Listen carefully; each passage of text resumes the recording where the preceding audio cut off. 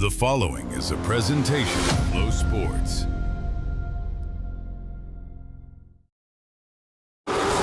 Racing the way it's meant to be all season long. 2 divisions, nearly 3,000 laps of the closest, toughest short track racing you'll see anywhere. Every pass, every fender rub, every bump and run, every emotion. Winners race here and stars are born here. This is pure stock car racing. It's the Z-Max Cars Tour, and it's next right here on FloRacing.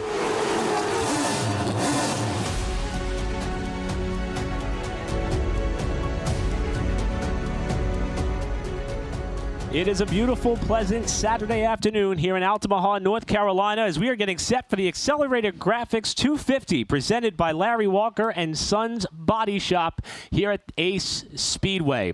It'll be the 5th race of the late model stock season in 2026, 4th for the pros, and we get to welcome a new member to the Car Store family, Andrew Curlin, alongside of Eric Brennan. James Pike will be joining us shortly. Andrew, Ace Speedway, we talk a lot about brakes at this 0.4 of a mile oval. This series has been hot this season.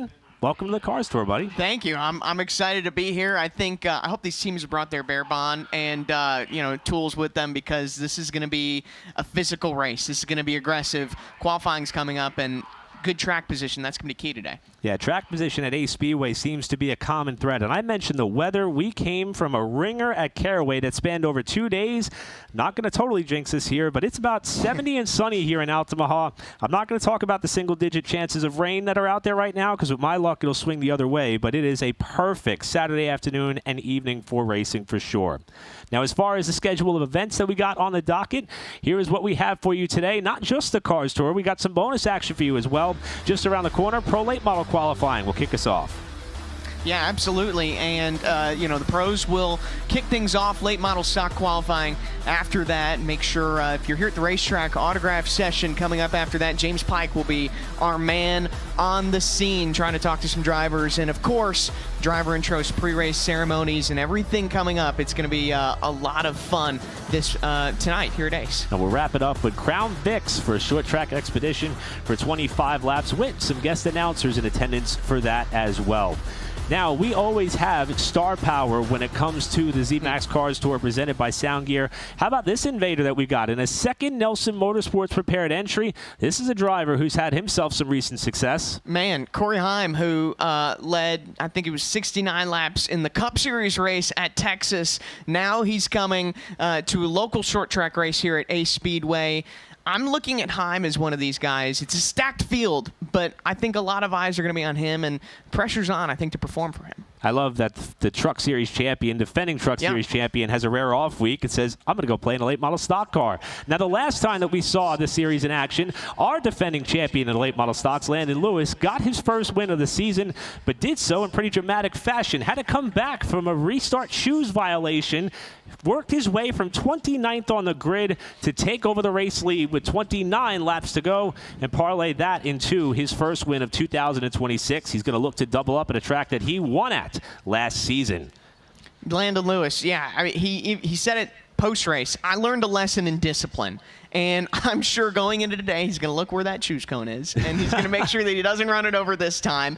But one impressive drive, being able to march through the field for him. And then, of course, a guy like Kaden Honeycutt, he swept both races at Watkins Glen yesterday in both the ARC Menard Series and the Truck Series, and he's looking to win 4 races in about 30 hours, Eric, as he is doing double duty tonight in both the Pro Late Models and Late Model Stocks. He's a 4-time Cars Tour Late Model Stock winner, most recent South Boston last season. Speaking of Kaden Honeycutt, he is with James Pike.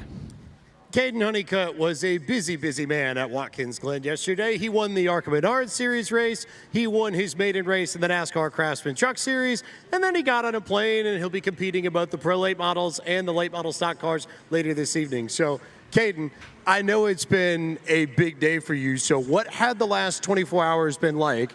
And how do you mentally regroup for the doubleheader tonight? Well, definitely a long night last night. Thanks to my buddies back at home. Thanks to Platt and everybody that surprised me at the house. My whole team did a great job. My whole Truck Series team, Tricon Garage, my CRT group at ARC Menard Series just What else could you want, man? Just amazing people. I'm just so thankful to be involved with Toyota Racing and everyone at the manufacturer that does everything possible to give us the tools to be successful. So, yeah, great day yesterday, but today's a new day. So we'll try and see if we can be the first guy. I've been so close to home from the pros and the stocks and winning both of them on the same night. So hopefully we can do that here tonight at Ace. How tough is it to mentally switch gears between the road course racing at Watkins Glen and the short track racing here at Ace? Well, luckily, Ace is a high-braking racetrack, so as far as, getting down in the corner and using the brakes quite a bit, Watkins Glen is pretty hard on brakes, and we were going a lot faster than we used to. It's probably 30 degrees colder down there, so we were going probably a second and a half faster than what we usually do in the summer. But yeah, we just used a lot of brake here, just modulating that, and also making sure you don't blow them off, too. It's very easy to do that in late model stock division because of the calipers and stuff. But yeah, I think we have a good car for both of them. Fighting chance. I feel like if we just get ourselves good for qualifying and set ourselves on top 5, I don't see how we couldn't win both of them tonight. You heard his mindset already. He talked about winning the Pro Late Model and the Late Model Stock Car race. He also talked about saving brakes. Andrew and Eric, that's a theme we're going to be paying attention to all night long, as Kaden Honeycutt looks to be one of the first to try and go back-to-back, win the Pro, win the Late Model race, and win 4 races in one weekend. Thank you, James. Yeah, Eric, he mentioned he had a surprise party last night. It's a big moment in your career. He may not have slept the best, but I'll tell you one thing that's bigger than sleep, and that is momentum. And I don't think anyone has more momentum going into tonight than Kaden Honeycutt. I think the biggest question is he ready to strap back in that race car? Because he might be hurting a little bit after that party. It looked like they were going well into the night, but he looks rested and ready to do battle. We will step aside and come on back to Ace Speedway. On the other side, we will preview the 4th race of the 2026 Pro Late Models of the ZMAX Cars Tour, presented by Sound Gear.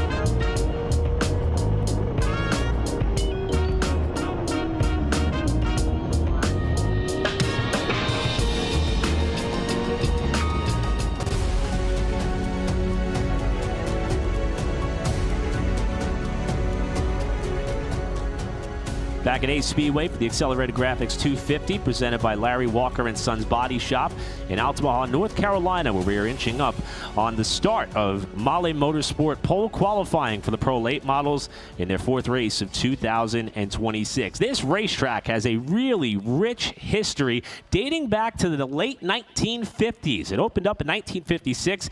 It is a current 4/10 of a mile oval. This configuration was born in 1999, and the banking variable Martinsville, only by 2 degrees between the front and back stretch and the corners. Corners banked at 12 degrees, straightaways at 10. And as we heard Kaden Honeycutt talk about, brakes are essential at this, I would say, just a little bit smaller version of what you could almost equate to Martinsville with how tightly packed it is and to get around this racetrack. Let's take a look at the driver points for the Pro Late Model Series, and Mason Walters is at the top of the board, a rookie in the series. Brody Monahan -17. Evan McKnight right on his heels at -18 points. Looking at Case James, another youngster, Rodney Dallas Jr., Trayton Lapsevich, Carson Ware, Connor Jones, who's running double duty tonight. Chase Bergeson and Kaden Honeycutt make out the top 10. Yeah, an interesting point here. If we were to look at the RPM trailer sales rookie standings, very similar. There's a lot of young talent atop of the points in the rookie class and in the driver points as well on the Pro Late Model side, as we welcome a driver who has experience here in Tour Type Modified competition, looking to make his 15th start in a Cars Tour Pro Late Model and 4th at Ace as well, but his first of 2026 with the Tour. Driving the Atlanta Paving number 47 for Bryson Lopez Racing out of Mooresville, North Carolina, here is Luke Baldwin, who has never started worse than 5th here. Started on the front row twice, but has never finished better than 14th, hoping for a bit of a reversal of fortune on the Pro Late Model afternoon as he lays 1 lap on the board for Baldwin. And the lap of record will be a 15.416 for Luke Baldwin, who kicks us off. Taylor Hull is next on the racetrack. He actually had a change of plans. Didn't run Caraway a few weeks ago. He finished 11th in his last start, but actually a Formula Drift Pro Spec driver making his way out onto the Speedway, trying to beat that time right now of Luke Baldwin, the 34-year-old, on the back straightaway. Both turns 1 and 2 are actually quite different than 3 and 4. You can arc yourself in a little bit more in turns 3 and 4 as Hull clocks in at 15.745 seconds. Here's the car that won the Mahle Motorsport pole back at Caraway. However, the race did not go the way that the Rhett Jones Racing operation wanted it to unfold. This is the Port City Race Cars number 30 for Grimsby, Ontario's Trayton Lapsevich, who is 6th in points even after the heartbreak of losing the power plant on their car just prior to halfway last time out. Lapsevich will come to the line. He will clock in 2nd quickest of the 3 cars that have been out thus far. Needs about a 10th and a half to overtake Luke Baldwin for the top spot. This will be Trayton's first pro late model race at Ace. He has a pair of top 10s in late model stock appearances, and he goes to the top of the charts by a 10th. A 15.301 for Trayton Lapsevich, who moves to provisional pole. And he had quite the moment coming out of turn 4. It was a wiggle and a great save, and obviously has him right now at the top of the leaderboard. But taking a look at Dylan Gardner in that number 97, the 27-year-old, finished 6th at Caraway last weekend as he looks to try to get his machine at the top of the board one more time around for Dylan Gardner, currently in that 4th position, about 5/10ths off of the time that Lapsevich currently has at the top of the board. Let's see if this 2nd lap can be any better, and it does. It propels him to 3rd on the board for Dylan Gardner. Defending Pro Late Model champion with the Cars Tour, Ben Mayer out of Chester, Maryland, driving for Low Country Motorsports in the top line of Chevrolet, car number 67, rolls out onto the Speedway, and he's returning to a track where he won the pole last year, led 14 laps and finished 2nd after rebounding from an early spin. He too has a bit of a bobble off turn 4. This one a complete lap 1, and it slots him 3rd the first time around. Needs about 0.2 of a second to challenge Trayton Lapsevich for pole. This is his 3rd start of 2026. 2 top 10s under his belt already. Only race he missed was to seize a Truck Series opportunity at St. Pete, and he flirts with the top of the charts, but comes up about 600 short. Ben Mayer to 2nd. So we've got another car out on the racetrack. That's the 31 of Brody Monahan, who is making his way out. You know, we were just talking about the points. He's 2nd in points to Walters. He's -17. He wants to close that gap. Starting up front here at Ace, where track position is so key, is going to be something that Monahan is going to be looking for. Finished 4th at Caraway's. 2 top 10s this season. Wants to keep that momentum rolling, as he's currently 6th on the board. Let's see if he can improve on his 2nd lap as we wait for timing and scoring to come in 3rd on the leaderboard. And Andrew, you called it. Turn 4 has been the trouble spot, or perhaps the positive spot to run a flyer. Lapcevich keeping his foot in it may be the difference maker as to how long he could hold on to that P1 spot for now. Next up, out of San Antonio, Texas, this is a Mike Darn Racing Prepare number 50. The Whataburger USGP DK Luxury Motors LLC number 50 for Tristan Pena, making his 2nd consecutive start and 3rd of his career. Started 17th and finished 13th at Caraway on the lead lap, meeting the objectives to try to give this young man, the Texas Tornado, as much experience as possible. Second time around for Pena is going to move him up into the 6th spot in the 50. Connor Jones has had a busy day thus far, one of our double-duty drivers, the 20-year-old. He finished 3rd at Caraway a few weeks ago. The IBCI Jones Utilities Construction Family Tires and Auto Machine. He said to me earlier today that he's trying to get this car dialed in, the late model stock car that he'll be racing a little bit later. He says that car is perfect. This is the car this weekend that he is trying to work on, as everyone's first lap seems to be a little bit slow. Jones currently 8th out of 8. Let's see if he can improve on this 2nd lap, and he does.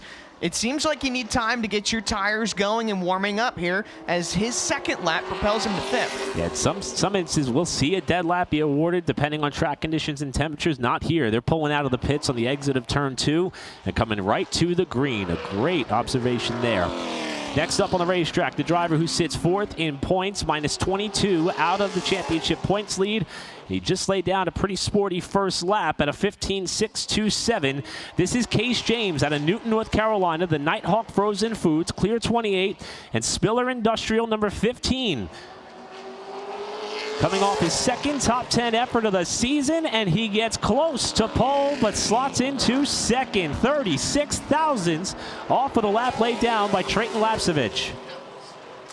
That was so incredibly close for him. On the track now, Rodney Dallas Jr., 5th in points out of Dix Hills, New York. He's a 14-year-old behind the wheel of this race car. It's so impressive to see the youngsters that are racing here in the pro late models, as Dallas Jr. gets 6 on the board, a 15.436 on his first lap. Let's see if those tires can grip him up and get a little bit faster on the board, as he is a moment off of turn number 4. And it looks like his first lap will be the fastest. 6 on the board for Dallas Jr.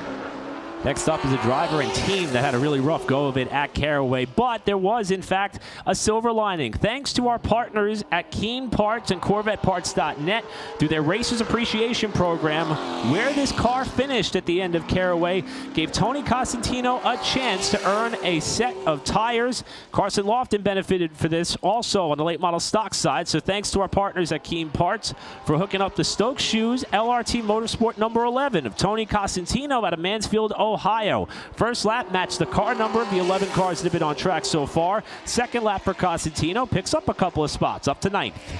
Evan McKnight is on track in his number 20 machine, the California kid. This is one of those guys, when we talk about the point standings, we just looked at it. He is 3rd in points, 18 back to Walters, and he's well within striking distance to make a run at the Pro Late Model Tour title that goes on as this year and season progresses. 11th on the board for McKnight in his first lap, a 15.696.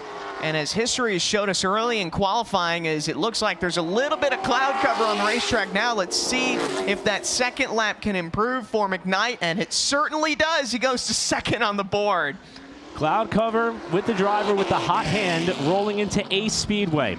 As we touched on earlier, this driver swept both on-track events at Watkins Glen yesterday, winning the ARCA Menard Series race and his first NASCAR Craftsman Truck Series event, extending his championship points lead. He's also the most recent winner in Pro Late Model competition, driving the number 54 for JC Motorsports, Kaden Honeycutt, with a very solid first lap, perhaps one of the best first laps we've seen. He needs just over a 1/10 of a second to see if he can get the CB Partners Automotive 54 car to the top of the charts. Honeycutt to the line, and he'll do it by almost a tenth. Wow. Kaden Honeycutt to the Mahle Motorsport pole for now. You gotta love it when the cloud cover rolls in, but taking a look at the flags, the wind is blowing and sunlight already starting to come onto the track for Carson Ware, who's just hoping for a little bit more cloud cover. He's 7th in points. He finished 8th last race at Caraway. Brother of Cody Ware, as Carson Ware completes his first lap, and it will be 14th out of 14 on the board. That sunshine already starting to not benefit the driver of the 51. Let's see if this second lap can be a little bit quicker for Carson Ware. And it is 7th on the board for Carson Ware and a 15.412. Here's a driver making his second career start and first of 2026. Currently second in American Canadian Tour points behind Gabe Brown. After a great start to the year, second at New Hampshire, fourth at Lee Speedway, second at Thunder Road. Driving the Lynn's Propane Truck Racing number 15 out of Rehoboth, Massachusetts. Jake Johnson, who led one of the opening practice sessions held here yesterday, again trying to clock his way into his second career Cars Tour Pro Late Model event. His lone start came at the finale last year, where he started 20th at North Wilkesboro and raced his way up to 9th. He's not going to be starting that far back today. Jake Johnson to 6th.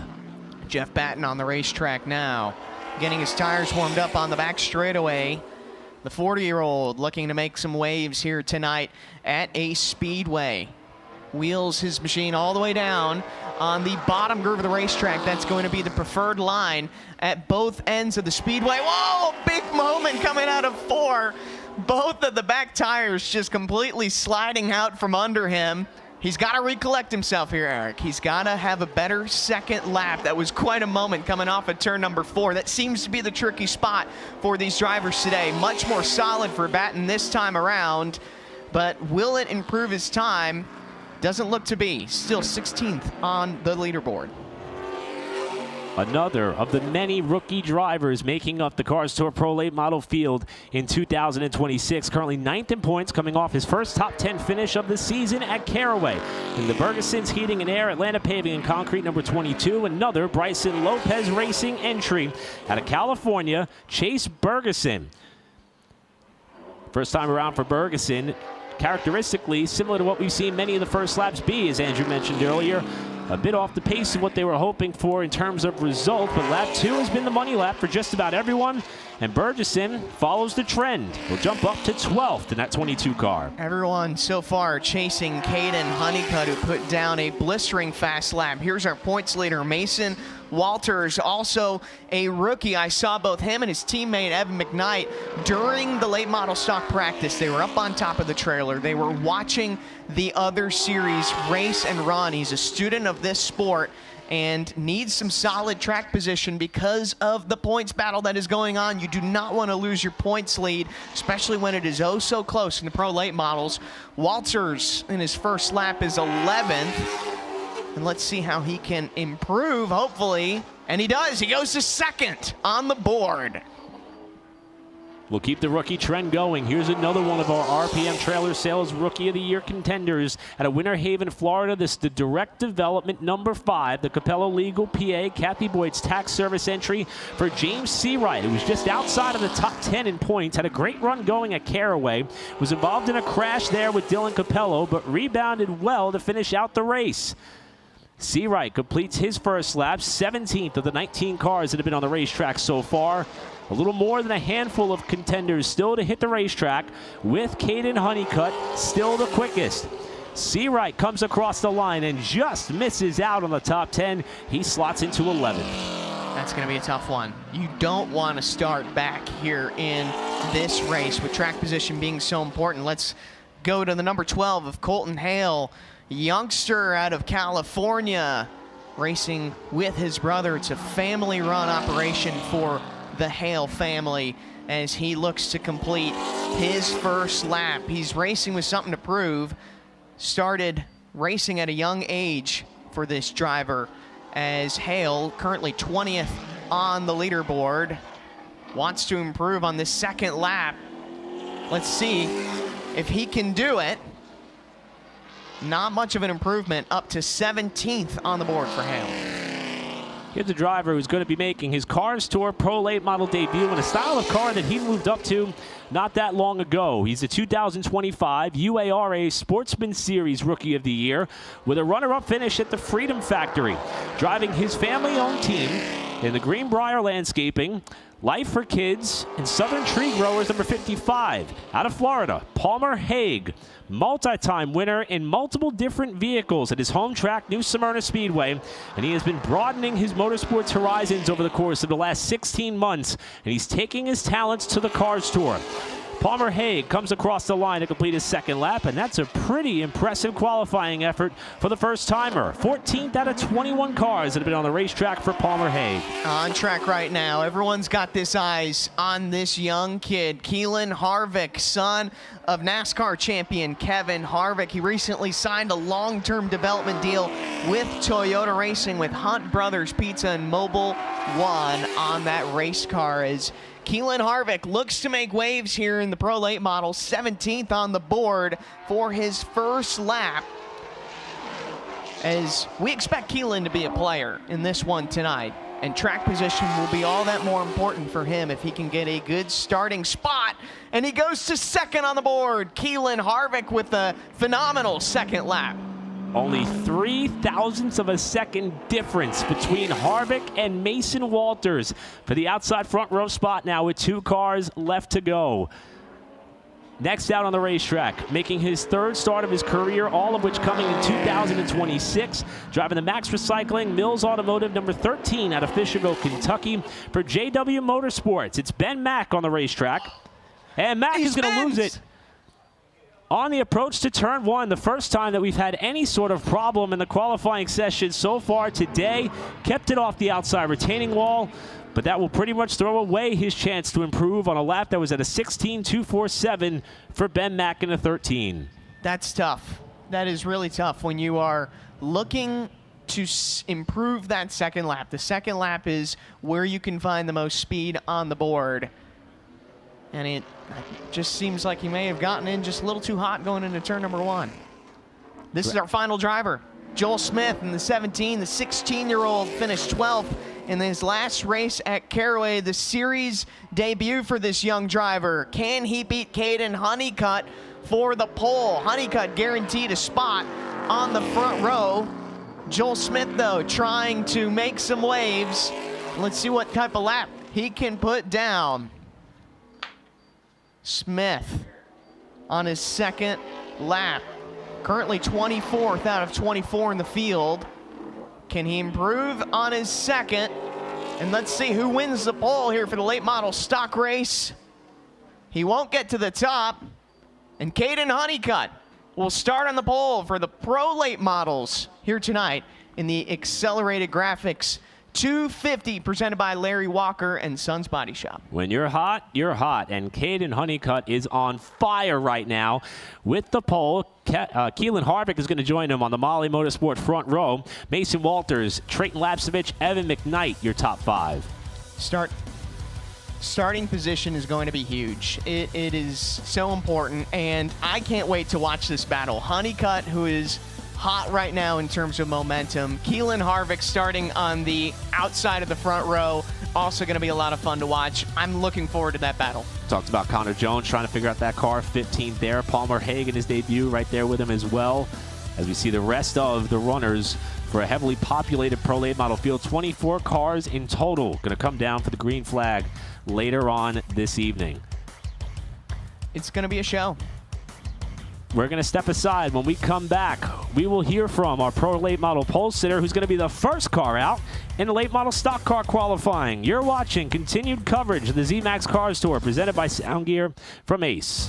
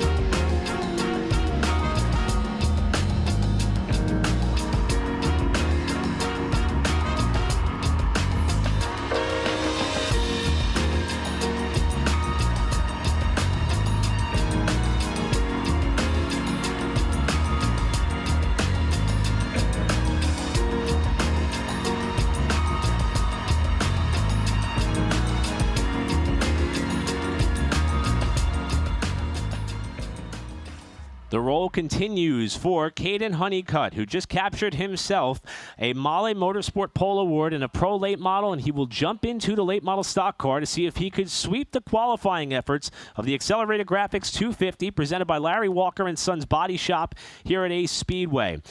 Now, Honeycutt is ironically going to be the first late model stock out to qualify. 28 late model stock cars in total going to vie for starting positions for tonight's 125 lapper. And I just want to note, Kaden Honeycutt, who got shade on his lap in the Pro Late Model, it looks like he's going to get shade once again as turns 1 and 2 are in cloud cover for Kaden Honeycutt. Just sat on the pole for the Pro Late Models, and now the entire racetrack once again is in shade for the driver who has all the momentum on his side.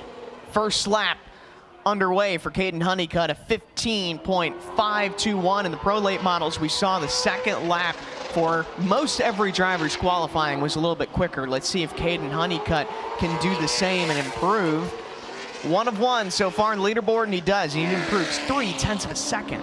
And we go from a multi-time winner with a ton of experience to one of the late model stock rookies who's been doing tremendous on the season when things have gone their way. For all the races that he has made this season, 3 out of 4, he's finished in the top 10 in all 3. Just had misfortune at Wake County where his team couldn't fall back on owner's points to make the show there with so many cars on the property. We're talking about Lightning London, London McKenzie in the AK Performance number 95 representing McKenzie Properties, Lumber and Supply, and Trucordia. McKenzie's first lap within a 10th of what Honeycutt ran. Checkered flag in the air for McKenzie, and he goes to the top. It will not be a perfect sweep of poles for Honeycutt as McKenzie jumps to P1. It certainly will not. He was able to do that in some sunlight as we now have the 16 of Sam Butler in the RNS Race Cars machine. 6 in points. He's got 1 top 10 on the season for the 22-year-old driver out of Indiana. A little wiggle off at turn number 4. Let's see if that will cost him a little bit. Currently 3rd of 3 drivers on the leaderboard at a 15.575. But as we've seen, Honeycutt improved 3. Oh, and he gets really loose off of 4. And he will stay in 3rd. 15.441 for Butler. From one 16 car to another, this driver captured the Heatwave Hot Lap Award at Caraway last time out, making career start number 77. Looking for his second career Cars Tour victory. In the Aaron Sales and Lease, McCumbee Elliott Racing number 16, Chad McCumbee. McCumbie's first lap is about 0.3 off of what McKenzie ran for that quick pole time. He has not started outside of the top 10 yet this season. He has 8 starts with the Cars Tour. This will be his 8th start with the Cars Tour at Ace Speedway with 2 top 5s and 3 top 10s. McCumbee goes faster yet on his second lap, but remains 4th of the 4 cars that have been on the racetrack so far. We talk about momentum, and that's something this driver right here in the 41 Hedgecock Racing Enterprises Chevrolet of Mason Diaz is looking for. He had his worst finish of the season. Last race at Caraway, is looking to bounce back. And this is his 9th season in the late model stocks in some capacity. Former ARCA driver, currently 5th on the board for Diaz. The 25-year-old looking to improve on his second lap coming out of turn number 4.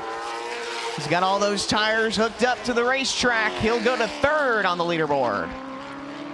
Another one of the RPM Trailer Sales Rookie of the Year contenders in the late model stock cars. This one driving for Matt Piercy Racing in the Piedmont Animal Rescue number 7 from Troutman, North Carolina, Aiden King.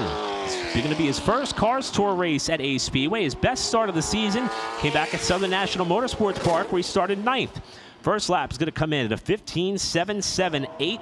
McKenzie's pole time as a result of his second flyer, about a half second better than that. We'll see what King can do here on lap 2, hooking the apron with the left sides off 4, and King will jump up to 3rd. What a great pickup between lap 1 and lap 2 as King goes into the 3rd slot. And Eric, you talk about that apron in turns 3 and 4, especially on corner entry. That's going to be so big. When passes are a premium, the bottom groove of the racetrack is so important to make moves. Blake Stallings out on the racetrack in his RNS Race Cars machine, the 30-year-old out of Danville, Virginia on the racetrack. First lap, 15.540, 7th out of 7 drivers as he looks to improve on his second lap here in qualifying. Good exit off of turn number 4 for Stallings, and that will propel him to the 3rd position. It seems like everyone's jumping to 3rd and just leapfrogging everyone. McKenzie and Honeycutt with 2 really fast laps. And let's see what this driver could do. The 2025 NASCAR Craftsman Truck Series champion does have a Cars Tour late model stock win. Came at Hickory back in 2020. This is the 3M Autos by Nelson and BRCC number 12, a second entry for Nelson Motorsports. The driver out of Marietta, Georgia, Corey Heim. 25 wins in the Truck Series, including 2 this season. As Andrew mentioned earlier, off an unbelievable run in the Cup car at Kansas a few weeks ago. And Heim is going to clock in 4th fastest here on his lap. So not quite to 3rd, but close. And I love that Heim is basically getting behind the wheel of anything with an engine. That is just, it seems like it's his nature. It's Corey Heim, truck champion. It's really awesome to have him here at Ace. The 05 of Mason Bailey in the Alpha Sports Machine from Richmond, Virginia is on track. Got his first lap in, caught up in a crash last race with Lofton. Best finish of 11th at Southern National this season, as Bailey jumps from 9th to 8th on his second lap. Air Doug in the Barnes Racing number 88, representing Barnes Paving out of Forest Hill, Maryland, making his 25th career Cars Tour late model stock start and 2nd at Ace Speedway. Sits 13th in points, coming off of the blown power plant at Caraway as he got through the halfway point of that race. First lap for Barnes puts him 10th of the 10 cars that have been on the racetrack so far. Ran this race last year, starting 13th and finishing 10th. Looking for another top 10 at minimum at this racetrack as Barnes comes to the checkers. And big pickup for Barnes. He is another driver to jump up to P3. Now within 1/10 of a second of the time laid down by McKenzie. Top 3 separated by 96 thousandths of a second. Here's the 40 of Ryan Millington, local guy here at Ace Speedway. Won the pole for the late model race last weekend at this track. He is a former track champion. Knows his way around getting this racetrack. He's got a lot of laps under his belt, clocking in at a 15.654 on his first lap. Let's see if Millington can pick up some extra speed on the second lap. And it doesn't appear to move him up the leaderboard, but he did gain some time on that second lap. Next up, here's a driver who started off the year with an incredible run at Southern National Motorsports Park, going from 30th on the grid up to 8th. Driving his family-owned operation, LSH Racing, out of Connolly Springs, North Carolina, Landon S. Huffman. One prior late model stock start here at Ace, starting and finishing 15th, but he's coming off of a runner-up effort in the ARCA Nard Series East race at Nashville in his second start of 2026. First lap was 12th of the 12 cars that have been on track so far. Second lap for Landon S. Huffman is going to be a little bit quicker, but not enough to move off of the 12th spot on the grid. I saw him really wheeling that race car coming off of turn number 4. You could see his white gloves really attacking the wheel. 12th on the board for Huffman as we go to the number 99 of Brandon Dean. He's a dirt racer. He raced in the IHRA Stock Car Series and is putting some laps in here as he had a pretty solid first lap. 15.840, actually it's 3/10 off of Huffman, so he's gonna need a big pickup here. A little bit loose coming off of turn number 4. And Dean will pick up about 0.2 of a second, but still 13 out of 13 drivers. Current points leader, 2-time winner on the season, season opener at Southern National and at Nashville, and he is racing for $10,000, as you can tell by the window banner atop the windshield of this car in the Floatium. It'll be 5 drivers vying for the best or highest running finisher of those 5 goes home with a 5-figure check. This is the Jerky Boys, Lake Norman Mechanical, CorvetteParts.net number 88 of Kaden Quapple. His first lap followed the trend of many, not the best. Bit of a slide off of 4 as Quapple comes to the line.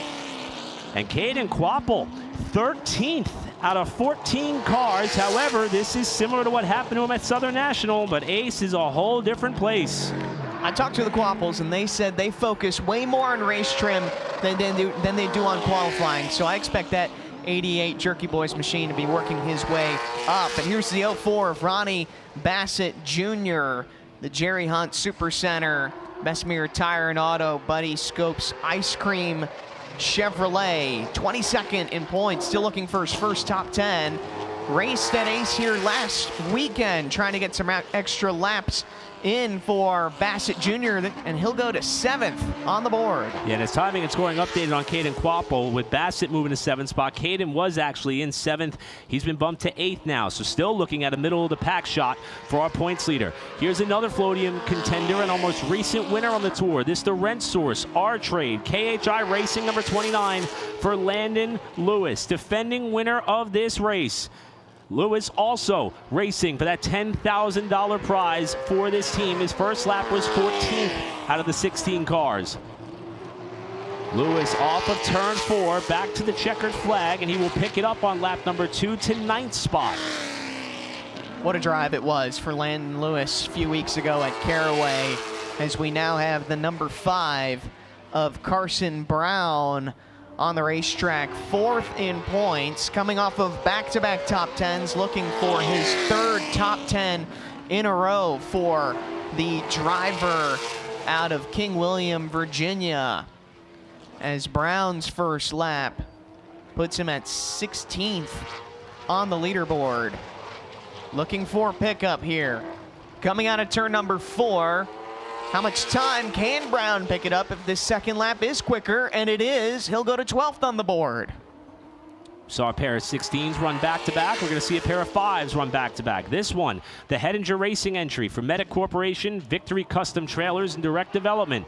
It is the Langley winner from last season, where we will be next race. Chase Burrow, who is 5th in points with a worst finish so far this season of 16th at the season opener. Burrow, who is very confident about his chances here at this Speedway, clocks in 15th fastest on his first go-around. It was only 3 years ago that he had a very scary crash with Ryan Wilson in 2023 in turn 1, where the car ended up on his roof, hoping to keep it right side up, and he cracks the top 10 into 9th. Here's a driver that everyone's excited to see out on the racetrack, Lee Pulliam, in the Folsom Fence Supply Best Repair Company Carolina Drilling Chevrolet. Turned 38 years old last month out of Samora, North Carolina, and is looking to have a strong run. Pulliam 18th on the board. Ran a little bit of NASCAR in the O'Reilly Auto Parts Series for Junior Motorsports. Had a wonderful time, finishing 5th. He said it was an experience he'd never forget, but qualifying 6th right here so far, it's got to feel good for Lee. Another one of our Floatium contenders, currently 9th in points, with the highlight of the year being leading 115 of 125 laps at Nashville, but finishing runner-up to Kaden Quapple that night. The Vet Adventures Quality Prio number 4 for Matt Piercy Racing, Parker Eatman, who has been having an incredible season. Misfortune at Caraway after being involved in an incident while running up in the top 5. Looking for a rebound effort here, was 18th on lap 1. Here comes Eatman's to close out his qualifying effort, and Eatman up to 5th. Very solid pickup there on that second lap for Eatman. Here's the 22 of Carson Lofton, making his 20th career late model stock car start here in the Cars Tour, presented by Sound Gear here this weekend, as he's coming to one more lap. Lap number 1 puts Lofton in the 20th place position. 3rd generation race car driver. He was one of those drivers who received a free set of Hoosier tires. Big thanks to Keen Parts and CorvetteParts.net for their Racers Appreciation Program, as his second lap will improve him. Lofton able to move up to 8th as we welcome a driver making his 7th career Cars Tour late model stock start, and first at Ace Speedway. This is the Atlanta Paving and Concrete, Reynolds Warren Equipment Company, Lee Boy and Sundance Equipment number 6. For the driver out of Woodstock, Georgia, one of the co-owners of this race team, Brandon Lopez. 15th in points with a best effort of 16th twice. Did so at Wake County and at Nashville. First lap is a 15.630. Puts him 21st the first go around, but he has been great in qualifying so far. 3 out of 4 starts, being 6th or better. As Lopez comes to the checkered flag, wait to see if that time bumps him up. Indeed it will. It appears that Landon Huffman is dragging something behind his car right now on the racetrack. The number 57 Texas Roadhouse machine. He's got something flying out of the rear of that machine. I wonder if that will have any sort of impact on his time. Let's see. It's still dangling from behind his machine. And now it disconnects from the car. Let's see if Landon Huffman can pick up a little bit on his second lap. Kind of a strange situation there. You don't normally see things dragging from behind a race car, especially in qualifying. Looks like a little piece of rubber, maybe? Looked like it looked like it was tethered from the back of his car. Looked like one of those cans you would put on the back of the people who just got married or something. Yes, it did. Huffman closes out the run in 21st. Track stays green as we welcome the driver out of Manteca, California, and the Burco Redwood Gamma Rebar Concrete North Incorporated number 15. Jace Hale, the 2025 Spears Cars Tour West Pro Late Model titleist, whose year has been off to a very rough start. This is his first Cars Tour appearance at Ace, 5th start of his career. First lap for Hale, 24th. Looking to improve here the second time around. He will jump up a spot to 23rd for the driver, still trying to get the hang of some of these East Coast racetracks after lighting it up over on the other side. And it looks like we might pause here for a second, as we're expecting Brandon Pierce to be the next one on the racetrack. 4 cars still left to go. I wonder if this pause could be possibly to get some of that debris off of the racetrack in turn number 3 that Huffman eventually got disassembled from his car.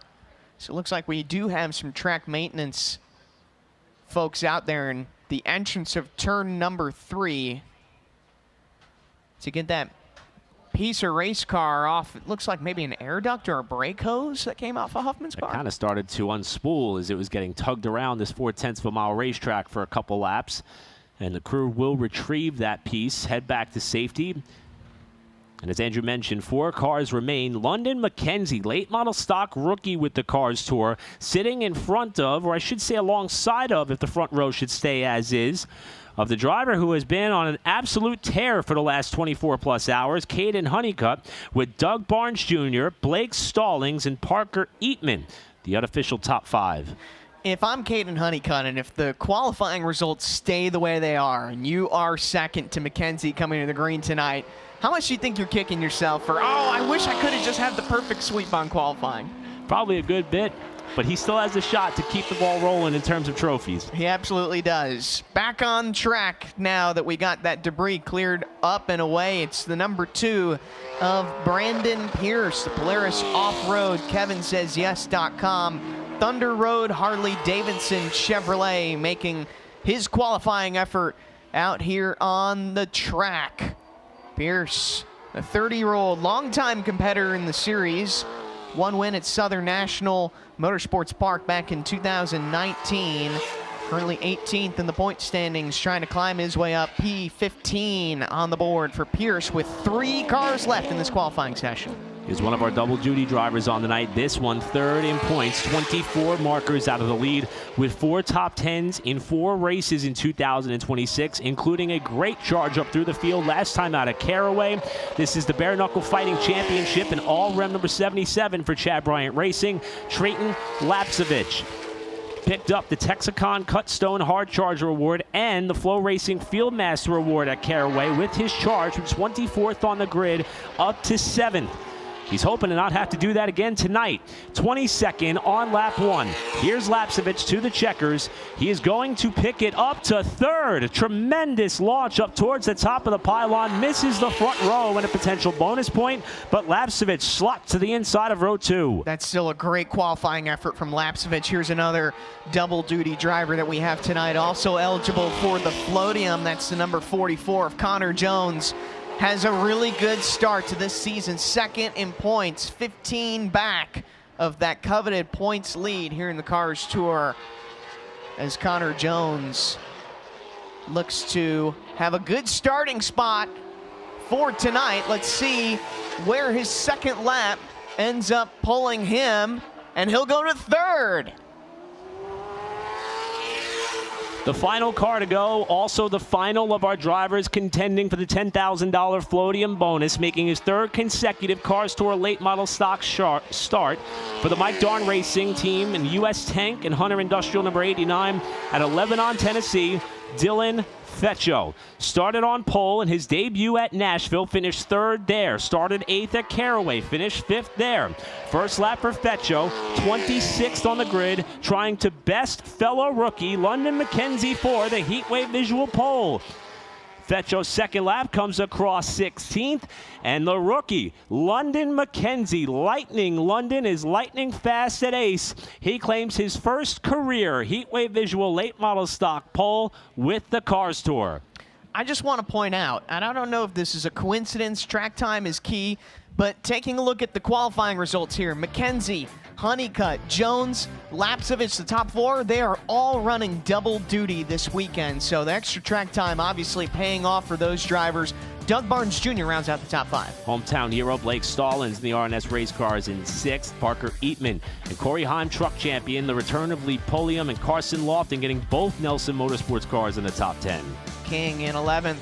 Bassett Jr. will roll off 12th. We talked about that further than ideal starting spot back in the pack for Caden Quapple, the points leader, in 13th. Burrow, Lewis, Feccio, Diaz, Pierce, Butler, and Brown round out the top 20. And the rest of the field sees some potent cars as well. Chad McCumbee back in 22nd. Track champion here, Ryan Millington, and former pole sitter and winner here in 24th. Landon Huffman and Landon S. Huffman have charged from the back several times.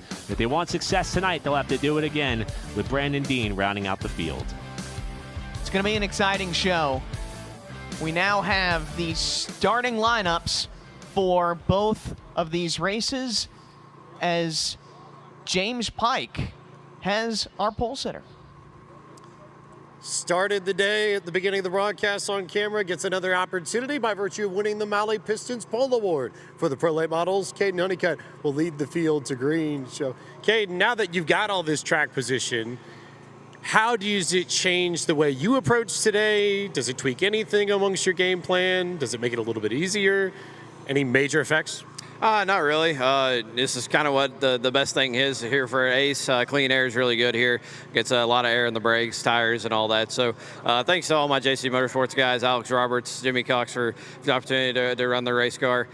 They did a great job all day. We were kind of fighting at something the start of the day in practice. Weren't really happy with how things were going, but a good qualifying effort there. Car was really good the last run in practice, and I told him to leave it alone, and we'll go and race that. So great track position to start. We'll try to take the lead as certain as we can, and try to stay there the whole time. Similar start to the same kind of story that he had at Caraway, and we know how that ended. So if it ends the same way here at Ace, you'll see Kaden Honeycutt in Cookout Victory Lane in the pros. Thanks, Pike. And the momentum continues for Honeycutt, who will start on the outside of the front row in the late model stock car as well, trying to do something that we've never seen done before with the pro late models and late model stocks. A driver win 2 races in one particular race day. It'd be amazing. It would be quite the feat.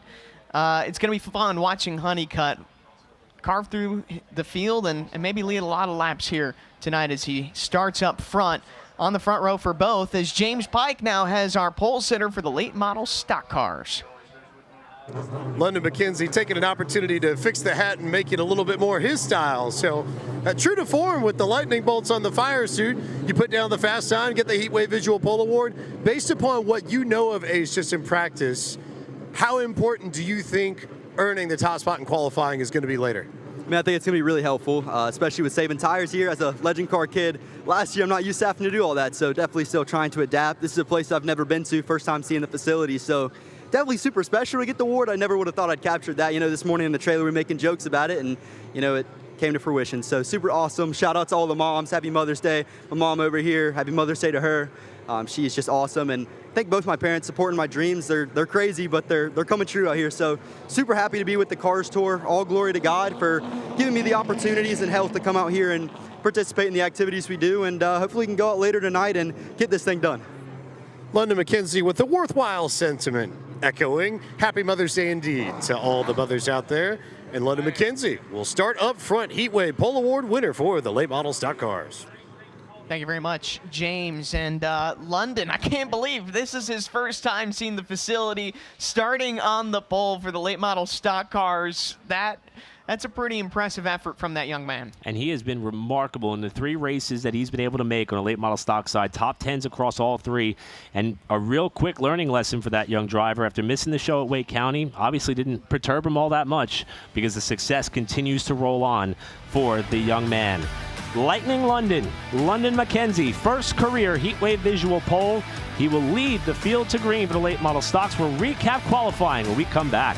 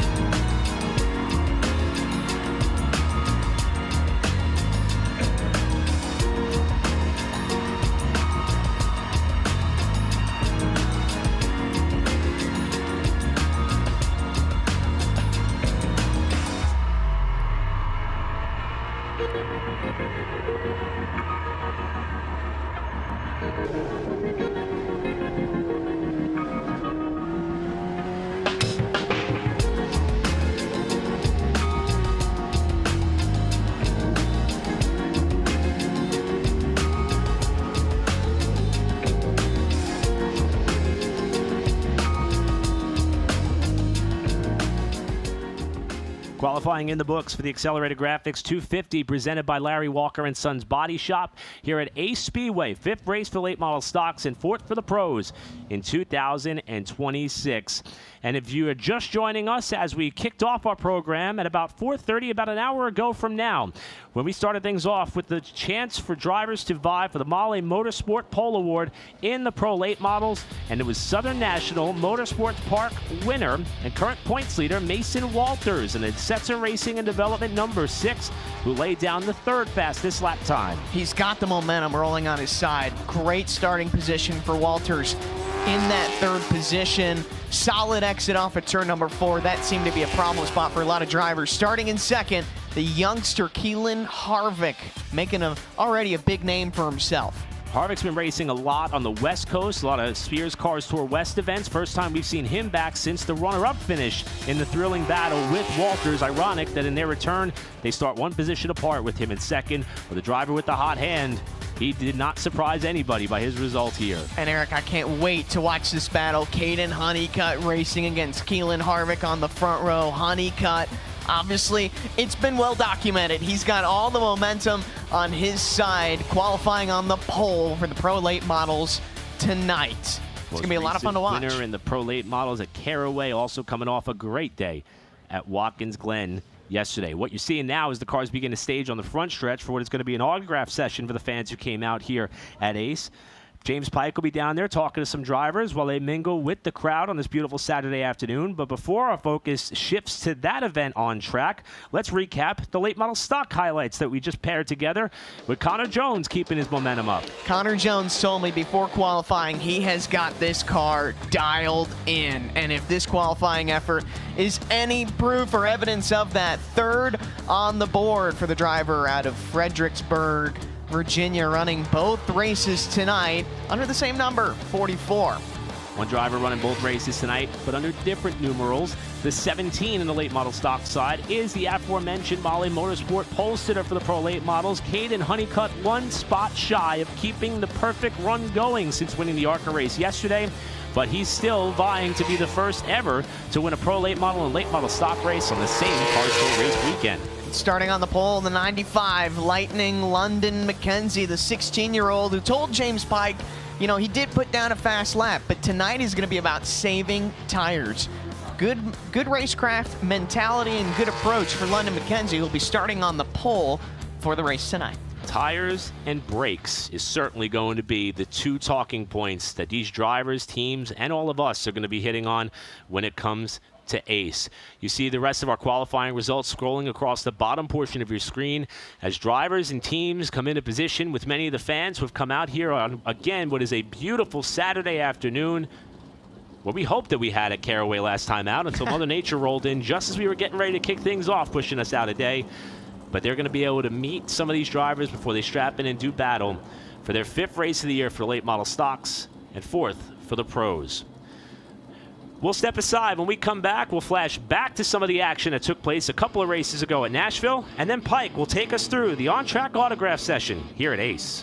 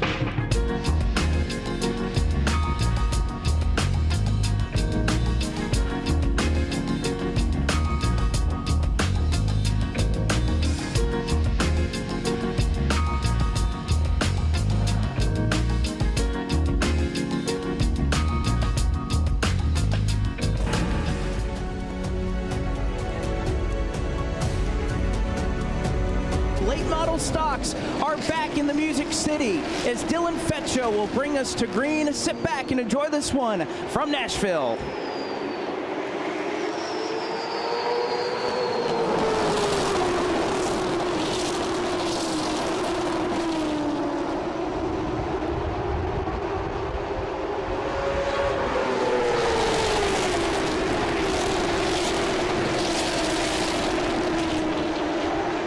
As we invite the folks here, and you know what? How about the neighbors that are here at the Nashville Fairgrounds to enjoy our Sound Gear Sound Check Live that sees Parker Eatman take control of the race lead from the outside lane. We talked about how good it would be on these initial starts and restarts, and Eatman jumps out. He leads his first laps in Cars Tour competition. And already a little bit of a blemish on the front end of the number 29 of Landon Lewis. He tried to get to the bottom of Connor Jones. They made a little bit of contact, and right at the front nose of our defending champion's car, he's got a little bit of bodywork damage he's going to have to maintain. Yes, he survived. He didn't get a whole lot of damage throughout the course of the night, but that 44 Carroll Speed Shop car was fast, and he is showcasing that same speed, and I think looking to replicate the run that he had at the end of 2024. It's now Parker Eatman in the 4, has caught Riley Gentry to try to put him a lap down, and here comes Fetcho. Try on the top side. Eatman's going to slide up. Gentry has to pedal it off turn 2, and Fetcho has got a bit of a run. Fetcho trying to make some ground here, trying to look for a little more speed. There's Dale Earnhardt Jr. Oh man, you can see him sliding on the bottom over the bumps, and again, he's being waved by every time, even if he's battling back here just on the outskirts of the top 20 and trying to clear Jake Bowman. A little bit of courtesy given there, and again, you think he's racing for the lead right now with the way this crowd's reacting on the front stretch. A little bit of a donut there on the right side of the car, right where the numeral sits. You'll see it here down the front stretch. But picking up some spots and also trying to pick up a bit of a buffer from the leaders to try to assure that they will not get there before we see our first caution. The top 3 start to accordion back together, and Eatman got pinned down tight with Bowman fighting tough to stay on the lead lap, and Fetcho is there. You know what? Lapsevich isn't so far back either as they slide and make a little bit of contact off the corner. Eatman has to check up. He'll go low to protect. Fetcho will try to take the lead from the outside, but he's got the lap car of Jake Bowman clogging up that outside lane in front of him. Now Lapsevich going to try to go to second. Fetcho and Eatman made a little bit of contact, and now Fetcho dived to the inside. Eatman tried to cover the spot. And this is why Bowman is fighting so hard. He doesn't want to have to take the free pass and start behind all of the other cars that are one lap down. That being very important as well. It's going to come in the next few laps. We got a caution, and that is the halfway caution. Not exactly at halfway. As we are back underway, 65 laps to go in the Music City, and a little bit of a stack up there on the high side from Trayton Lapsevich. Great reaction from Connor Jones, keeps the field intact. It's Landon Lewis in the 29 who takes advantage. And that one hiccup for Lapsevich allowed Kaden Honeycutt a chance to slide up in front of the 77 to cement third, and he's pulling the outside lane to try to get second from Dylan Fetcho off 4. A couple cars fanning out 2 and 3 wide further back in the pack, but we stay green for now. Fetcho trying to clear Kaden Honeycutt off of the second corner. McCumbee a big slip up, and there you see some of that respect from Carson Brown checking up for Chad McCumbee right there, currently running in 7th and trying to hang on to the spot. Honeycutt trying to take second away from Fetcho. These two continue to run side by side for the runner-up position while Parker Eatman watches it all in the rear view. Connor Jones hopping, skipping, jumping his way, nearly looking 3 wide on Landon Lewis and Trayton Lapsevich. Again, that restart worked very well for Landon Lewis, who gets a little tight. You see him hit the bumps right there, contact with Trayton Lapsevich. It gives him the spot for now. up into fourth. A little bit of a mentor relationship here between these two, between Carson Lofton and Earnhardt Jr. Again, it was kind of the one-off race. We traveled to at Cordele last year. That Lofton missed a shift in front of Earnhardt, and Dale wanted to coach him through that and give him the best advice that he could. And right now, playing a good defender on the Bass Pro Shop Chevrolet. Dale got pretty close to lifting the back tires up at the center of the backstretch one lap ago. Think maybe patience is starting to run out a little bit here as they come really close together off the second turn again. And there's about, what, a straightaway and a half in front of them. So once he clears Lofton, there's not a car in sight after that. As you can see, trying to find a way. He tried the bottom the last couple of laps. Now he's going to try to build up that runoff at 2, and you can see as he does, he tries to cut back down the hill, gets in those bumps, upsets the handling of the car, and has to kind of reset and try again. Carson Lofton is hanging on to the 13th spot, and Mason Diaz is starting to arrive on the scene as we are inside the final 25 laps here. Now, Connor Jones did get up and around Dylan Fetcho for third, so put Jones on the podium. Here's Dale with a run to 3. And you can see him throttle up. He wanted to make sure he got clear off of turn 4. And again, the crowd roaring its approval. Fans are going crazy. Uppel and Jones tightening up their fight for second off turn 2. And you can just see how Jones, just mere presence right there, upsets the handling of that 88 car off of turn 2. Not what Quapple wants. You can see him having to fight the steering wheel in that race car. And he is applying heavy pressure to the points leader, with now Eatman on the back bumper of Matt Craig just in front. 10 laps to go at Nashville. Parker Eatman looking for his first career Cars Tour late model stock win. Connor Jones looking for his second in a row. Kaden Honeycutt looking for his second of the season as well.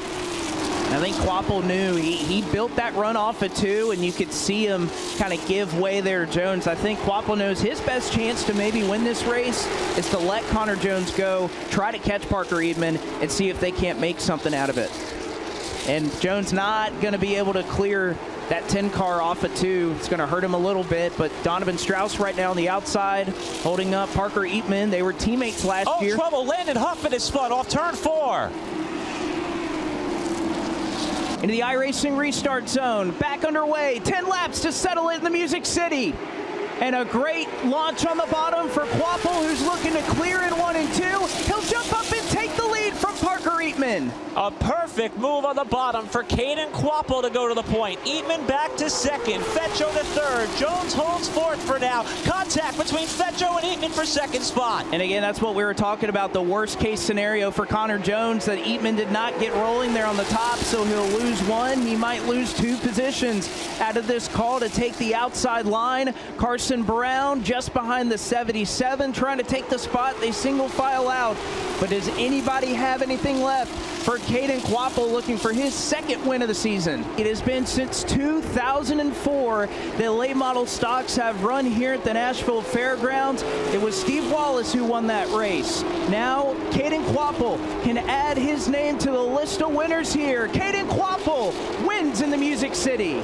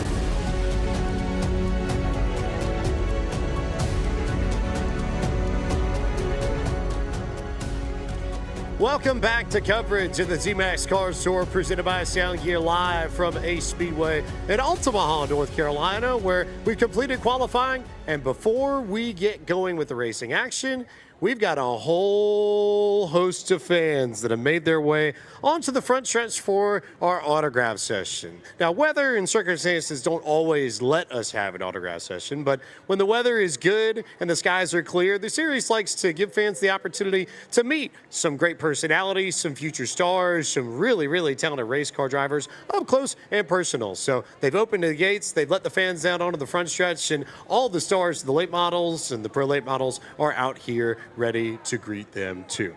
Looking over to our right, the first place we're going to stop, we're going to take a visit here with a driver who spent a lot of time on the West Coast, and he's back on the East Coast after running with his peers Cars Tour West for a few weeks. So, Keelan, what's it been like running out there, and does it translate running out there, running out here? Are there differences between the West and the East Series? Yeah, there's really good competitors on both sides, but, you know, just always fun to come out here, you know, local tracks and just have fun.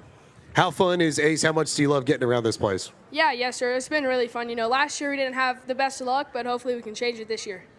Got a really, really fast race car. And as we're talking Cars Tour West, also gives us the opportunity to give a shout out to one Brent Brown, who had a fabulous debut in the booth at Colorado National Speedway 1 week ago. We'll flip around and come back this way and sort our way through the people and turn our attention to a driver who's got plenty of hero cards and is ready to say hi to a few folks. Trayton Lapsevich. I know the engine troubles in the pros were a bummer, but new day, new race. How's your pro late model? How's your late model stock car? Two fast cars. Big thanks to everyone at Port City Race Cars, Rhett Jones Racing. Got a good number 30. Sat our P4 in qualifying. I feel really good about our race pace. And then the Bare Knuckle Fighting Championship number 77 is really good as well. So Chad Bryant Racing guys brought me a great piece. Felt really good about our race pace. I was honestly a little nervous about our qualifying speed, but ended up all right and got us a good starting spot for tonight. These are two racetracks between Caraway, where we were 2 weeks ago, and Ace, that are similar in some respects, different in others. When you're comparing and contrasting them in your head, what stands out to you? Yeah, I mean, both of them are pretty low on grip. We got tight corners, both of them. So, you know, the 30 car, we didn't, you know, make a whole lot of changes. I felt like our car was really good at Caraway. And obviously the engine troubles kind of hindered us there, but we got no power plant under the hood and feel really good about it. Yeah, no, very, very similar for sure. Can definitely get yourself in trouble with the brakes, and that's going to be something to keep in mind tonight. If you're playing bingo cards and you're keeping track of the words that drivers utter, brakes. Not the first time we've heard that, not the last time we're going to hear that. They do mean a little bit here. And amongst the tracks we visit on the Z-Max Cars Tour presented by Sound Gear, this is about as close as it comes to one Martinsville Speedway, where the Valley Star Credit Union 300 will run a little bit later in September. We're going to slide to the left here and have the opportunity to chat with the points leader in the Pro Late Models, Mr. Mason Walters for Setzer Racing and Development. Good car, good piece. How do you feel like qualifying went for you? Yeah, I feel like it went really well. We haven't really been focused on just raw speed this week, and we've been focused on our long run speed. So to qualify third, I feel like that was really good for us. So just looking forward to going to the race with these guys. What have you learned from that change in focus with the different approach to the weekend? Have you picked up some stuff? Yeah, I just feel like it makes your weekend just a little easier. Just you're not thrashing to be top of the charts just every time. Like if you do it, it's great, but you know, the race isn't won in practice, it's run in the race, so you got to set it up for that. A lot of fast cars that Mason Walters is going to have to try and get around, but he's starting near the front of the field. He's got good view out the windshields when we get going on his quest to end up in Cookout Victory Lane. Good look at Trayton Lapsevich's, shall we call it, yellow submarine for Rhett Jones Racing, the number 30 machine that he will pilot in the Pro Late Model race. And it's about as we get to this part of the racetrack where we have to be careful about how we meander backwards, because there are a lot of people here just trying to get a good view of things. So a lot of folks trying to surround and bring in some late model artifacts, as I can see. That is a late model door panel that some folks are bringing over to our defending Truck Series champion, Corey Heim. Getting a lot of sheet metal signed. I see a Sam Hunt Racing rear end for the O'Reilly Series when Corey starts. He's, of course, been very, very busy this year. So while Corey's line continues to grow, and rightfully so, gives us the opportunity to turn our attention to the teammate of one Mason Walters, who's busy pulling out hero cards and ripping off signatures. Evan McKnight here at Ace Speedway. I know you don't have a ton of experience at Ace, but what are your impressions of this place and what stands out to you here at the famous 410s? Yeah, definitely not a lot of experience here. This is my first time at this track, actually. It took a little bit to get used to it yesterday, but once we got it, we feel like we really had it. We had a lot of good race pace. We had a pretty good run in qualifying, starting off 5th. Just got to make sure to try keeping it there, keep the nose clean, and try being there at the end of 100 laps. How much have you learned just within practicing qualifying in this weekend? Has your brain got enough room to take in everything that you picked up? Oh, it's definitely got enough room up there. Anything involving racing, I absorb it all like a sponge. I love to be here at the track. I love to interact with the fans and be here with my team. It's a dream to be out here being a race car driver. Had this dream since I was 3 years old, and I love every second of it. And he is quick, too. That's your pole sitter from the Nashville Fairgrounds Speedway, Evan McKnight, who's going to roll off pretty well in the Pro Late Model field as we continue to work our way down the front stretch here at Ace. Good to see a whole host of people all over the place and ready to meet, greet, say hello to drivers that you likely are going to see for a long, long race time. We're going to slide our way over to a driver out of Lexington. He of the ice cream, who, if my math is right, and I'm not necessarily a mathematician, but Ronnie, this is a new fire suit for you, I think? Yeah, just got it delivered to me last night, so it turned out pretty good. Shout out to Soldy for getting this thing knocked out. They did an awesome job, so I'm looking forward to rocking it tonight. Fire suit looks sharp. Car looks sharp. How does your car feel entering 125 laps of competition tonight? I think our car's really good. We've been working on the race balance all weekend. Struggled a little bit with some mock run stuff, but kind of surprised ourselves here to be right outside the top 10. So we're looking forward to getting going. I think our car's good. Thanks to all these people that hopped on board, Jerry Hunt, Super Cylinder, Bessemer Tire and Auto, Affordable Heating Air, all these people that make it happen. How important do you feel like it is to push and try and get track position earlier? Is this a track where you feel like you can lay back and let the race come to you a little bit? No, it's not really a tire conservation race, but your brakes are going to come in place. So you're going to have to be very easy on them there at the beginning of the race, and management be there at the end. It takes a long time to get to 125 laps, but if there's anybody who knows how to manage a race, how about a driver who's won the Throwback Classic at Hickory once in his career, one Ronnie Bassett Jr. And we'll slide right next to him and go to the car that's right next door to Ronnie Bassett's, to a driver who, when I chatted with him earlier, made a very particular point about how he really wasn't particularly concerned with qualifying, and good reason to not have to worry about qualifying all that much, because he only managed to come to the front at Ace. I guess you watching your brother potentially go after it here at Watkins Glen, maybe? Yeah, it's kind of hard to see. I think they're doing pit cycles right now, so I'm not real sure what's going on, but yeah, it's going to be a good night tonight. I think we qualified decent. Wish we were a little bit better, but really just set up for race runs like normal. And at the end of practice, I thought we were really good and good speed and handled good. So looking forward to tonight. Ace is one of my best tracks. Really fun. So long race ahead of us, 125 laps. Hopefully it's not too physical, but this place you can never really expect much less than that. So really looking forward to it. I know you weren't necessarily focused on qualifying, but with the qualifying run today where you're mid-pack as opposed to back in the pack like it's been some of the first few weeks, does that end up being a little bit more of a benefit than maybe even think you might be giving yourself credit for here? Yeah, definitely. I mean, this place normally it's not the easiest to pass at, but I feel like if you have a good handling race car and race runs, you'll be able to make your way to the front as long as you stay out of trouble. So that's kind of how it was at Caraway. We weren't the best in qualifying, really didn't have the best race car, but we kept our nose clean in the race and was there at the end. So it's going to be another night like that, I think. I feel like we're a little bit better going into the race than we were at Caraway, so hopefully we can come out and get another win.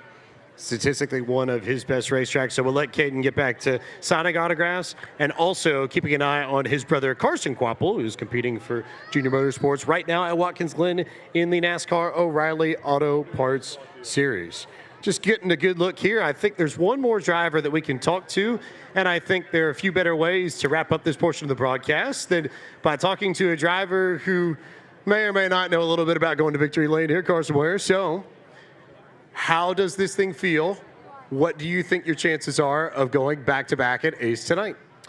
Honestly, I feel really good about it. Our race car and our race run speed is really solid. The driver's still trying to work on the qualifying stuff. But, you know, these Rick Rowe Racing guys always bring a fast Pro Late Model Chevrolet to the track, and I feel really confident about it. You know, I hope we have some long green flag runs and try to go run some of these guys down. Do you feel like this is a race where the long runs may play into your favor? Are you trying to focus a little bit more on short runs instead? What do you expect out of tonight? Yeah, I would like to see it, you know, I'd like to have some long runs. You know, even with the short run speed too, we're really fast. I'd just like to get a chance to work on these guys and kind of execute where I feel like our car's a little bit better. So yeah, I'd like to talk to you again after this race in Victory Lane. I think that's a pretty good game plan for one Carson Ware, who has done the business before. He won the Pro Late Model race last year. He'll look to go back to back. We are going to bring you all the action from Caraway, some highlights from our most recent race of the ZMAX Cars Tour presented by Sound Gear. When we come back, don't go anywhere. We are not far away from driver introductions in the start of our evening here at Ace Speedway.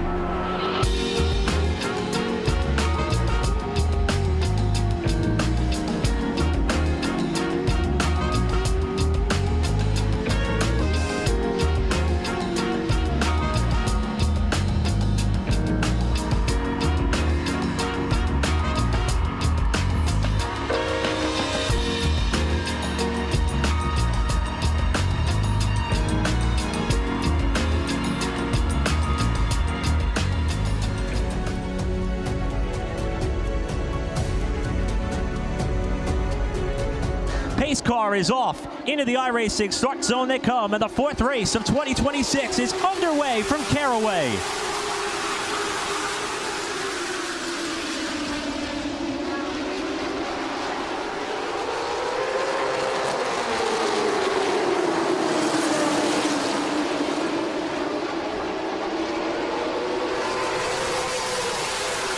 Wrapping up our Sound Gear Sound Check live, and it is the ZMAX Car Store presented by Sound Gear champion Landon Lewis, clear to the lead by about 3 car lengths as McCumbee looks inside of the 5 of Carson Brown, trying to get up to second. Carson Brown running that high line on the outside. McCumbee looking down low. Eatman trying to follow suit there. Good battle a little bit further back. Jared Fryer and Brandon Lopez. We mentioned Fryer's record here. He is the best driver at Caraway, statistically speaking, in this field in the car store. It's his home track. He's from nearby Trinity, North Carolina, but he's packed in behind a group of cars as Brown and McCumbee are stacking the field up behind Landon Lewis. Yeah, they are definitely creating a bit of a wedge between the race leader Landon Lewis and just about every everybody else as they come through the field here. So that would put us, if we were to run another 23 laps from this point, we would get to that one and only comp yellow possibility with Landon Lewis out in front. Trouble, got a car around. Matt Gould is spun at the tail end of the pack off turn 2. We're going to come to the SRI and CitraSafe drone optic of our choose. And how about this? Quite the storyline here. The race leader, Landon Lewis, dropping to the tail of the field for a choose violation. Did not clearly select his restart line as he came across the choose that time. And Landon Lewis, the pole sitter and defending champion, being split by the field and drop kicked to 29th. Connor Jones, Chad McCumbee bring us back to green. Good jump there. Oh, McKenzie doesn't get going. Big damage on Mini Tyrell and Kaden Honeycutt's car. Saw a piece fly off, and there's debris right in the middle of the front straightaway. We'll see whether or not that factors into things as McCumbee has the lead for the moment. Tyrell's coming down pit road, and he will come down. And they just managed to slow down. I think somebody clipped it. It's right down towards the end of the front straightaway, entry to turn 1. So McKenzie falls back off of Carson Brown. And there goes that white piece of debris there off to the right-hand side of your picture. It looks like it headed towards the infield. It actually went straight up into the air. It landed back on the racing surface. And being that it was a white piece of bodywork, very well could have come from Honeycutt. Back underway. And as we check through the remainder of the field, everybody seems to get up through the gears cleanly that time, with Jones getting a good run off turn 2. Door handle to door handle for the lead. Half a car length edge for Jones to 3. McCumbee battles back on the bottom. McCumbee got a little bit stuck there on the inside. Couldn't quite drive it off the way he wanted and was sideways out of turn 4. And Jones with the opportunity to try and climb ahead. McCumbee with a deep drive to the corner, but a great run on the outside of turn 2. Connor Jones to the point. The Speedway just behind that 3 wide going into turn 3. Yo, Landon S. Huffman, Donovan Strauss, Sam Butler still locked together off turn 4, and they survive the corner. Landon S. Huffman making a big-time move on the bottom of the racetrack to try and get 2 spots here. But great run for Donovan Strauss and an AK Performance machine right up on that high line to at least maintain the track position for the time being. But a big move there. Landon S. Huffman started in the 19th position. Really good drive for him already up to 10th. Oh, Doug Barnes, what a save just behind him off of turn 2. That could have been disastrous as he got booted just behind this battle. Butler outside in the 16, Lofton inside in the 22, Strauss into the back of Lofton, who saves the car as he washes up the track. Strauss now door to door with Lofton in the Nelson Motorsports 22 going to 3. Get a hunch that Donovan Strauss might be getting a little bit tired of being pinballed. He's been moved a few times already in this race and just gave it back to Carson Lofton to get the track position, and that moves Donovan Strauss up into the 12th position for the time being, but there's contact again out of 2. Lofton gave it back, but not enough. Now here comes Burrow up the inside, and Landon Lewis is taking no prisoners in that 29. He was just about underneath Chase Burrow in the 5. I'm about to say Landon Lewis not afraid, I think, to try and use Chase Burrow as a cue ball to move Carson Lofton out of the way if he feels like he has to. But Burrow with a pretty good drive on the bottom already. Honeycutt now working to the outside of Landon Lewis and then tucks back in line.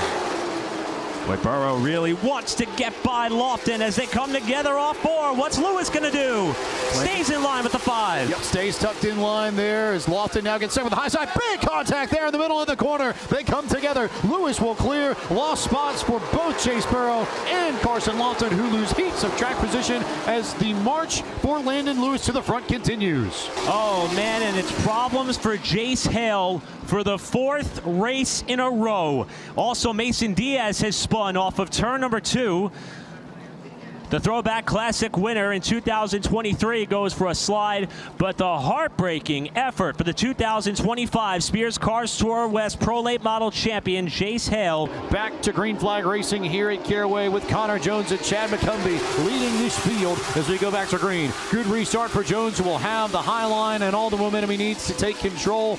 McCumbee to second, battles for 3rd between Fryer and Aitman, and Donovan Strauss is slow in turn 2. Strauss may have gotten in the back of another car. Look at the hood on that car. car buffeted up right now. Race stays green. We'll see if he elects to come to the pit lane. We've got a car around four cars involved. Aiden King went around. Diaz for the second time. Mason Bailey and Carson Lofton, who got kicked out of line in the same part of the racetrack a lap ago, had nowhere to go but the passenger side door of Bailey. In the iRacing restart zone they come. Restarts have been chaotic all day long. This no exception. They jam up mid-pack.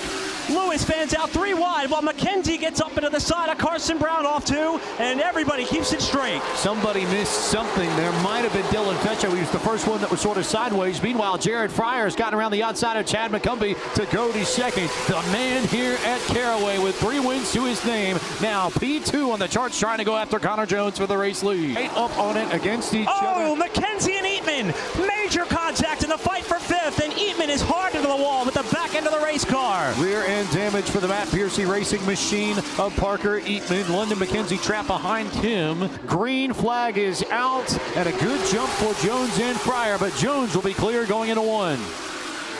How about Fryer, though? Got back to the gas early, middle of the corner, but Jones pulls him off the second turn to cement the lead. Quapple the third from the outside lane with Carson Brown peeking up top in the 5. Honeycutt still out of the way. Wonder if that affects how he races these cars in heavy traffic. And while Huffman into the back of McCumbee, who saves it on the backstretch. And Honeycutt is now clear to the inside of the 16. That was the nose ahead that Kaden Honeycutt needed to maybe break up this log jam, and he might bring Landon Lewis with him. Lewis already to the inside of Landon S. Huffman, and now to the inside of Chad McCumbee, racing for the 6th position on the racetrack. And here comes, Landon S. Huffman thought about driving it in deep and then tucked back in line behind Landon Lewis. The devil on his shoulder said go for it, but the angel on the other side said not quite yet. He lifts and gets back in line and will follow Landon Lewis through to the inside of McCumbee, who continues to fall backwards. Is only about a quarter away from beginning to catch some of the lap traffic, and Landon Lewis now makes his approach down to the inside of the Lee Pulliam Performance Machine, keeps it down on the bottom. Carson Brown with a good drive off the front straightaway, but Landon Lewis has just such a good race car on the bottom. He's still able to hang with Carson Brown there down low. Seen a lot of races over the last few years where Lee Pulliam Performance and KHI have gone toe-to-toe and battling for race leads, victories, and more. Junior Motorsports can be thrown into that mix as well, and that's the car that's up ahead. The points leader, Kaden Quapple, who runs 3rd. Barnes now off the pace as the caution flag will fly. There was fire underneath the hood of Doug Barnes' machine, just behind the front wheel well, just out of the camera shot that we saw, but fire and smoke. So a mechanical issue for Doug Barnes Jr. that puts him out of this race when he was running in the top 10. Green flag is out. We are off and away, and a good jump there for Connor Jones once again.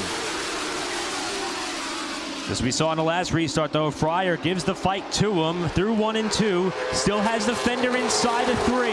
Here comes Jared Fryer, starting to edge forward and slide up wide with Jones in the battle for the lead at the line. Just couldn't get the air on the nose, though. Good Fryer. He got loose out of the corner. That might be enough there for Connor Jones. And meanwhile, Landon Lewis has got 3rd all to himself, just sort of waiting for an opportunity to make the move when the time is right. He's watching a pretty good fight between Jared Fryer and Connor Jones. Fryer now, I think, turning up the tempo a little bit, recognizing, and now track position matters, and they get physical and into each other. Jones goes up the racetrack. Fryer takes the lead. Landon Lewis has the door open to go to 2nd. We'll see how Connor Jones can respond after the rub and tangle in turns 1 and 2. Lewis now trying to get the perfect corner done. He's up to 2nd and looking for the lead as they approach turn 1.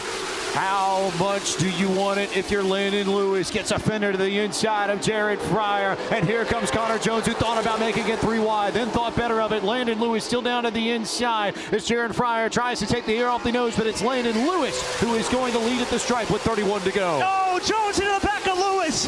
Jones shoves Lewis aside. Fryer up the track, and Jones back to the lead.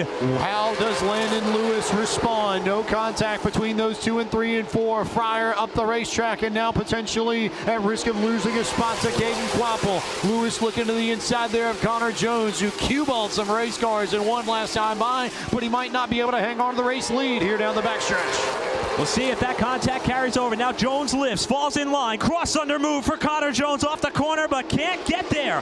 Landon Lewis back back to the point with 29 laps to go. Did not have the best drive off of 4, but here comes Connor Jones with a great drive down the back straightaway. Is he going to get it into Landon Lewis? Physical racing in 3 and 4 at Caraway. Contact there, maybe a slight nudge, but Landon Lewis with a great drive off of 4 to maintain the lead. Connor Jones is not going to let the 29 run and hide. He's into him again. Up the track goes Lewis. Jones down to the bottom for the lead. Physical racing there, elbows out from Connor Jones for the second time in the last 5 laps. And how does Landon Lewis respond now that he has gotten a shot from the Carroll Speed Shop machine? There's a gap now, but Landon Lewis now tracking on the inside. Battle for the lead. Here comes Landon Lewis off the corner.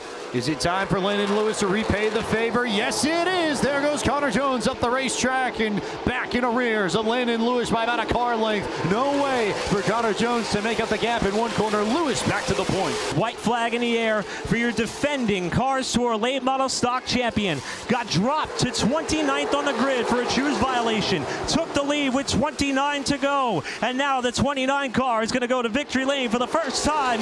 Landon Lewis gets his first win of 2026 at Caraway.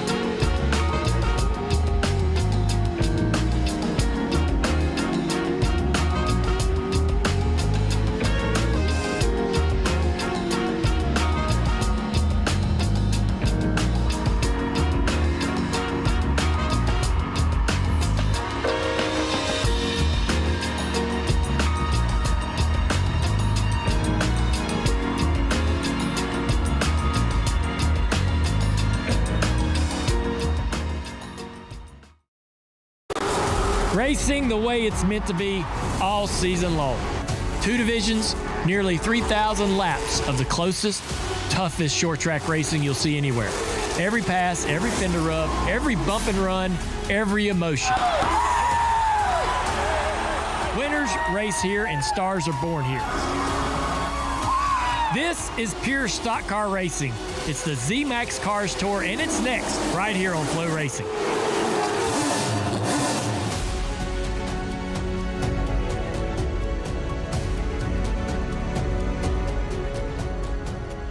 Turning into a beautiful evening in Altamaha, North Carolina for the Accelerated Graphics 250 presented by Larry Walker & Sons Body Shop.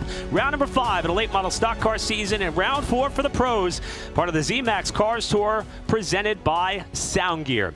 This racetrack has been a long-standing staple on the Cars Tour for the last several years, and this 4/10 of a mile oval is going to write the next chapter in the 2026 season. Alongside my pal Andrew Curlin, I'm Eric Brennan. Pleasure to be with you. And Andrew, for one, welcome to the Cars Tour family. And 2, qualifying already produced so much excitement. A lot of names starting all across the track.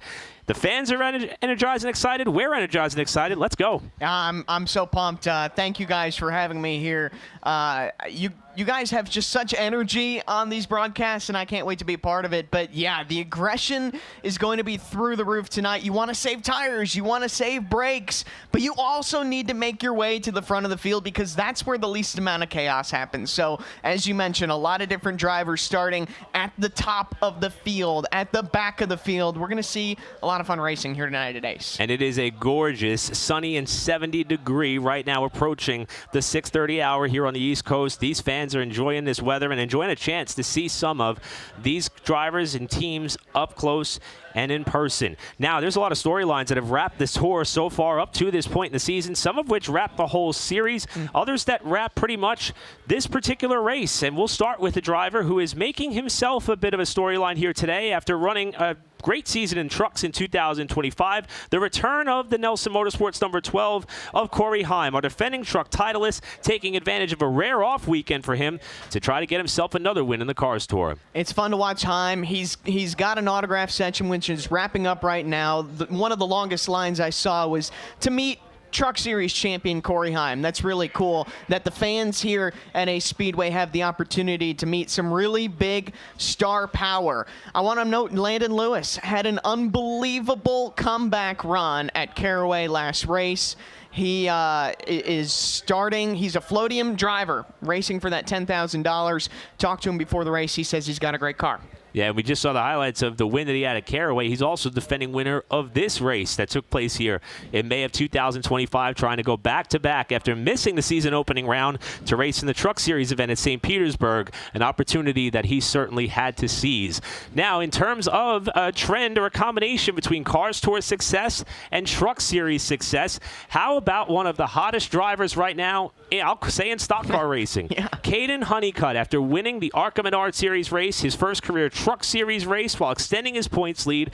Also won the Molly Motorsport pole for his Pro Late Model tonight, trying to go back-to-back there. And we'll start on the front row in the Late Model stock car. Could he win 4 races in a 30-hour period or so? That's just some of the storylines we're keeping tabs on going into tonight's races. Now, the Pro Late Models are going to be the first group to hit the track here tonight. In terms of the championship picture, there's a lot of youth, a lot of strength, and really tight competition across there on the championship side for the pros. Mason Walters, who kicked off the season with a win at Southern National Motorsports Park, holds down the top spot in the standings. Absolutely. Brody Monahan within striking distance of this title here in the Pro Late Models is in second, -17. Evan McKnight, -18. Case James, -22. Then you get to Rodney Dallas Jr., -24. You have 5 drivers within 24 points of this top spot. You do not want to get into trouble tonight. You want to make sure you have a great points day for Mason Walters, and for Brody Monahan, Evan McKnight, Case James, and others, this is a great opportunity to make up points. Yeah, and one thing about the pros, they have 3 less races in comparison to the late model stock, so less opportunity to make things up if things happen. Second verse similar to the first. This is the RPM Trailer Sales rookie points, and we mentioned a lot of youth towards the front of the points field. It shows here with the Setzer Racing and Development drivers of Walters and McKnight. The sophomore driver, Brody Monahan, the only driver missing from that top 3. And Case James, who's had an incredible season as well, also vying for not only a title, but Rookie of the Year honors, 3rd in rookie points. It's funny how this looks pretty similar to the regular series point standings. The youngsters are the names of the series as we head to the owner's points for the Pro Late Models. That number 6 car, Setzer Racing and Development at the top. Then you have the 67 Low Country Motorsports machine, -14. This is also really important, Eric, as we start getting closer to the 3rd point of this season, the 1/3 mark, that owner standings with drivers in and out of cars. This is something to keep an eye on. Yeah, and the Setzer Racing and Development team, they had their driver win the driver's title last year, but lost the owner's championship to Rick Ware Racing. Easy for me to say. Looking to get the one that got away from a year ago. In good spot there. For the late model stock cars, 2-time winner on the season, Kaden Quapple comes into the night with a points lead. Connor Jones, Trayton Lapcevich, your top 3. Rookie Carson Brown and Chase Burrow take you through your top 5. Kaden Quapple's one to watch. He is starting further back in the field than he would prefer, 13th. Let's keep an eye on what he can do because points are so important. Connor Jones is breathing down his neck, and Kaden Quapple wants to have a good points day. As we take a look at our rookie points, Carson Brown at the top of the board. Brandon Lopez, 34 back to Brown. You also have King, London McKenzie, Jace Hale, part of those youngsters making their way in the late model stocks. And as we shift gears now to the late model stock owners points for 2026 up to this point in the season, which is of course how the points fund is paid out. The Junior Motorsports 88, Carroll Speed Shop 44, Chad Bryant 77, just as they are with the drivers standings, the association for the drivers in those teams all housing the top 3 spots on the owners points coming into Ace Speedway. Absolutely. And again, it's that Junior Motorsports machine of Kaden Quapple and the 88 team. They have a lot at stake to make sure that they can maintain this points lead. As we go down to James. Yes, thank you, Andrew. Thank you, Eric. We are racing for some big-time money tonight. It is a floating race for the late model stock cars. 5 drivers are going to be running with these windshield banners throughout the course of the 125 laps of the late model stock car portion of the Accelerator Graphics 250. Dylan Fetcho, who you see here, Landon Lewis, who is starting right next to him, and then Kaden Quapple, Parker Eatman, and Connor Jones. Those 5 racing for big money tonight, a $10,000 bonus to the highest finishing of those 5. Don't have to win the race, just have to be the highest finishing of that bunch to get the big money. Thanks, Pike. Just another subplot to how this race is going to unfold. Heavily populated fields in both divisions. 24 pro late models, 28 late model stocks. Time to introduce you to our starting fields for the Accelerated Graphics 250, presented by Larry Walker and Sons Body Shop here at Ace. In the pro late models, starting in the 24th spot, driving car number 13 out of Louisville, Kentucky, making his 3rd career start. Starting in the 8th spot, a driver who hails from the northeastern quadrant of the country, 2020 Snowflake 100 winner, making his 2nd career start, Jake Johnson. Starting 7th in the number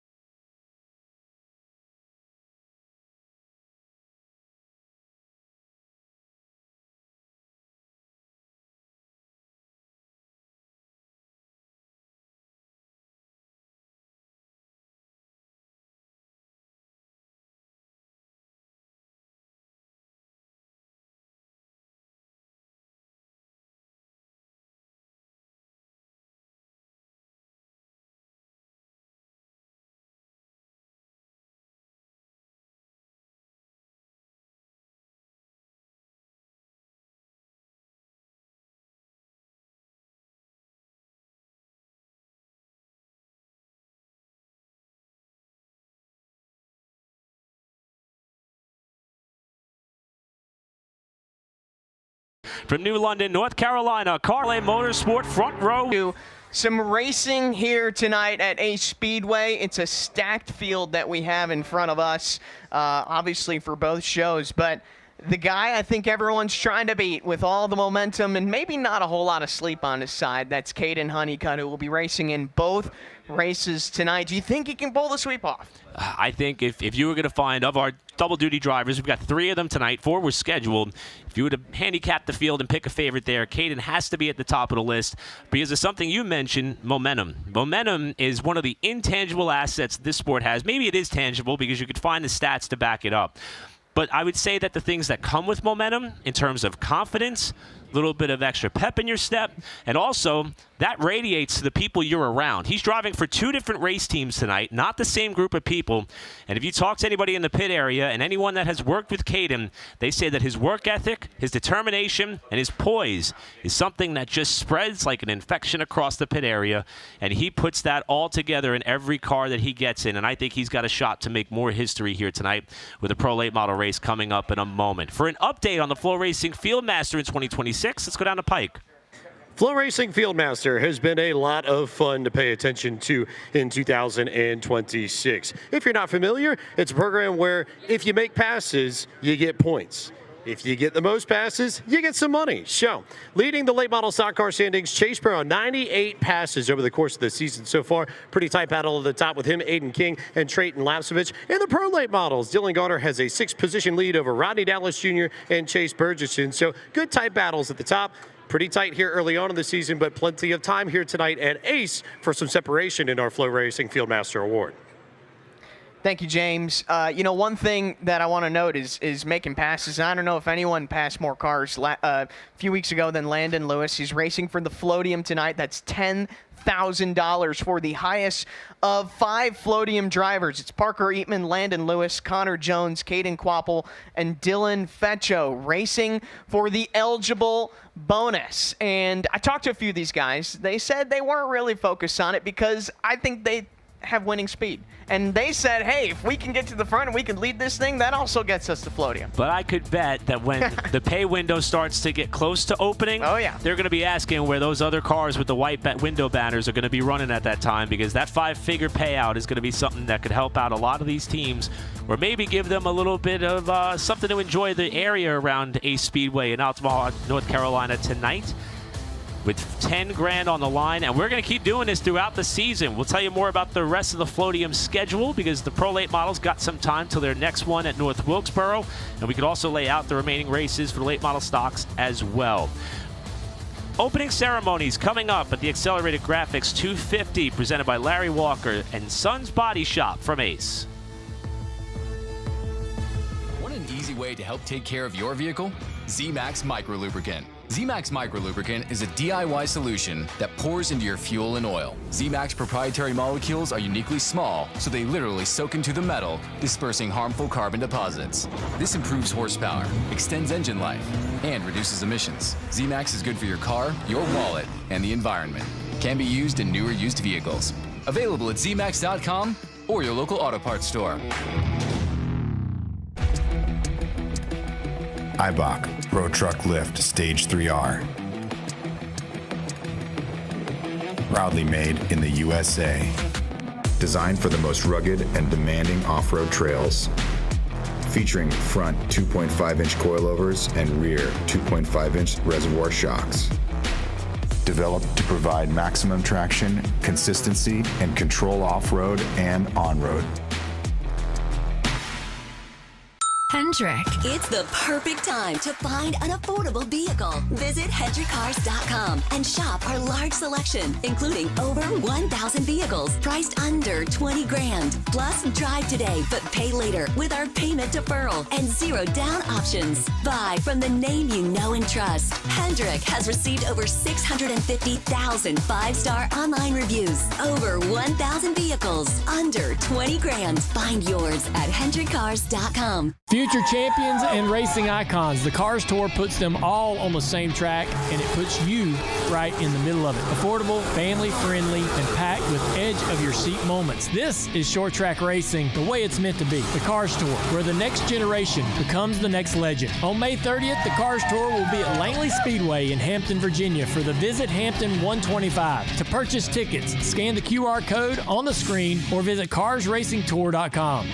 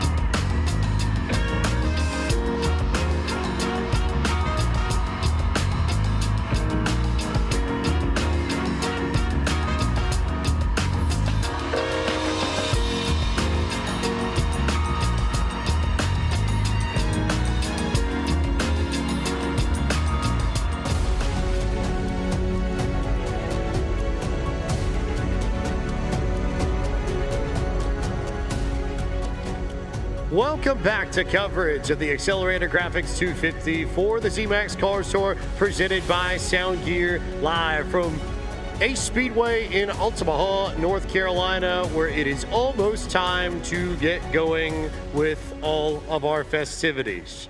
And at this time, race fans, we ask that you please rise and remove your hats as you are able, and veterans, please render a hand salute as Cars Tour Series Chaplain Joe Lewis delivers tonight's invocation. Lord, we're very grateful, Lord, that you took the dark clouds out of here today and gave us a beautiful night for racing. We are so blessed to be here tonight. Father, we pray for protection. We pray for a great race. And Lord, most of all, we thank you for America. In Jesus' name, amen. Please remain standing as Virgil Putman honors America with our national anthem. Oh, say, can you see by the dawn's early light what so proudly we hailed at the twilight's last gleaming, whose broad stripes and bright stars through the perilous fight o'er the ramparts we watch were so gallantly streaming, and the rocket's red glare, the bombs bursting in air, gave proof through the night that our flag was still there. Oh, say does that star-spangled banner yet wave o'er the land of the free and the home of the brave?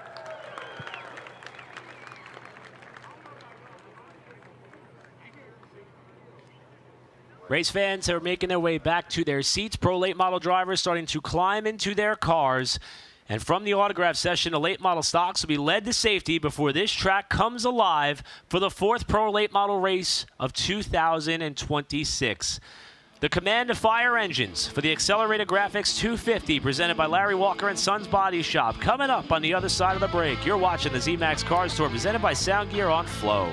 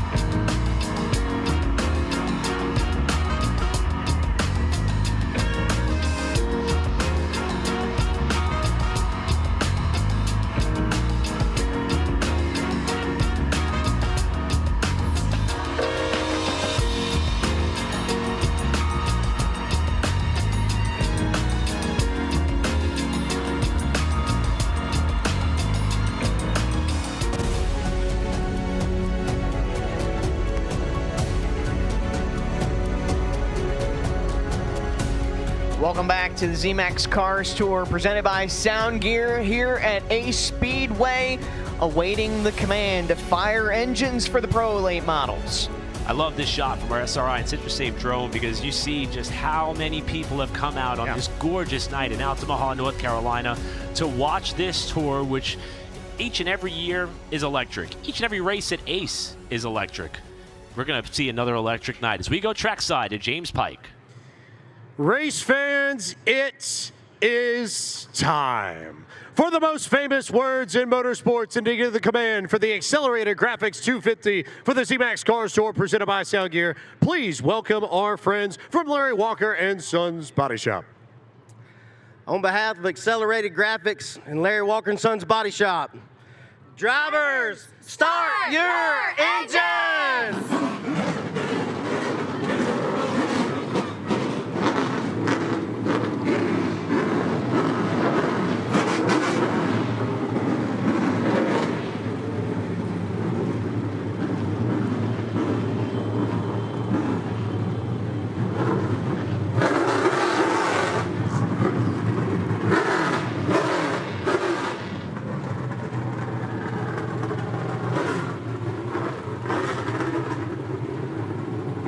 The engines are fired for the Pro Late models here at Ace Speedway. 100 laps around this 0.4 mile racetrack. It's going to be aggressive. It's going to be a night of attrition.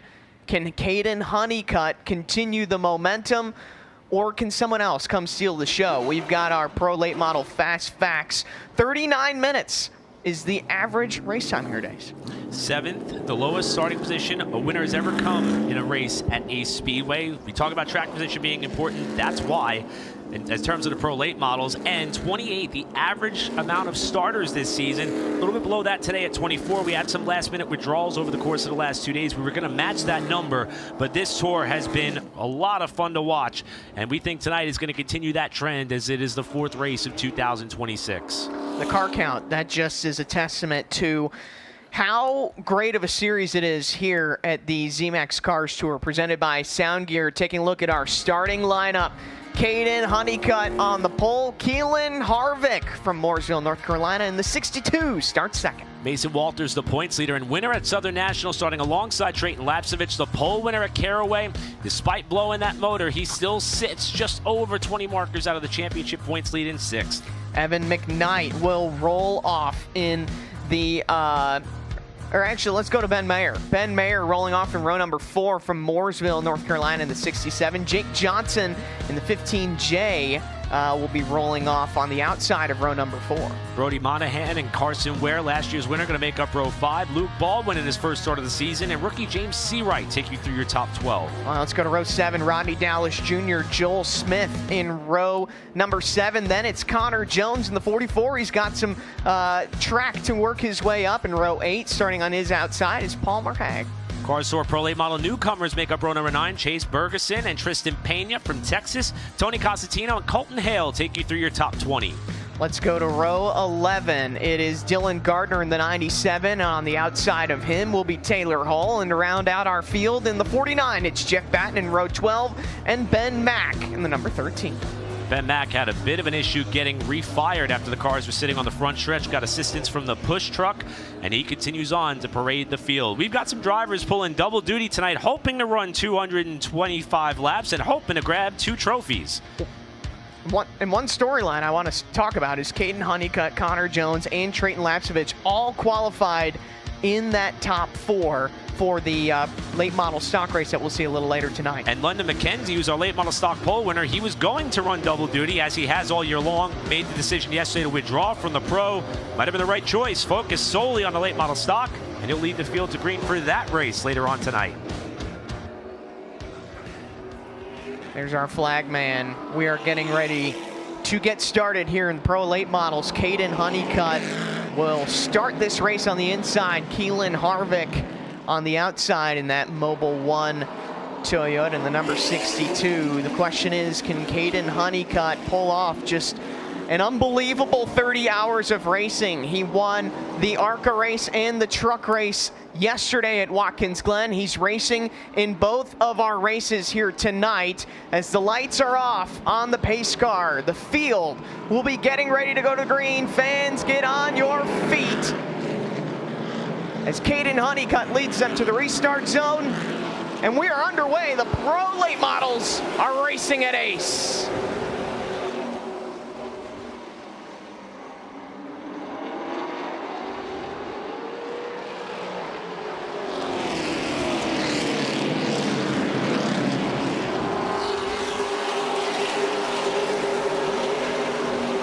Honeycutt with the lead. Mason Walters and Keelan Harvick are going to race hard for second. They continue their side-by-side battle to 3. Walters on the bottom in the 6. The 62 of Harvick up top with Trayton Lapsevich and that Red Jones Racing number 30, the yellow car. 4th on the racetrack, 3rd in this batch of cars, still battling for 2nd position. Harvick's going to give up the runner-up spot. Lapsevich down to the inside in what turns into a fight for 3rd. Mason Walters now clears them of that battle. Here comes Lapsevich. He just cleared Keelan Harvick. The question is now, can Mason Walters hunt down the race leader of Kaden Honeycutt, who has advanced himself to about a 5-car length lead over everybody else? But here comes Keelan Harvick. He's still hunting for that 3rd position. And for Lapsevich, last time out at Caraway, that team and car and driver won the pole at that racetrack, but did not make it to halfway before a catastrophic engine failure. Hoping to get one that may have slipped away from them there as we check in on Honeycutt, the leader, ahead by about 2 car lengths off of turn 4. Lapsevich in tow there in 3rd. Walters the meat in the sandwich for your podium. Further behind them, just looking at some other drivers making some moves. The 44 of Connor Jones just got on the inside of Seawright. He's battling for position. Jones did not have the greatest of qualifying efforts here in the Pro Late Models as he gets around Seawright. Seawright now is going to be under fire from the 25 of Dallas Jr. And Dallas is coming off of what was a career day at Caraway with multiple laps led, a runner-up finish, and looking for more as he dives the car to the inside of Seawright. Couldn't get up to the quarter panel, concedes the spot for now.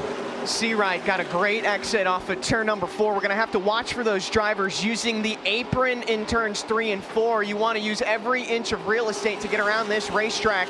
As here's another battle going on further back in the field. Luke Baldwin is on the inside of the 67. That's Ben Mayer. They're racing side by side.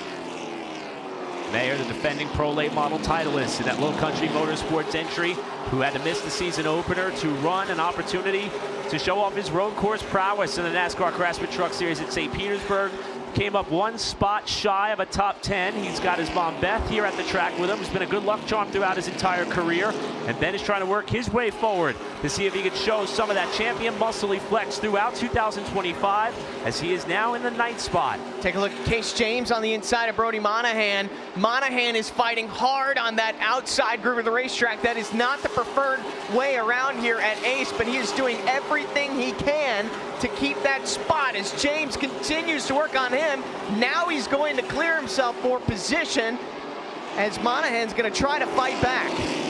Monahan, the lone exception when you compare the driver's points and the rookie points. He's in his sophomore season with the Cars Tour and the Pro Late Models, looking for his first career Cars Tour Pro Late Model win in the Wheeling Engineering number 31, but he lost the spot to James. Now James sets his sights on Evan McKnight to try to crack the top 5 for the first time tonight. Behind those drivers, keeping an eye on the 44, Connor Jones. He just made up another spot over the 51 of Carson Ware. He is moving quickly through the field hills as we continue to watch Case James under fire from Monahan. As there you can see the 44 Connor Jones starting to drive away and make his way through the field here at Ace. And Jones is turning it up quickly, up to 11th after starting in the 15th spot for Connor Jones in that 44 car, looking to break victory lane for the first time with this series in a Pro Late Model, as he has done it many times in a late model stock car, including once this season.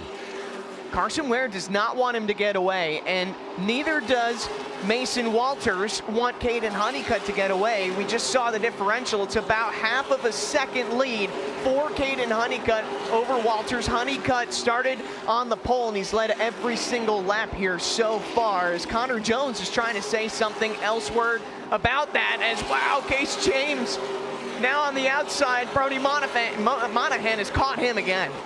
So now Monahan goes to the inside after giving up this spot just a few laps ago. This is the battle for 6. Luke Baldwin watching it all unfold in the 47 behind him as he hooks the bottom of the racetrack. Man, Luke Baldwin got so low on the racetrack, almost thought about going 3 wide there, as he's now going to look to the inside of James, as Monahan now, who lost that spot, is driving away. And just like that, James loses 2 positions as Baldwin gets around him. It seemed like on the backstretch, James may have gotten some advice of lift, get behind him, get back to the bottom before Ben Mayer and company get up there and perhaps kick you a little bit further down the running order. Baldwin now up a spot to 7th, Monahan back to 6th, and a bit of a gap if they want to challenge for the top 5 to Evan McKnight, as he has gotten himself about 4 car lengths of breathing room from Monahan for now. Case James has not let Luke Baldwin get out of his sights. And again, this is a big race about conserving your tires, conserving your brakes. Perhaps that's a strategy Case James is thinking of, as the 67 of Ben Mayer is now closing in on his back bumper. Mayer trying to get a spot on James. Yeah, since losing those couple of spots, James may be in a little bit of trouble here because Mayer caught him quickly, and that's Jake Johnson, who is second in American-Canadian Tour points, came back to run his second career Cars Tour Pro Late Model race. He's already had success in these style cars before. 2020 Snowflake 100 winner, back when that was a 100-lap affair. And Johnson is now in the top 10 and looking for more, following the defending titleist, as we see our leader in some traffic going around Tony Cosentino. It's going to be a big thing all night long. How well can you get around the lap cars? As Walters now gets around another lap car. There's no lap separation between him and race leader Kaden Honeycutt, but looking at the back of the field, there are drivers racing side by side. That's going to be something Honeycutt does not want to see. Whoa, and there's trouble. Trouble on the track. 1 car goes around. Single car spin off of turn number 2. We'll wait to positively identify the car that went around to draw the first caution of the race on lap 24. Just as Tony Cosentino went a lap down, was going to note that the rear end of that car looked like it was pushed askew, possibly maybe from some wall contact today. Let's see who spun here to draw this yellow. That's Taylor Hall in the 82, Dylan Garner in the 97, and Hall, the former pro drifter, drifted that car around in turns 1 and 2.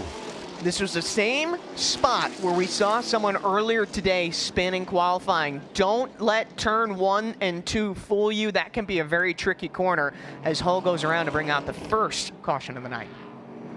And we saw Ben Mack have that similar slide in qualifying just about the same way.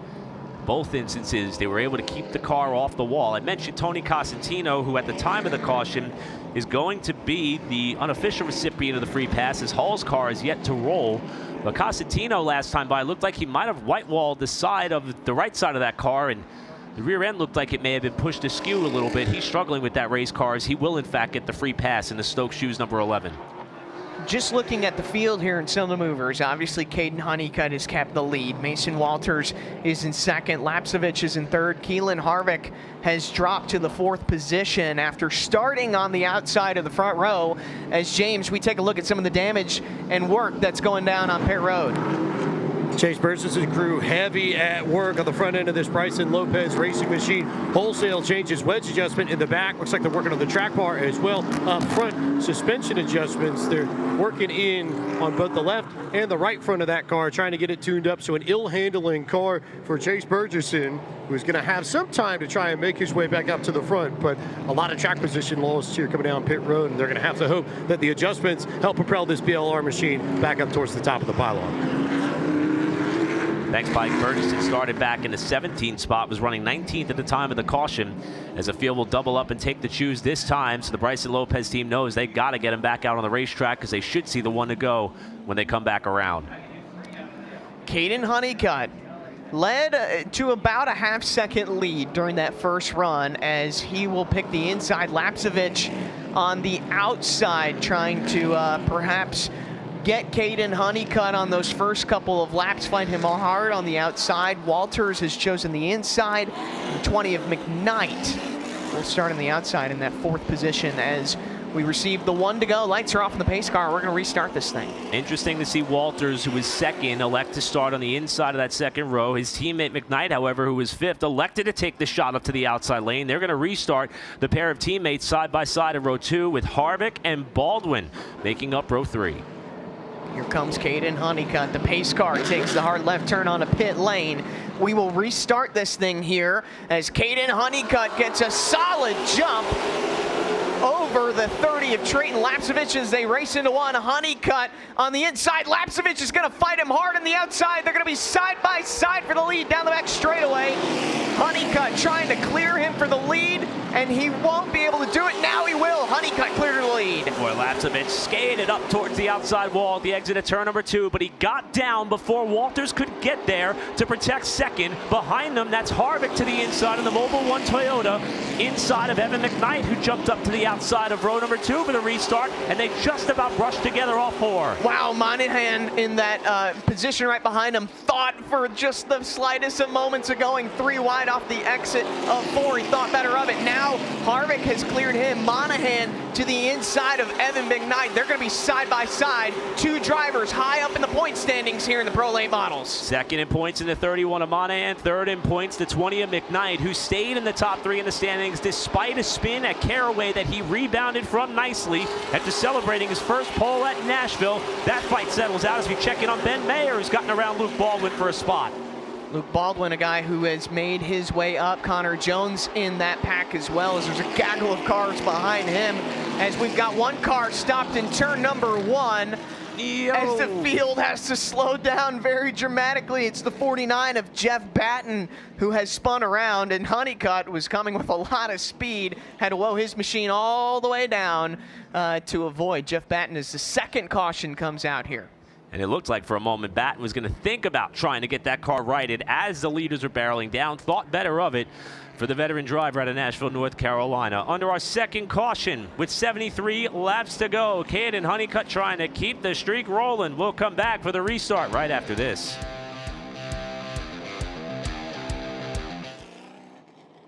Z-Max Micro Lubricant. Z-Max Micro Lubricant is a DIY solution that pours into your fuel and oil. Z-Max proprietary molecules are uniquely small, so they literally soak into the metal, dispersing harmful carbon deposits. This improves horsepower, extends engine life, and reduces emissions. Z-Max is good for your car, your wallet, and the environment.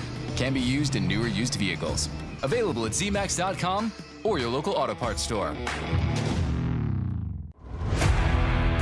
Lessen the noise of the track, not the rush of the race. With Sound Gear, hearing protection solutions that lap the competition. Perfect for racers, crew, fans, or anyone who works or plays in loud places. Sound Gear, official hearing protection sponsor of Z-Max Cars Tour. Sound Gear, ready for anywhere sound is a problem.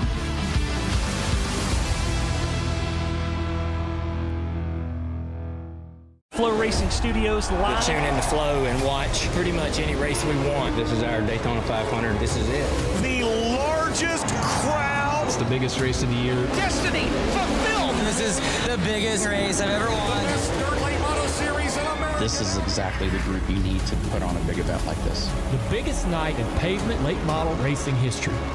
High limit racing. You're watching the greatest sprint car drivers in the world right here on FloRacing. Future champions and racing icons. The Cars Tour puts them all on the same track, and it puts you right in the middle of it. Affordable, family-friendly, and packed with edge-of-your-seat moments. This is short track racing the way it's meant to be. The Cars Tour, where the next generation becomes the next legend. On May 30th, the Cars Tour will be at Langley Speedway in Hampton, Virginia for the Visit Hampton 125. To purchase tickets, scan the QR code on the screen or visit carsracingtour.com. Welcome back to Ace Speedway. 82 laps to go here in the Z-Max Cars Tour Accelerated Graphics 250, presented by Larry Walker and Sons Body Shop. Kaden Honeycutt is the leader after our second caution of the night. 40-year-old and number 49, Jeff Batten, went for a spin in turn number 1. That's the second incident that we've seen a driver lose control in turns 1 and 2. And as they come to the choose this time, by virtue of our SRI and Citrus Safe drone, Close call there for James Seawright as he almost seemed to clip the choose option that is painted on the center of the racetrack. That's something that bit late model stock champion Landon Lewis last week that he was able to rebound from. But this time around, as they come to the choose, second verse is going to be same as the first. Honeycutt elects the bottom of the racetrack, and Lapcevich, even though he was in second this time, still wants that shot on the outside, and he gave it to Honeycutt on the last restart. He did. He was racing Honeycutt very hard, and you could see why he picked that outside groove, because he felt like he could make the pass, maybe race him side by side. Honeycutt just barely cleared him and then was able to drive away, but I'm looking for Lapcevich to try to make another run at Kaden Honeycutt. I think he wants to spoil Honeycutt's perfect weekend thus far. We're going to restart here. Kaden Honeycutt on the inside gets an amazing jump over Lapcevich. Can Lapcevich hang out on the outside? And he will. He drives to his quarter panel on the back straightaway. Lapcevich fighting Honeycutt hard for the race lead. Honeycutt down low is going to try to clear Lapcevich as he gets loose. Lapcevich gets loose, and here opens the door for Mason Walters. And that right rear quarter panel of Honeycutt's car seemed to brush the left front fender of Lapcevich coming off of 4 as he tries to cover the spot on Walters, and Walters was kind to him there going into 3. That could have been some major contact in the fight for second. Lapcevich drove it in really, really deep to try to clear Walters, and that paid off for him. Now we're watching Keelan Harvick race hard against Evan McKnight as Harvick now clears the both of them. Monahan working on McKnight. Those two are rivals here in the point standings, second and third in the point standings, as Monahan has been trying to make moves all night long. He's racing on the inside of McKnight. McKnight's going to slot back in line in the 20. Baldwin there gets a tag from Ben Mayer as he tried to cover the spot. And Mayer's now up to the driver's door in the battle for position. This going on for 7th.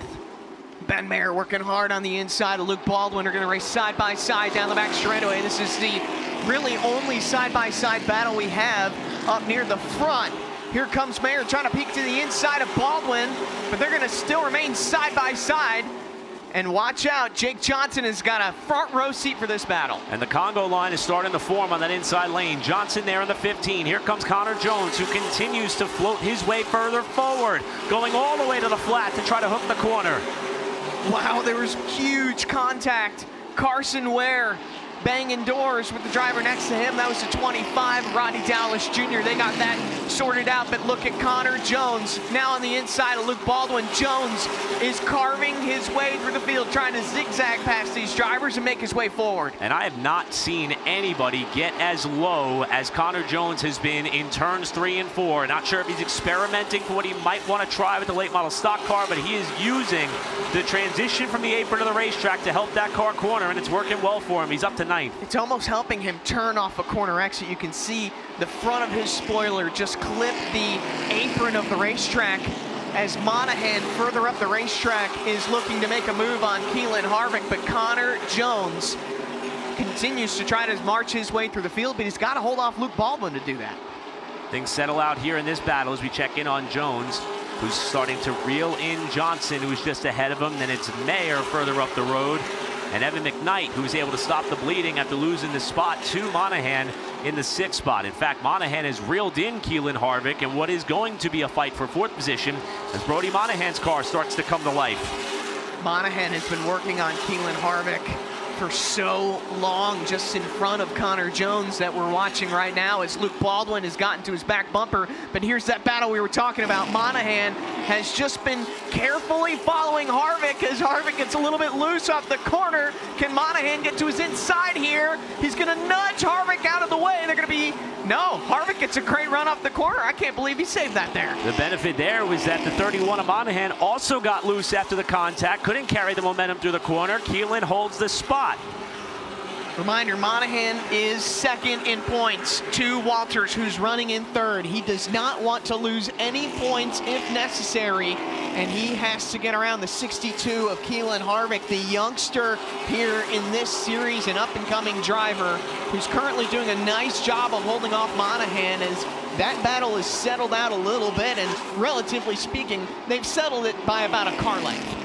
And of course, we know about some of the family ties, of course, with Keelan Harvick, his father Kevin. Well, there's some family ties there as well in that 31 car.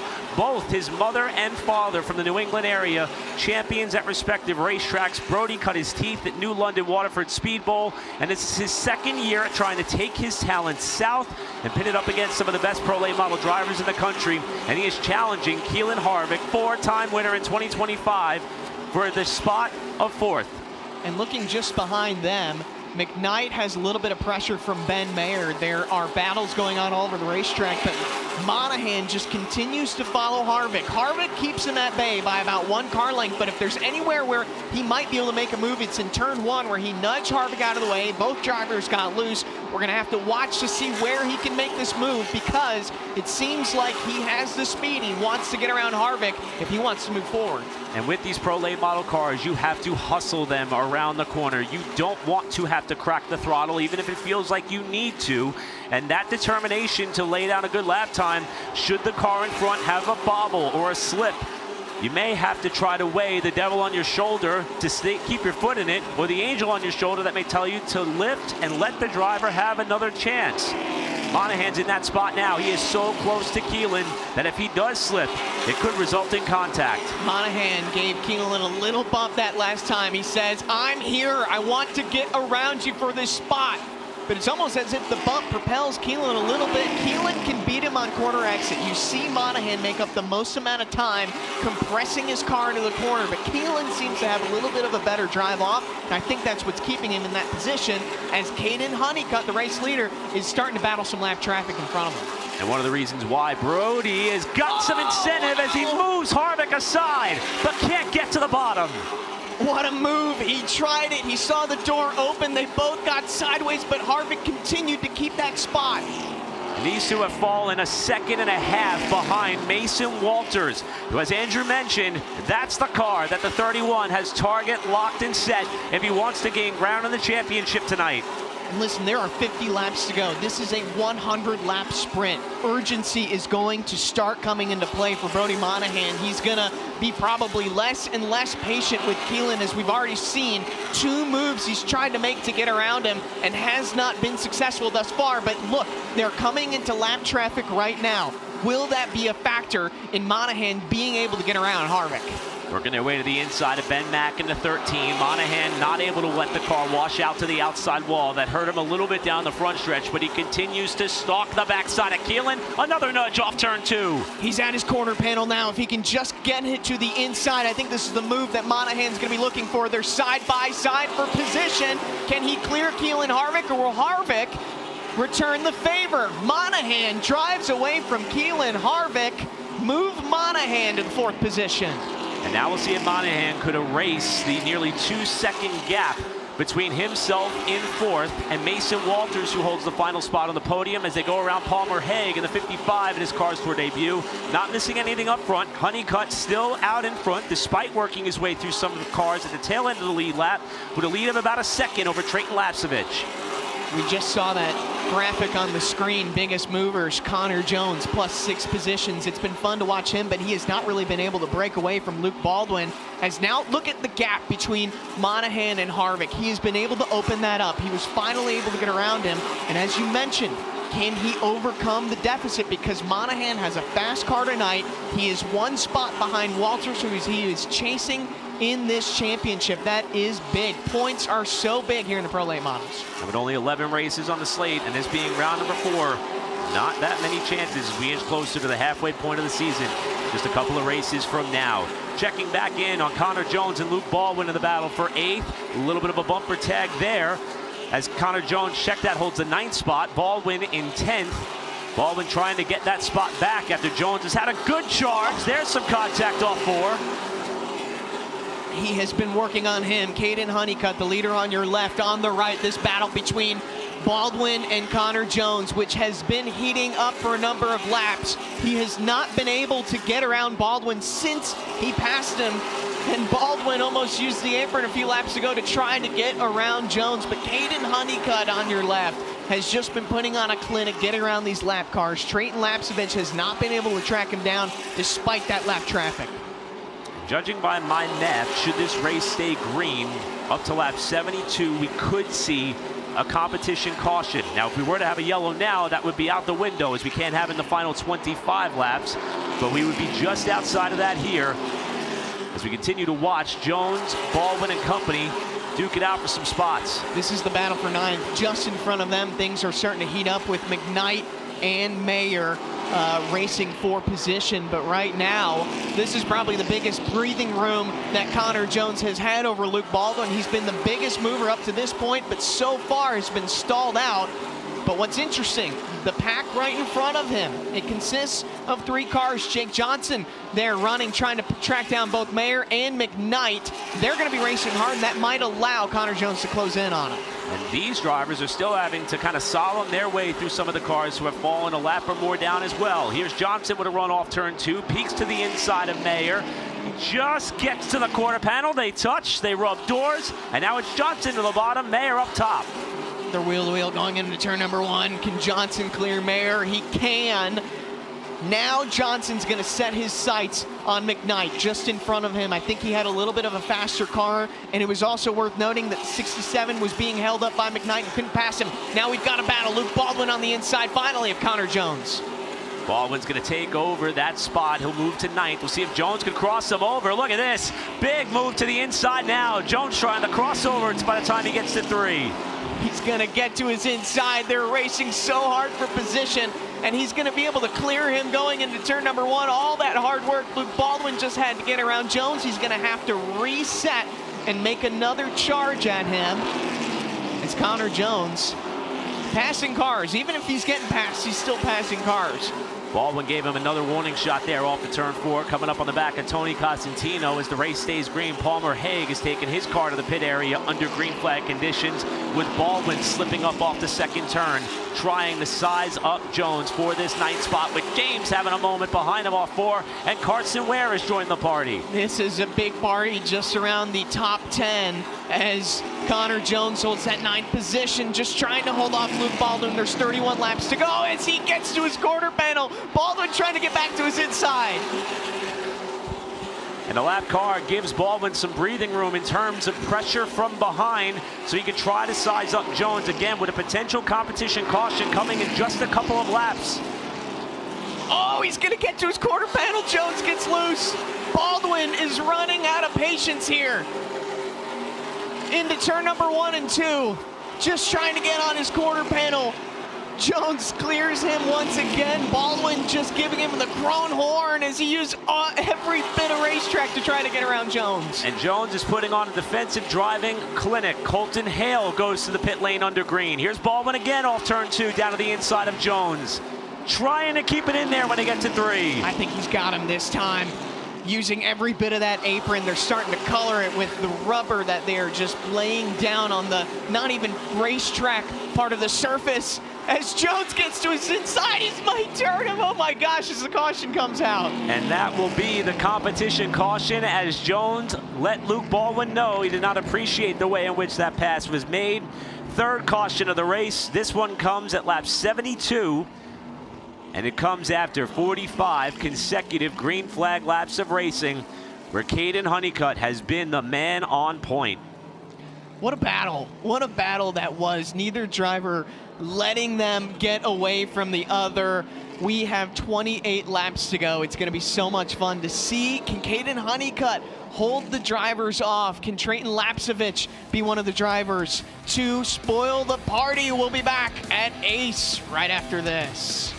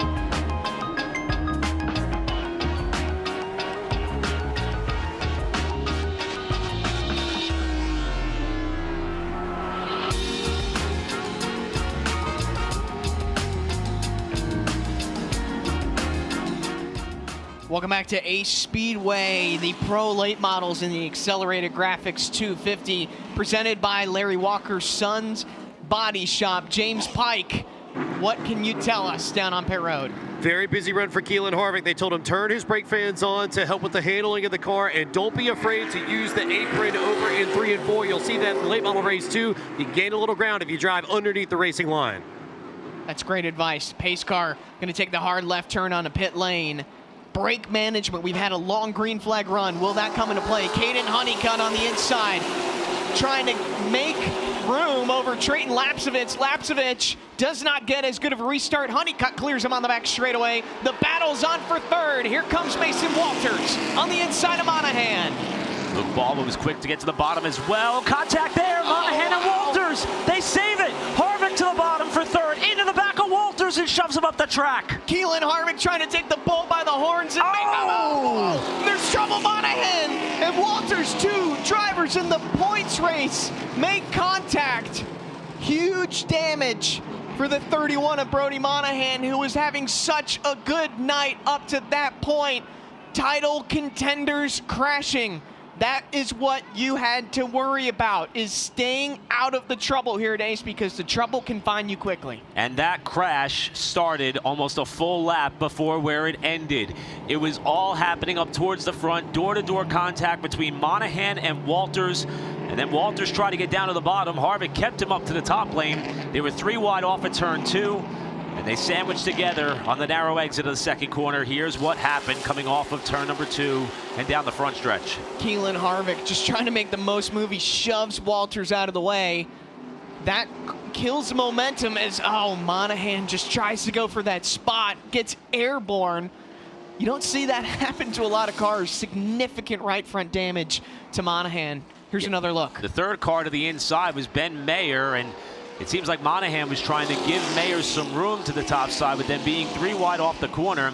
And you're right, Brody's very lucky that that car kind of stopped its climb up the concrete retaining wall and did not topple the 31 car over. That's a lot of drivers looking for the same real estate with not a lot of laps to go. 27 laps. The time is now to move forward as we see the safety crews working on that number 31 of Monahan. He's getting out, happy to see that he's okay, but not the night that Brody Monahan wanted to have. And we talked about this coming into the race. A lot of the drivers up in the top 10 covered by less than 30 points, and you see the tire marks in Monahan's car, especially the portion where the car got up nearly on its side before leveling back down and coming to rest on the approach to that third corner. But this will certainly shake up the championship in terms of Monahan.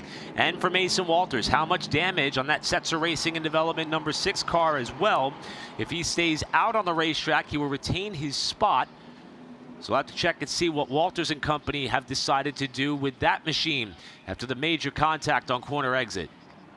And this is going to be a lengthy cleanup as they're still working in turn 3 on that 31 of Brody Monahan. Now we have to focus back on this race for the lead, because Kaden Honeycutt has been dominant. Trayton Lapsevich has shown him that he's there to play, but hasn't gotten him on the restarts. You have to reset your mentality. You have to be prepared for aggression, for a sprint, as we see Connor Jones is on pit road. Jones on pit road, and Mason Walters is too. However, where their team is pitted, we're not able to see it here from the front stretch, but Walters is also on the pit lane. And Jones, who had that great charge up towards the top 10, elected to come down for service. He'll rejoin the race. He was fighting hard against Luke Baldwin for that spot. Track position is key as Baldwin has made his way up through the pack, as we can now see the torn up race car, the 31 of Brody Monahan, entered this race second in points, 17 back to Mason Walters. The top 2 drivers in the points were the 2 drivers involved in that last incident, and significant championship implications going on here at Ace. And this seemed like it was going to be a continuation of momentum for Brody, coming off his best finish of the season. Caraway 4th, coming to a place where he had his best finish of his career last year in 3rd. And he appeared to have a car that could contend for the victory here tonight. And unfortunately, the team now has to shift their focus on what they're going to need to do to get it back in the hauler and regroup before a bit of a hiatus for the pros before they come back in action at North Wilkesboro. So they've got some time to regroup and hope that maybe luck will fall their way. The momentum could swing back and propel Brody back into championship contention, approaching the halfway point of the season. And again, we talk about this urgency that's in the points. He entered this race 17 back. We're in our 4th Pro Late Model event. But as you mentioned, there is still time. There's time to regroup. It is certainly not game over for Brody Monahan, but this is definitely something that he did not want to see, as the cleanup seems to be mostly done. You can see those tire marks on the wall and maybe a little bit damage on the 47 of Luke Baldwin. Definitely ripped 1, maybe 2 of the hood pins out on the front of that car, just above the right side headlight. You can see a clear gap between the bodywork and the hood of that race car. And fresh out of the car and fresh out of the race, Brody Monahan is with Pike. Brody Monahan out a little bit earlier than anticipated here in the Pro Late Model portion of the Accelerator Graphics 275. Brody, what was that lap like? I know there was a lot of physical racing and contact before the incident. Yeah, it was really hectic. You know, we're nearing the end of the race, and every position counts at this point. And you know, it was just you know, back and forth. It was getting a little brutal. I think the 62 got into the 6, and the 6 flew way up the track. And then if I fell in line, I would have lost a lot of spots. So I tried to get in there 3 wide in the middle, but I'm pretty sure. I don't know. We were 3 wide coming out of the corner, and then I think I got hit. But you can't say for sure if I got pushed or not without seeing a replay. So it's definitely unfortunate. We had such a fast car, and we were making some headway there at the end of the race. So pretty upsetting, but it was been a good weekend overall. But unfortunate way to go out. It'll break his run of good finishes as well, as Brody Monahan out early here at Ace. That's a mature answer from the 17-year-old of Brody Monahan. Obviously not pleased with it, but kept his composure after a difficult moment for him in the point standings. And yeah, whenever you hear 3 wide, especially here at Ace, I don't think you can end that sentence without saying carnage. Yeah, and opposite end of the spectrum, we did see Mason Walters rejoin the racetrack. He's at the tail end of the field with some body damage on the side of his car for the points leader, so the opportunity now opens up for the rest of the pack, including Drayton Lapsevich, who was 6th in points. Also probably wondering what could have been had the power plant lasted to the end of the race at Caraway. We're going to see the double up and choose this time through. And Lapsevich is going to remain committed to that outside lane. Did not look all that great on the last attempt to make the outside of the front row work for the lead. But it looks as though Drayton is committed that this is his shot. If he wants to win this race, he's got to take the front row and go up against the man with the hot hand coming in Ace in Kaden Honeycutt. You know what they say, cautions breed cautions. This may not be the last time we restart him here. But take a look, there's Keelan Harvick right there in that 3rd position. He showed us on that last run what he was willing to do. He was willing to move cars out of the way. He was willing to work his way to the front. Now he's staring down the back bumper of the race leader, Kaden Honeycutt. I'm curious to see what Keelan Harvick can do. The attrition also brought some new names up towards the top 5, like Ben Mayer, Luke Baldwin, right on the outskirts there, Jake Johnson, James Seawright, through your first 4 rows for this restart. Kaden Honeycutt has had just a perfect as you can get race so far. 27 laps to go. The pace car on pit road as we head through the iRacing restart zone. Kaden Honeycutt tries to get a jump on Lapsevich, but this might be the best restart Lapsevich has had. They're going to be side by side down the back straightaway as Lapsevich inches in front of Honeycutt. They're still going to be side by side as they head towards the start-finish line. 27 to go. And at the line, it was Lapsevich by inches who led that lap. Now still trying to toe the top side of the track with Honeycutt washing wide. Trouble behind him. Jeff Batten has spun. Batten again as the caution comes out. The big question is, who was the leader when the caution came out? Lapsevich and Honeycutt were racing hard for that race lead, and that is why you race hard, because now Lapsevich will be able to control the next restart. He'll be able to choose first over Honeycutt. We're going to have to see how that shakes out with the caution coming out. And it looks like because the field did not complete a full lap after Lapsevich was scored as the leader, Kaden Honeycutt is going to get a chance to get the lead back. It's a huge break. That's a huge break for Kaden Honeycutt, as Lapsevich was the first one to really challenge him on that last restart. But for Trayton, the confidence is there now. Oh, yeah. You know that could work. Absolutely. Here's a replay. What happened? Oh, again, 3 wide, as you can see some of these drivers, and yeah, the 49 of Batten on that inside just goes to spin. And again, if you're 3 wide here at Ace, not a lot of good stuff, I don't think, can happen from that. Good job by Tristan Pena there to cut the car to the bottom and miss that. Also, you saw some smoke in the back of that shot. That was Mason Walters, who had a tire rub at the back of the pack. He's back on the pit lane now, hoping to make use of these caution laps to see if they can get that car to a point where it can make it to the end of the race. But again, it's about resetting your mentality. Lapsevich now knows that he can show Honeycutt, I'm here to play, I have the speed. He raced him hard, side by side, for just about a lap before we got into trouble. Let's see if he can do that once again. As a driver from Ontario looks to challenge one of the hottest drivers right now in terms of momentum in Kaden Honeycutt. A reminder that he won both the ARCA race and the truck race yesterday at Watkins Glen in upstate New York. Then got on a plane after celebrating his first career truck win with friends and family. Drove here to Ace Speedway and is racing a doubleheader tonight.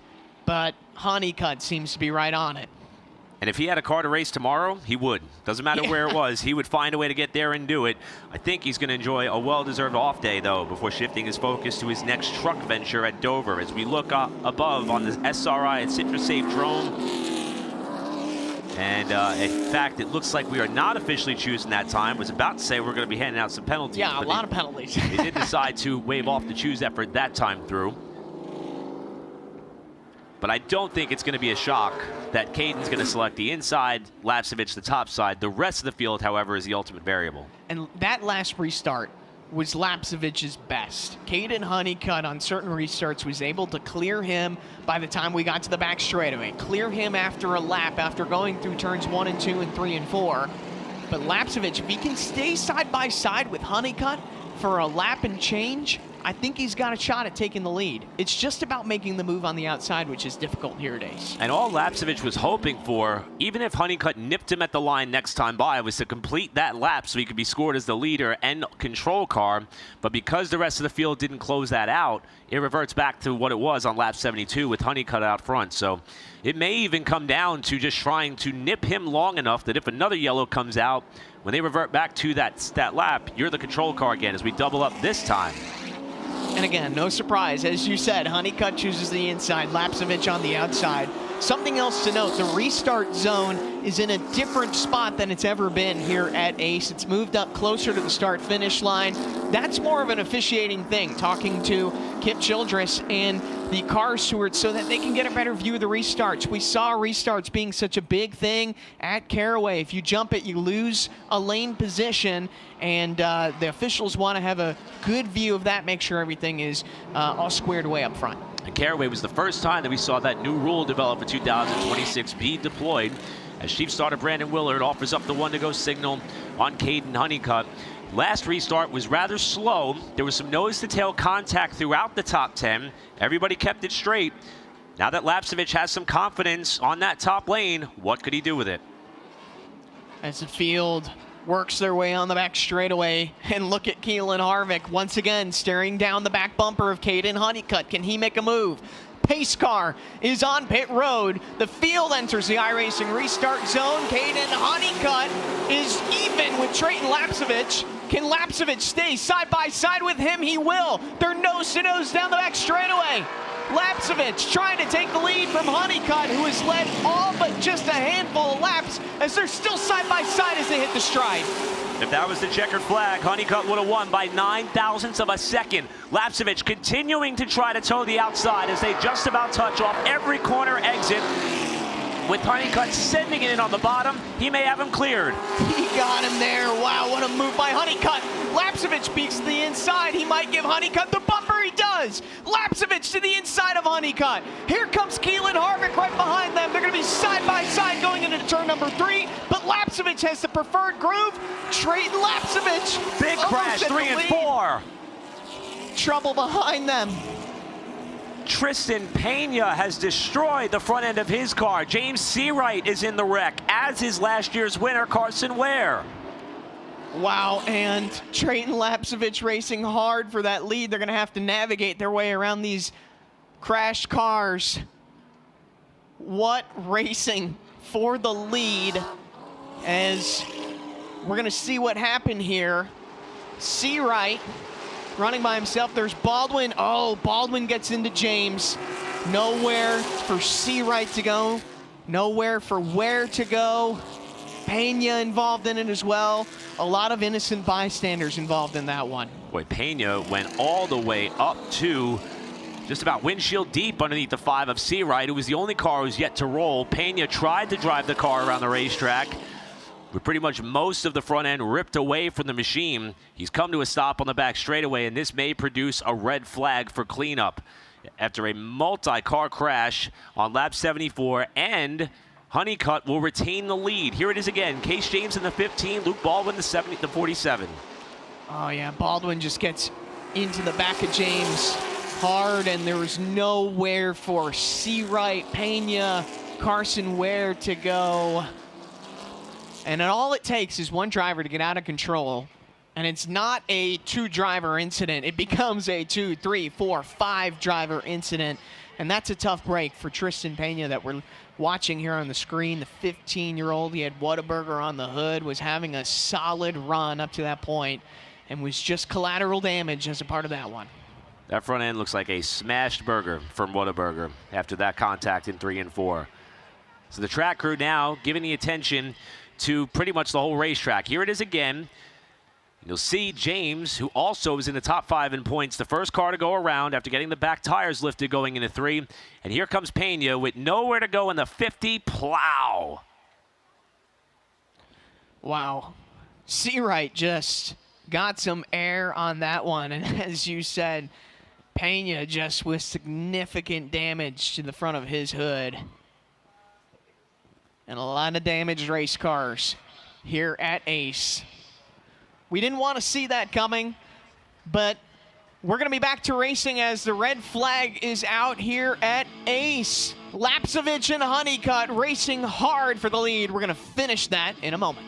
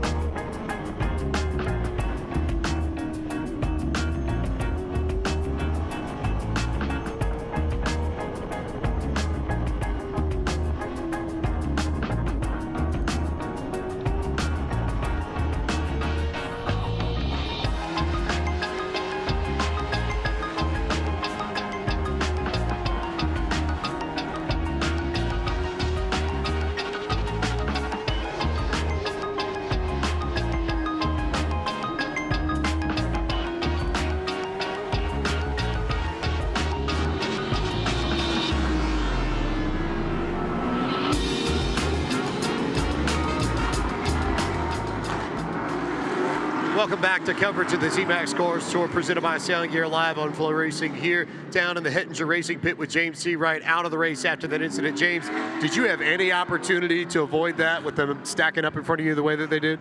Maybe if my initial thought was to turn low, I would have had a chance. I just had a problem. I couldn't tell who was going to spin, if it was the 15 or 47. I tried checking up for him, guessed wrong.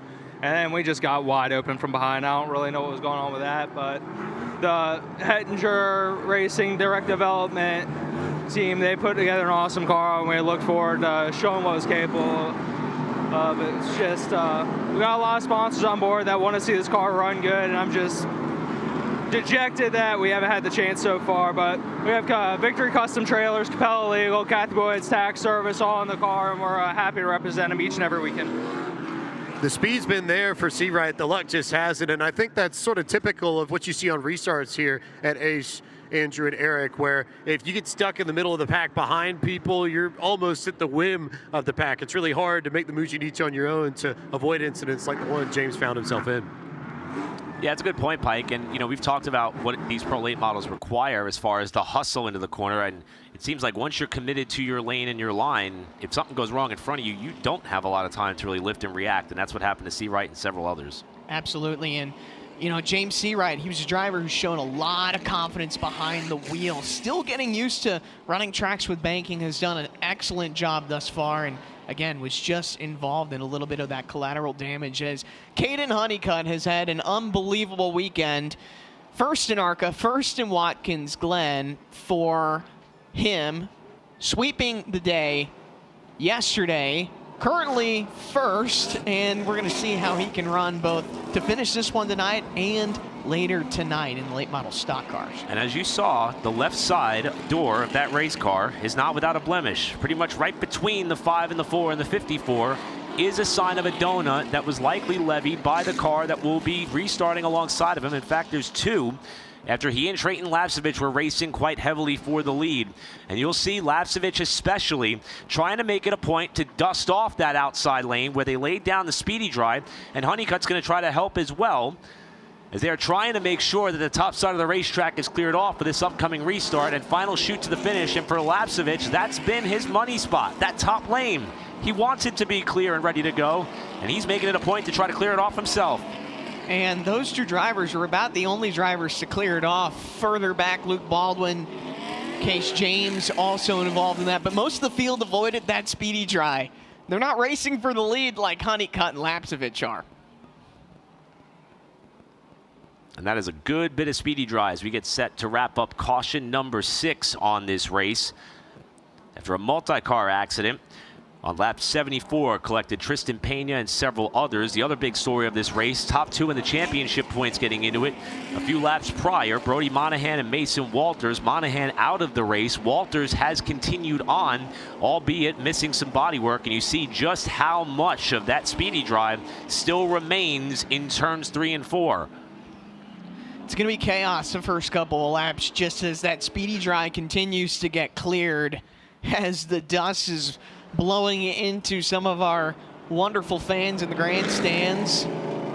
As the pace car runs through it, there goes Honeycutt and Lapsevich again, trying to just shake their tires through it, clean up as much of the speedy dry. Now it seems like more drivers in the field are dedicated to that cause of clearing some of that speedy dry off that middle groove of the racetrack. That's about where the outside lane will be running on this restart. And I think a lot of that may be due to the directive of race control. They may be telling some of the spotters and drivers, like, give us a hand. Let's try to clean up that portion of the racing surface so we can get back going with still 28 laps to go in this race.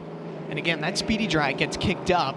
First couple of laps, you're going to rely on your spotters a lot already, but especially into turns 3 and 4 on the exit of it when it's just the dustiest it will be on the racetrack, trying to navigate your way around traffic, because as we've seen, you can find yourself in a 3-4 wide position exiting turn number 4, and you want to be able to see where you're going as you work your way down the front straightaway.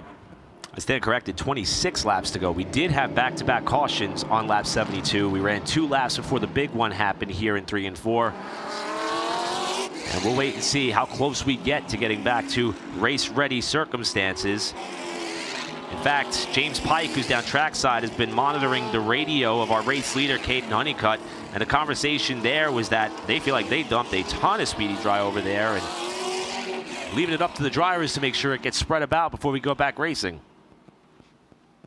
Yeah, and Honeycutt obviously is going to be watching this really closely as these drivers continue to run through this speedy dry, trying to move it around, trying to make it less of an issue for this restart, as now the entire field has gotten into the cause of clearing that speedy dry out in turns 3 and 4. Right in that restart zone, you can see, or right on the exit of the restart zone, which is going to be something to watch. Restarts have been a premium here. Trayton Lapcevich wanting to get a good jump, another good jump on Honeycutt, as he can maybe try to find his way around with about 26 laps to go, and it looks like we're going to be coming to the choose this time. SRI Citrus Safe Drone showing us what we've seen pretty much for the last 4 or 5 restarts, it seems. Lapcevich picking the top side, Honeycutt down low. I wonder how Lapcevich is feeling now that it's been the last 2 yellows, that he was the leader at the time of the caution, but because we do this the old school way with a single scoring loop at the start-finish line, he had to revert it back to the lap prior. Honeycutt got control of the race back in his hands. Is Lapcevich going to be able to shrug that off quite easily? And is that top lane going to be there for him, especially here in 3 and 4 as they come through that stage dry again? Coming to the 1 to go here.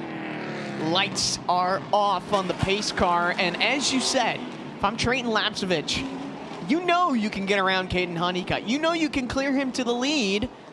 The confidence should be there. Reset in your mind what has happened. Just know you have a capable race car of doing that, as he's going to try to be the one to spoil Honeycutt's amazing weekend thus far.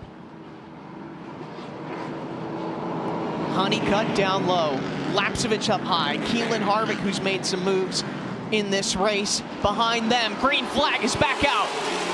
Honeycutt with the good jump, but so did Lapcevich. Lapcevich is going to be side by side with him and may have a nose out in front of Honeycutt. They're still side by side going into 3 and 4. They're going through the speedy dry for the first time. Didn't seem to bother Lapcevich one bit. And Lapcevich will stay to the top side of the racetrack. Now he starts to edge further forward, door to door for the lead on the back straightaway. Nearly contact as behind him. Johnson gets up to 3rd with Honeycutt washing wide off 4. Can Honeycutt clear him here? He's got a quarter panel on Lapcevich. He's going to clear him this time. The question is, how does Lapcevich respond? He is just on the back bumper of Kaden Honeycutt, but he might not have time to respond, as Jake Johnson is right on his heels. Throw 3 cars under a blanket for the race win here at Ace. Johnson trying to play the role of the spoiler as Lapcevich slips off the 2nd corner. Johnson peaks to the bottom. That is not what Lapcevich wanted to see. The second you get side by side, you lose sight to that lead as Johnson muscles around Lapcevich. Can he play spoiler on Kaden Honeycutt? But that was exactly what Honeycutt wanted to see, because he's extended his lead to about 4 car lengths. So now Johnson, sole possession of 2nd spot, was a half second behind Honeycutt a lap ago. Honeycutt's grown the lead by almost 1/10 of a second that lap. We'll see what Johnson can do with some clear sailing for a driver who's only in his 2nd Cars Tour race. As for our points leader, Mason Walters, he's on the move, trying to move further up the running order right now, and he's back into the top 10. Contact there. Wow, and he was trying to work his way around his teammate, Evan McKnight, who's now got a rear view mirror full of a ton of cars, including Luke Baldwin, who's on his inside. Carson Ware right behind him. Luke Baldwin not afraid to show his aggression. He's all the way down in the apron trying to get around McKnight, but McKnight will clear him for the spot. So Walters able to move forward of this battle. Dallas got ahead of the gaggle of cars we're watching here. Dylan Garner in the 97 up to the outside. Another good charge up through the field for him, trying to crack the top 10 outside of Rick Ware and Case James, who have each spun at one point in this race.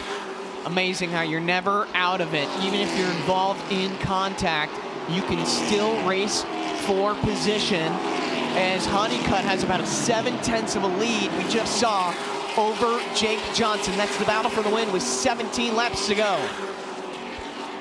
Things finally start to settle out in this battle around the 10th spot that Luke Baldwin holds, as we see another impressive effort by the Fab Specialties number 17 of Joel Smith in just his 2nd Cars Tour race, trying to garner as much experience as possible for the Legend Car and Bandolero driver and winner. Dylan Gardner making great work moving his way forward. I also want to shout out Connor Jones, who has been the biggest mover of this race. They're side by side. Keelan Harvick working on him for the 5th spot. Will Jones let him by that easy, though? And Jones has just about perfected that crossover move off turn 2. Couldn't quite do it there. Almost got to the back bumper. Keelan coming off 4 that time. We'll see if he can try to size up that late apex here off the second turn. Not quite.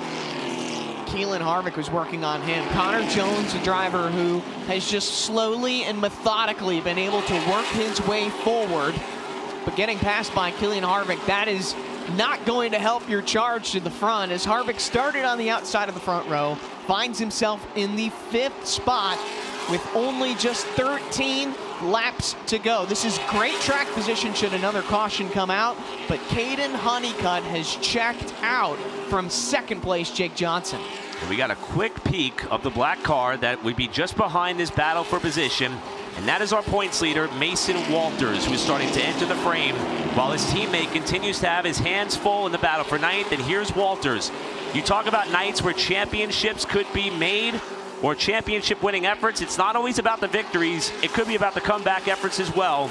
And despite some bodywork damage, despite missing the right front fender, Walters is up into the top 10 again. This is all about you are never out of it. It's amazing. The rookie, Mason Walters, in the 7th spot after significant damage with his title rival, Brody Monahan, doing an excellent job right now trying to hold off Rodney Dallas Jr. for that 7th position. What a run for rookie Mason Walters. Inside the final 10 laps, in fact, Honeycutt comes to the line with 8 laps to go. Going around Ben Mack in turns 1 and 2, his lead over Jake Johnson, 1 second, with Lapsevich about 0.8 of a second behind Johnson. They make up your podium right now as Mack gets really close to the wall just behind the leader, but he keeps it off the fence. Trayton Lapsevich mired back to that 3rd position. Had a chance to fight Honeycutt on those restarts. Did not get the restart he needed. Kaden Honeycutt pulling away and seems to be unfazed by this lap traffic. He's going to get them in small little bits. Coming up on the number 11 of Tony Cassino. And Honeycutt so far right now smooth sailing as we see Luke Baldwin finally getting around Evan McKnight. McKnight's going to slice back to the bottom. Almost gave Baldwin a boot going into the 3. Thought better of it. And here's Carson Ware in the 51 looking for an avenue by. All this going on for the final few spots in the top 10. That's the battle for 9th. Battle for 10th. McKnight currently has it. Carson Ware wants it with 4 laps to go here in this race. Time is running out. Is desperation going to set in that Carson Ware can get a top 10 finish? He's 7th in the points. 8th last race at Caraway. Trying to make a move on McKnight as we've got 3 laps to go. And the last thing that Kaden Honeycutt wants to see is a caution. Although last time around, Jake Johnson was 1/10 of a second faster. But there is a lap car in between them now as Honeycutt will come to the 2 to go signal with McKnight and company still trying to settle the final few spots in the top 10. Now clear track ahead of Jake Johnson. A little bit of traffic up the road for Honeycutt as he comes through 3 and 4. He will be facing the white flag this time. 1 lap to go for Kaden Honeycutt thus far. Perfect race weekend. He won the ARCA race at Watkins Glen yesterday. He won the truck race at Watkins Glen yesterday as well. Kaden Honeycutt comes off at turn number 4. He'll win the Pro Late Model race and the Accelerated Graphics 250 presented by Larry Walker and Sons Body Shop. Kaden Honeycutt so far continues his winning streak by winning the Pro Late Model race here at Ace Speedway. If you're Kaden Honeycutt, you have to wonder, is this all just a dream? Am I going to wake up at one point like what Andy J said after he won that ARCA race a couple of weeks ago? Unbelievable effort for Kaden Honeycutt, his 2nd consecutive Pro Late Model win on the tour for the 2024 Pro Late Model champion.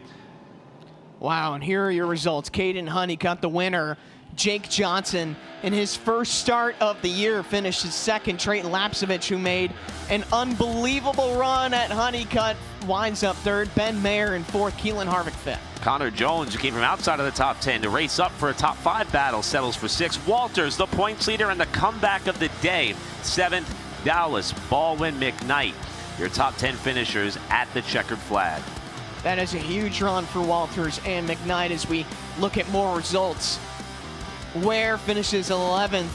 Case James, after being involved in that spin, 12th. Smith, 13th. Garner, Batten, round out your top 15. See some of the cars involved in the big one in turn 4, like Seawright and Pena. Chase Bergeson, they struggled with mechanical issues with that car all night long. And Brody Monahan, while running up towards the top 5 with a big crash on the back straightaway, going to take a heavy hit in the points, finishing 21st. We'd love to see Kaden Honeycutt saluting the fans. A little bit of a Polish victory lap here at Ace as the window net is down.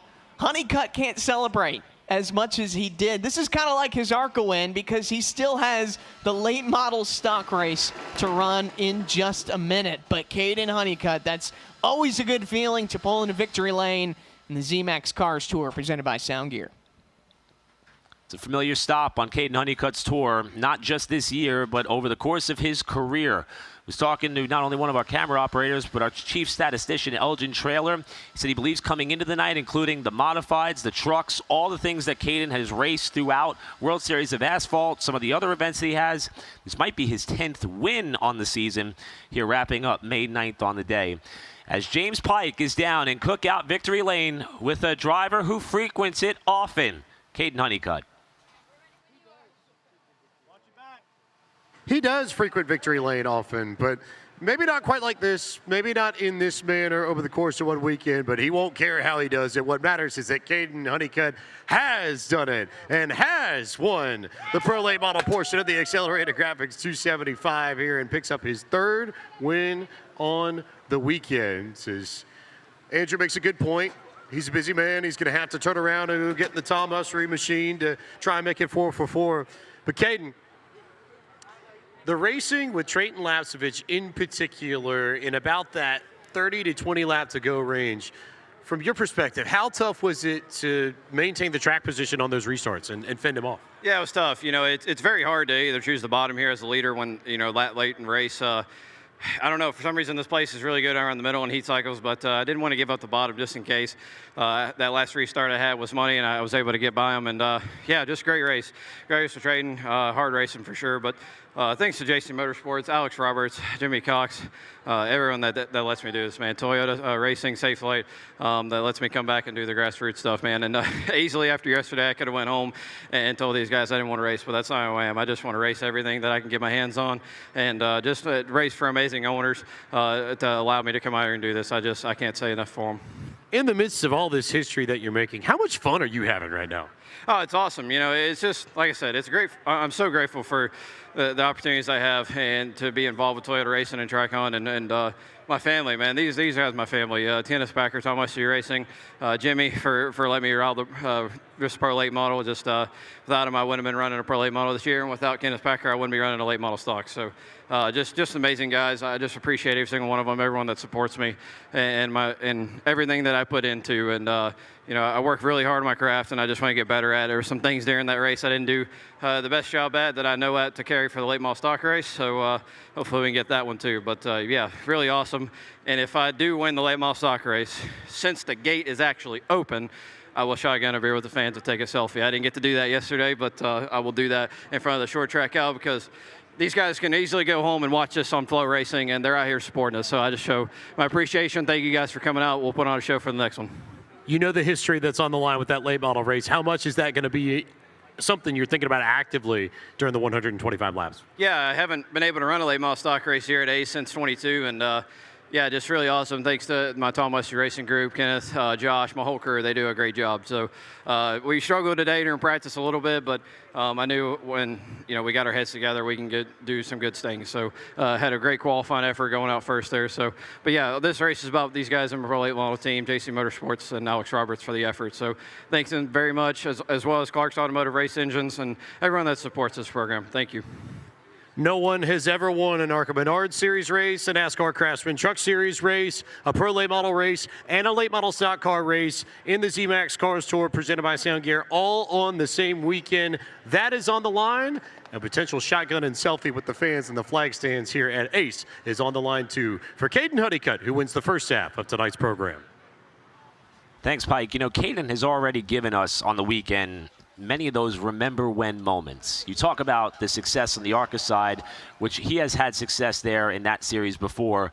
The first win that we all knew was coming on the Truck Series side, but to do it in the same day in the manner in which he has. As he said, the decision to stick to his plans to come out here and run this race, even after celebrating with some friends and family last night, he has already made a remember when moment for him across many motorsports landscapes.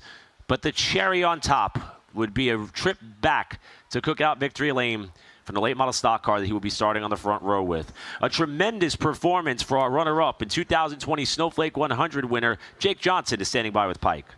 They're hoping the Massachusetts driver comes home P2 tonight in the Pro Late Models. Jake, where did the speed come from, especially in the second half of this race with this car? I guess it's just the modified in me to keep the tires under it and at the end let it rip. So that's exactly what we did today. Just kept our car in the pointed straight and kept the fenders on it. And last 25, we pulled the pin and saw if we had anything. Couldn't keep up to the 54, so congrats to them. They did a great job. I just got to thank Lynn's Propane Trucks, Propane Plus, my entire crew, and GMS Race Cars for getting us through the corner today. He says he couldn't necessarily keep up with the 54, but I was watching lap times the last 15 laps, and as a matter of fact, Jake Johnson was pretty much right there with Kaden Honeycutt in terms of lap times. As we turn our attention to Rhett Jones Racing's Trayton Lapsovich, who comes on third. Trayton, I know the restarts here are tough. I know you have to go all out to try and get them. Did the restart cycles just take a little bit out of this car in the end? No, I mean, I felt like I fired off pretty well. Car on the inside just didn't give me a whole lot of room, kind of shoving me up in the fence there. So I had no choice but to lift or go over the wall, but focusing on the positive. Just a big thanks to everyone at Rhett Jones Racing, Port City Race Cars. These guys build a fast race car. You know, we're only on our third race together, and we're building momentum, building a notebook. So big thanks to these guys. I think we're going to have a great year, and just really excited for the next one. Trayton's a driver that'll appreciate any opportunity he gets in any race car, be it a pro or a late model. But he's a busy driver this weekend, Andrew and Eric, because he's got to turn around, and he, like Kaden, will hop in his late model and go run for 125 laps. Yeah, our podium is bookended by double-duty drivers. Kaden, who won the race, obviously Trayton, who finished third. You got to feel for Trayton because, again, 2 times he was scored as the leader. Caution came out immediately after, had to restart on the outside of the front row, but just like Kaden, Trayton's going to be a threat to win that late model stock race for sure. I'm certain of it. Absolutely. And, hey, he put on a show, and that's what was exciting about it. Kaden Honeycutt, again, we can't say it enough, but his ability to win yesterday, come out and win today. He is just a wheelman in every single regard as he celebrates with his team in victory lane doing the hat dance. And more to come as the late model stock cars are coming up here at Speedway. We got one heck of a show with the pro late models. Let's see what the late model stock cars can do right after this.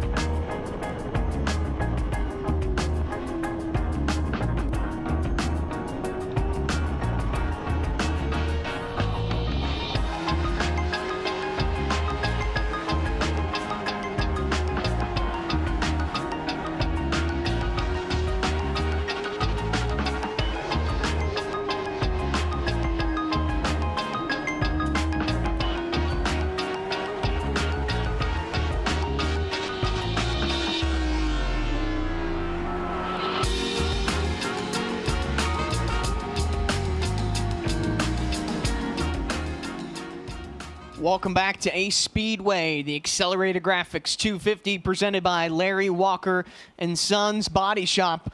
What a beautiful view it is here in Omaha, North Carolina, as the sun is setting. The lights are illuminating here at Ace Speedway. We just got done with a very exciting pro late model race. We're going to take a look at some of the highlights that we saw. There was a lot of great action, which started with Kaden Honeycutt and Keelan Harvick on the front row. Honeycutt got away with the lead and ran away with it. Walters and Monahan racing hard with Honeycutt. This was a big moment in the race as they were battling for points. Walters and Monahan got into it.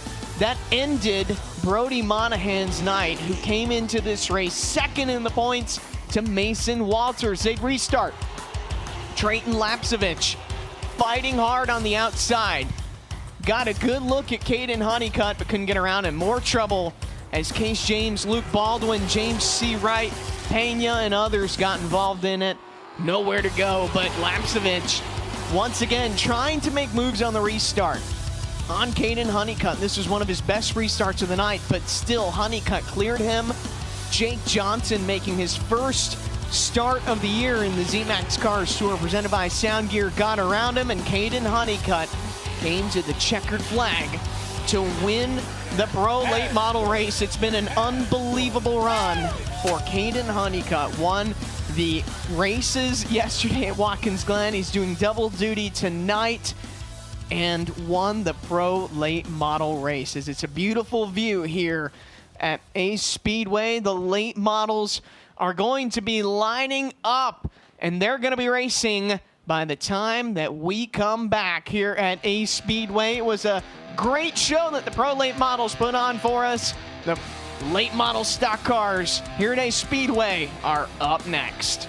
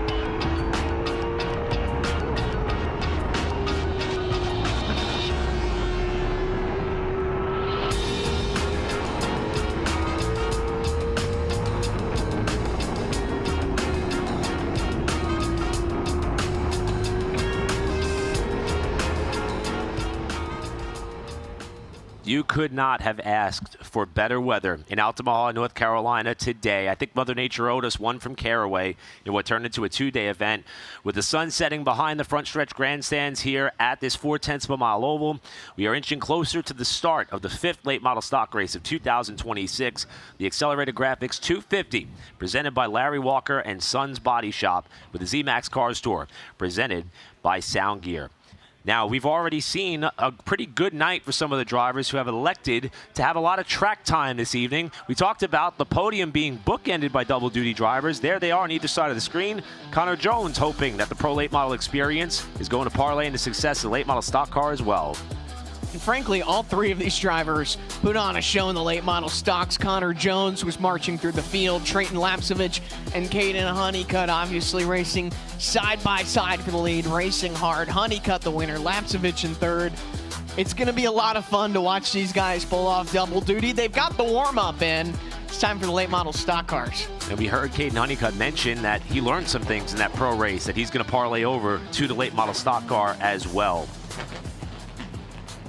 And it appears that cars are starting to roll here on the pit road. As you can see, they're being staged and sent out onto the front stretch as the engines are fired for 125 laps here at Ace Speedway. As we take a look at the success that the Quapple family have had, Carson with 3 wins in the late model stocks, Kaden with 3 here in the pro late models. Yeah, and even though Carson just wrapped up his O'Reilly duties up at Watkins Glen, Kaden's got a chance to join Carson as a late model stock winner here tonight, looking for, ironically, his 3rd win of the season. In terms of championships, Kaden has himself a pro late model title. Carson, of course, is multiple on the late model stock side. Career total wins across them, only separated by 7 at this point. Kaden, though, starting to notch away as Carson's career continues to take off. And it should be noted, the brothers swept the Cars Tour events at Ace on the same weekend here back in 2024. They know Ace very well. And I talked to their dad, Travis, today. Kaden starting a little bit further back than he would prefer, but Travis said, listen, we set our cars up for race run speed. Expect Kaden Honeycutt to be working his way through as we've got some fast facts here for the late model stocks. This is the 12th trip on tour for Ace Speedway. 9 different winners in 11 races, 17 lead changes 2 years ago in 2024. You can make moves, you can make bold ones here, Days. And I think it's fair to say that the way that the tour has raced this season, that lead change number could in fact be in jeopardy. We could see ourselves a bit of a barn burner here tonight. And one thing, another reason for that is the Floatium. 5 drivers eligible for a $10,000 bonus. The rule is simple. The highest finishing driver and team amongst those 5, Kaden Quapple in the Junior Motorsports 88, Parker Eatman in the Matt Pearson Motorsports number 4, Dylan Fetcho in the Mike Darn Racing 89, Landon Lewis in the KHI 29, and Connor Jones in the Carroll Speed Shop number 44. Whoever finishes highest amongst those 5 gets a $10,000 bonus courtesy of FloRacing and the partnership with the Z-Max Cars Tour. Something that we've already seen once this season. Kaden Quapple was able to celebrate that top honor with that Floatium bonus. Looking to go 2 for 2 in terms of the Floatium and continue to pad the pocketbook of those race teams on a very successful year. Here's a look at our starting lineup for the late model stocks. London McKenzie starting on the pole, just outrunning Kaden Honeycutt, our pro stock winner. Then it's Connor Jones and Trayton Lapsevich rounding out row number 2. Doug Barnes Jr. and hometown hero and track champion Blake Stallings make up row 3. Parker Eatman and Corey Hahn, Truck Series titleist, row 4. Welcome back, Lee Polium, who's on the inside of row number 5. Next to him, Carson Lofton, looking at row number 6. It's Aiden King and Ronnie Bassett Jr. Back in row number 7, the points leader, Kaden Quapple, one of our Floatium competitors, alongside at Chase Burrow, another Floatium competitor, former champion, and defending winner on the tour, Landon Lewis, inside with another Floatium driver, Dylan Fetcho, in his 3rd late model stock race. Mason Diaz and Brandon Pierce in row number 9. Then it's Sam Butler and Carson Brown in row number 10. Then you got Mason Bailey in the 05, row 11, alongside Cars Tour veteran Chad McCumbee, Brandon Lopez, Ryan Millington. And the rest of the field sees Landon Huffman alongside of Landon S. Huffman. And then Jace Hale and Brandon Dean rounds out your 28 8-car field. 28 cars make up the field. As you said, there's a lot of opportunity to move forward, also a lot of opportunity to get involved in carnage. That is not what you want to do. That's what we saw in the race right before this, is the field is rumbling up and getting ready to take the green flag. Last year's race did see a bit of a hybrid of both. In fact, Mother Nature was threatening that day. Late model stock race got moved up a little bit due to some of the inclement weather. We got the whole program in. We saw issues for the points leader, who had a bit of a problem early, plus a spin, plus ramping over another car. You just never know what you're going to get when you come to Ace Speedway. That's why it's become must-see TV and a must-see destination of the Cars Tours. We are one lap away from kicking things off. Still remnants of a little bit of that speedy drive from the Pro Late Model race. But Honeycutt, he's starting on the outside. Can he pull off the perfect weekend sweep? That's what I'm looking for tonight. There is nobody in motorsports right now who has more momentum on his side than Kaden Honeycutt. To his left, the rookie, London McKenzie, capturing his first career Heatwave visual pole. Connor Jones, Trayton Lapsevich, your first 4 cars. Pace car heads to pit road. And the Z-Max Cars Tour, presented by Sound Gear, is underway for their 5th race of 2026 at Ace.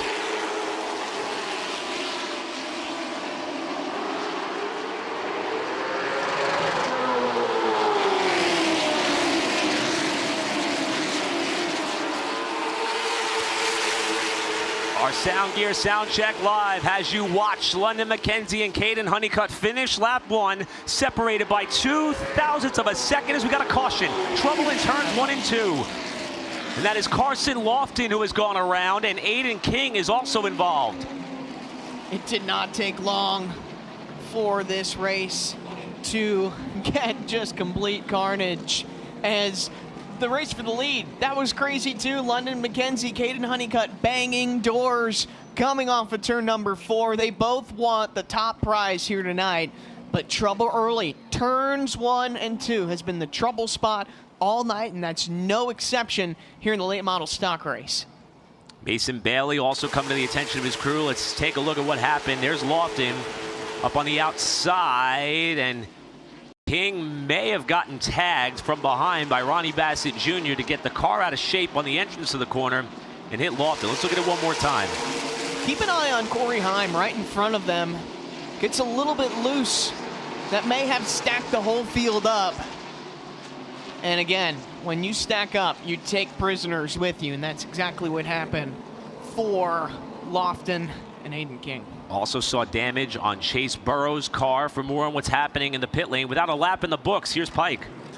The saws were out early. Immediately, I saw some of the Matt Piercy Racing crew go back to their wagon and go get a saw here, and they're trying to work it underneath the right front, right about where the splitter is, right about where the valence is. The rest of the hood is just getting a whole bunch of bare bond and duct tape, trying to push it back down and get it back into shape.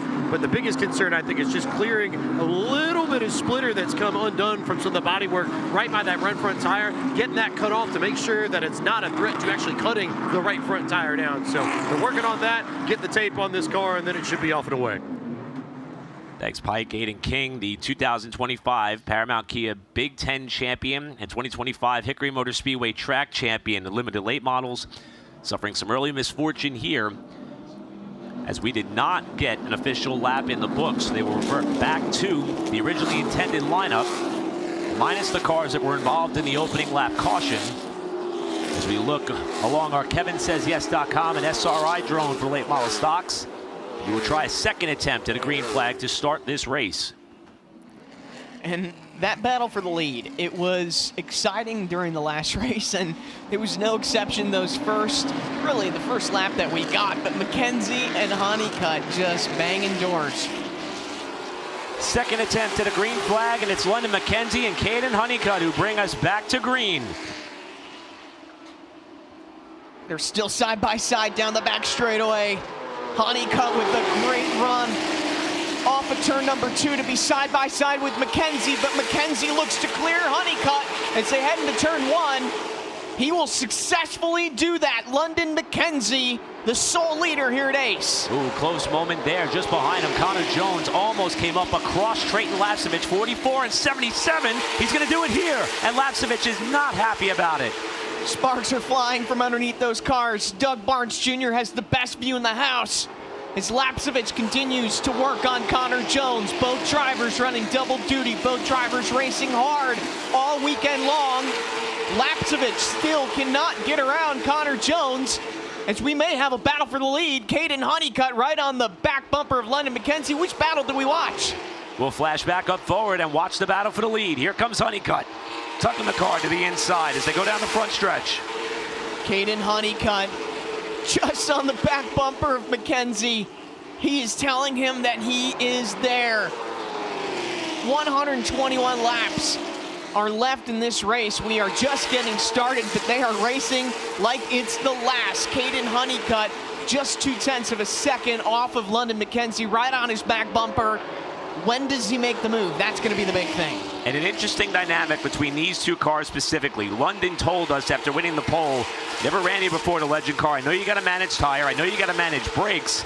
Then you got the veteran Honeycutt behind him. He wants control of the race, so he could set that pace that he think would be perfect to manage.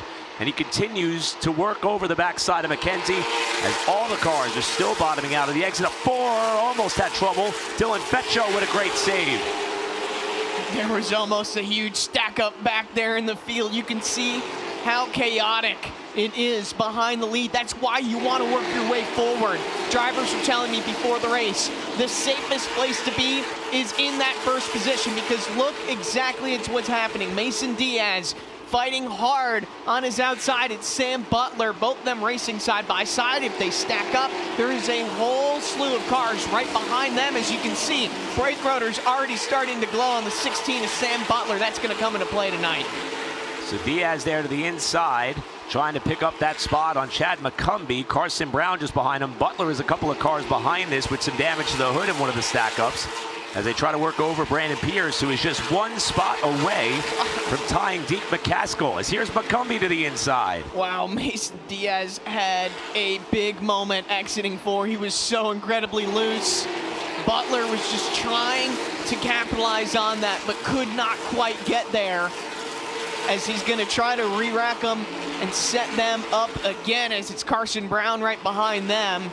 It's just a whole field of drivers taking a look. There's Dylan Fletcher right in front of them. He's one of our Floatium drivers. Lee Polium, he's trying to track down. Battles all around Ace Speedway here. Carson Lofton has got a problem on the front stretch. He's got sparks pouring out from underneath his Nelson Motorsports 22. Race stays green. Lapcevich is reeling in Honeycutt for the battle for second spot. Barnes and Jones, your top 5. This battle for the lead is getting really close, as there's one car that goes around. It's the 22 of Carson Lofton. Big spin right here in the front straightaway, and that will bring out the caution as the entire field tries to work their way around him. Unfortunately for Lofton, he's 2 for 2 in terms of being involved in cautions up to this point in the race. After he goes around in turn number 2, and will try to get that car righted. Another big moment. He's happy to not bring anyone else involved in that one. Second incident for Carson Lofton this race at Ace so far, not going the way that he wanted to, as he is actually stuck. He's having trouble getting on pit road. Now he's able to get that car moving as he limps along. Appears to be some rear end damage. The sparks are flying. And so we're going to see what happened here to Carson Lofton racing on the inside of the 99. That's Brandon Dean. And he just goes for a solo spin.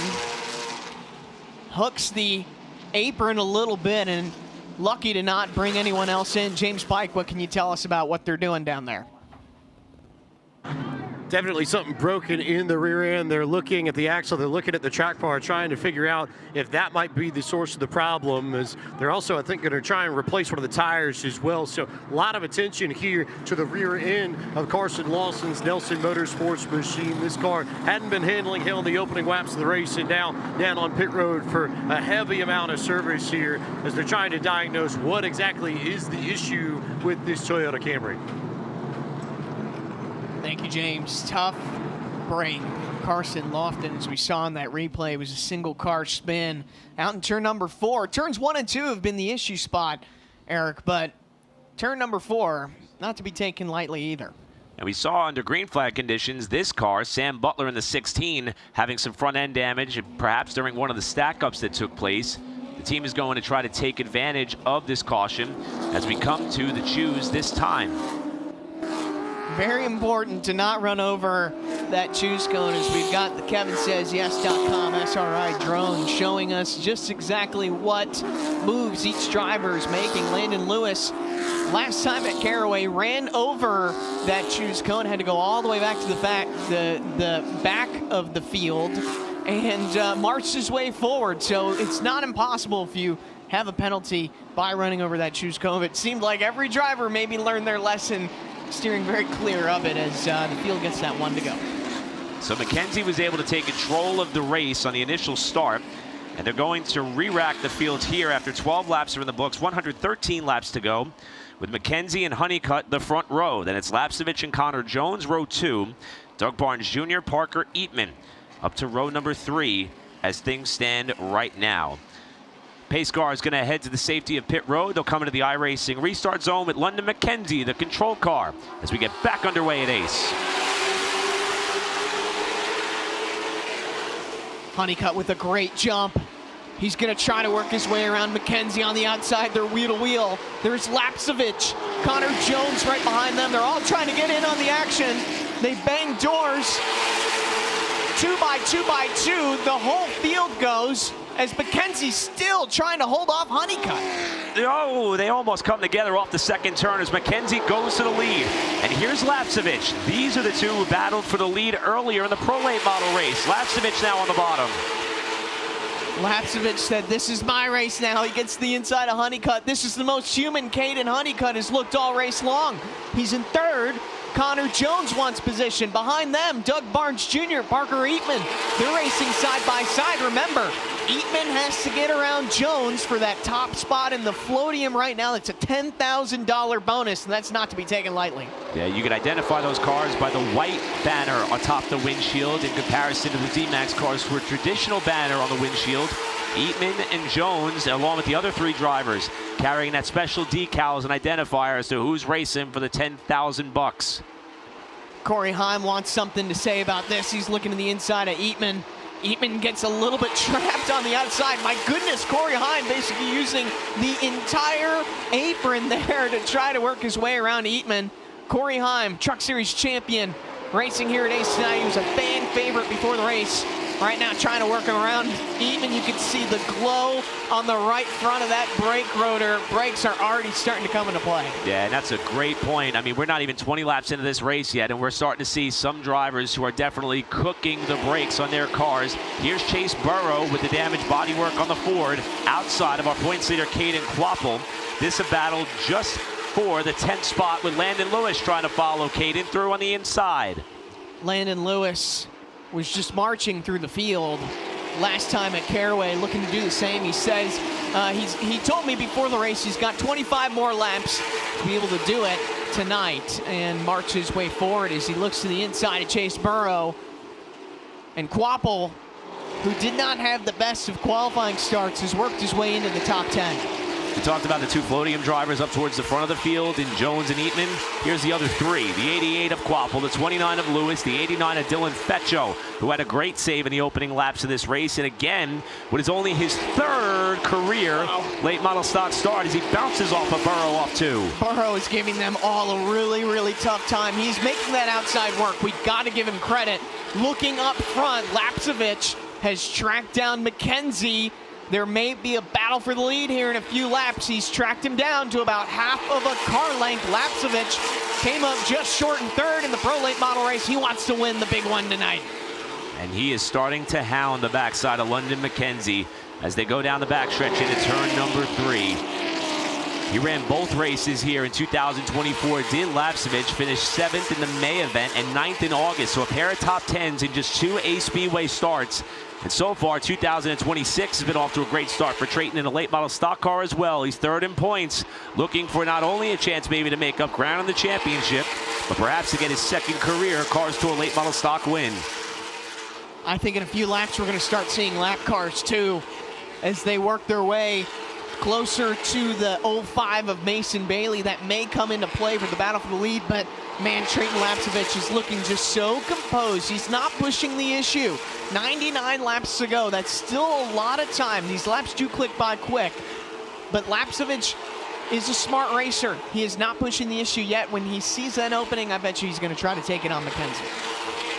Can't say enough about McKenzie as we check in on a veteran of the series and someone who's accomplished so much in his career. In his Cars Tour return for 2026, three-time Cars Tour winner, making his second start of the season after finishing runner-up at the season opener before going on to make his O'Reilly Series debut at Martinsville. It was a very celebrated event for Lee Pulliam, the four-time Advanced Auto Parts Weekly Series champion for the NASCAR Short Track Series.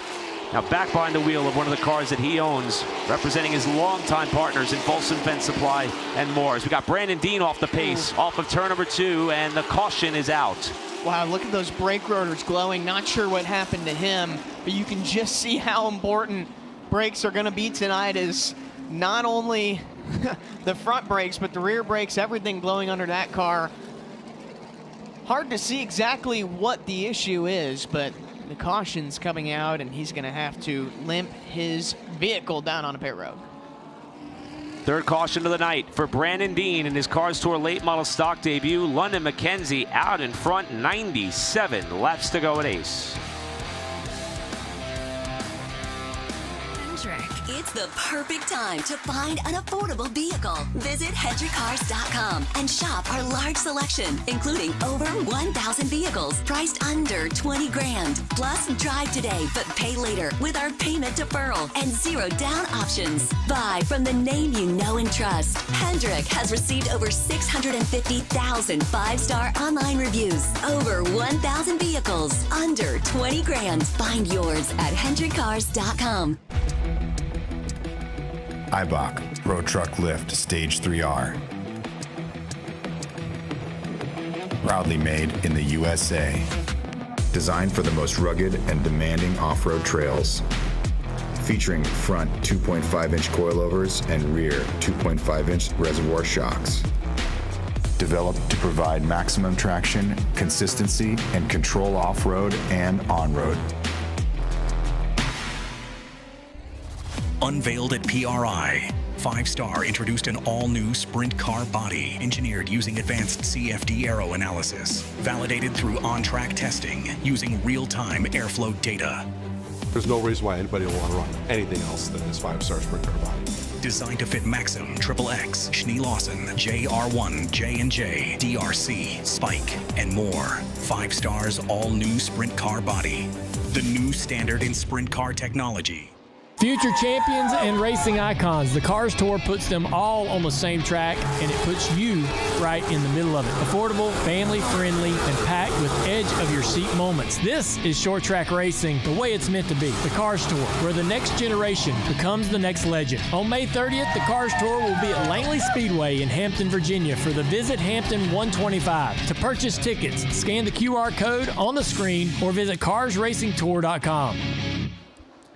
McKenzie and Lapcevich bring us into the iRacing restart zone. 97 laps to go. We're back underway, and we've seen Lapcevich use this top lane to perfection before. First time in a late model stock car tonight, and he's got the edge off the corner. Wow.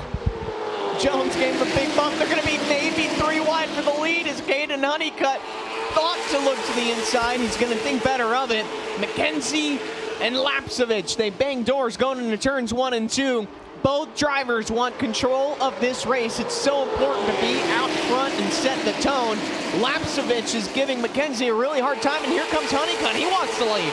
Lapcevich was quite vocal after the Pro Late Model race that he thought the car to his inside was not giving him enough room. Right now, some separation there between McKenzie and Trayton, with Honeycutt waiting in the wings just behind. Now McKenzie surges forward, gets a great launch off forward to cement the lead. They finally were able to settle out that battle for the lead between those two drivers. Now the question is, can Honeycutt do anything with Lapcevich in that second position? They raced each other hard in the Pro Late Model race, but now Lapcevich has the track position that Kaden Honeycutt is seeking. McKenzie not able to get away, though. About a car length difference between first and second. Meanwhile, former winner of this race, Ryan Millington, heads to the pit lane under green. Here's Landon Lewis in the 29. Up into the side of Corey Heim in the 12. Landon Lewis showing Corey Heim, hey, welcome to the Cars Tour. I'm here to play. Lewis had an unbelievable win at Caraway. Corey Heim gonna have to try to work his way back around him. That's the battle for 7th. Just behind the leaders. Parker Eatman is right in front of them. It's Connor Jones. We got to remember this Floatium battle. Right now, the top driver as Honeycutt wants more on Landon Lewis. He's going to continue to just keep his eye on the 29. And under that caution, Pike was monitoring the radio of the 44. Connor said, car feels good, just trying to back up my entry and not abuse my brakes. He seems confident in that 4th spot. And as things stand, that team would pocket the 10K. This battle for the lead has not let up one bit. Lapsevich lost a little bit on McKenzie on the restart, and he has reeled him back in. Half a car length between these two drivers racing for the top spot here at Ace Speedway. McKenzie out front. Lapsevich, though, wants the lead. They head into turn number 1.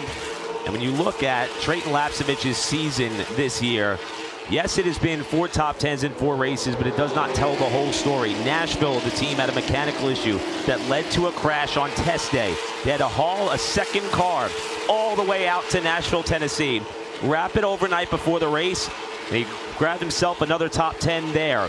The efforts of this Chad Bryant team have been showing week in and week out. Is tonight the night that it will all align to get Trayton back to victory lane in a late model stock car?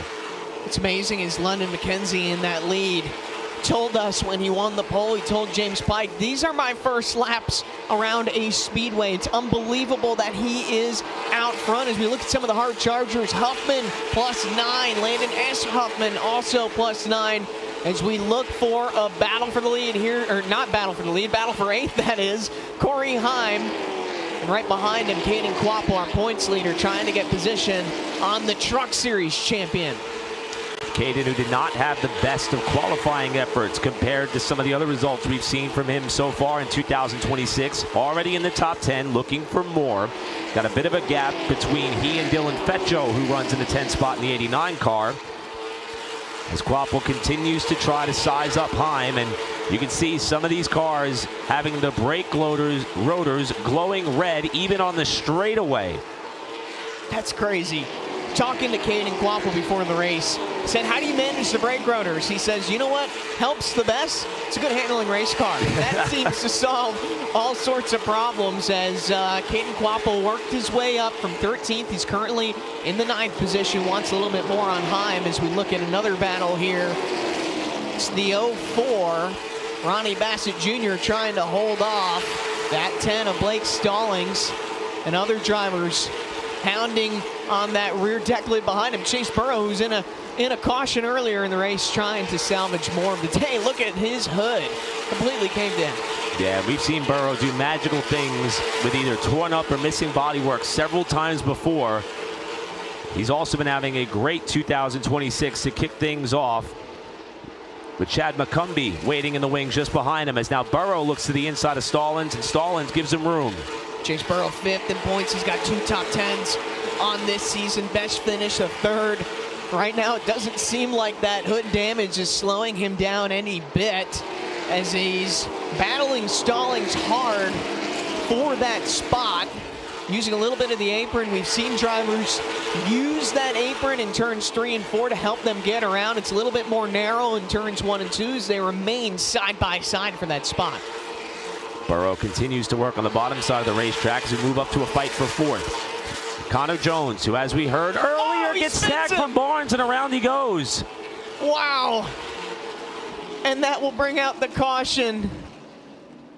Barnes under probation. Not sure what exactly the move was there, but got to Connor Jones. Not sure if Jones checked up a little bit more in the corner or not. He was having a great run, in position for that Floatium, running in 4th at the time. That is big implications for that $10,000 bonus. We heard the report from Pike that Connor said that he was trying to back up the corner in hopes potentially of saving his equipment. Here it is into turn one. He just gets to in his quarter panel there. That's Doug Barnes Jr. Turn one, the problem spot. I'm sure Connor Jones is not going to be too happy about that. Didn't seem to hit anything. Maybe there's not a whole lot of damage for Jones, but he's going to bring that car into pit lane. It looks like they're going to allow him to change a tire there. And as luck would have it, Doug Barnes Jr. is pitted right behind him. The 44 of Connor Jones as they check the right rear of that race car. And they're going to go to a little bit of work on Doug Barnes' car as well. No tire change for Jones. I just want to correct that. But yeah, both cars, it's funny. Both crews that were involved in that incident. Jones pulls away, but James Pike, what can you tell us that you're seeing down on pit road? Well, I happened to be sitting on Connor Jones's team radio as that incident played out, and as you can imagine, the words towards Doug Barnes were a little bit less than choice. Clown is the word that I can report that was used by the team, and they just said that you just got flat out dumped. So they brought it down pit road with the idea of trying to fix the right rear damage and then get Connor Jones back out on his way and see if they can't gain a little bit of track position. I think you and Eric are both right. The big implication here is what kind of track position Connor Jones is going to have to gain to get back into floating position. The car has the pace. It's just a matter of whether or not he'll have enough time to get back up there now. Thank you, Pike. That's going to make that floating battle really interesting.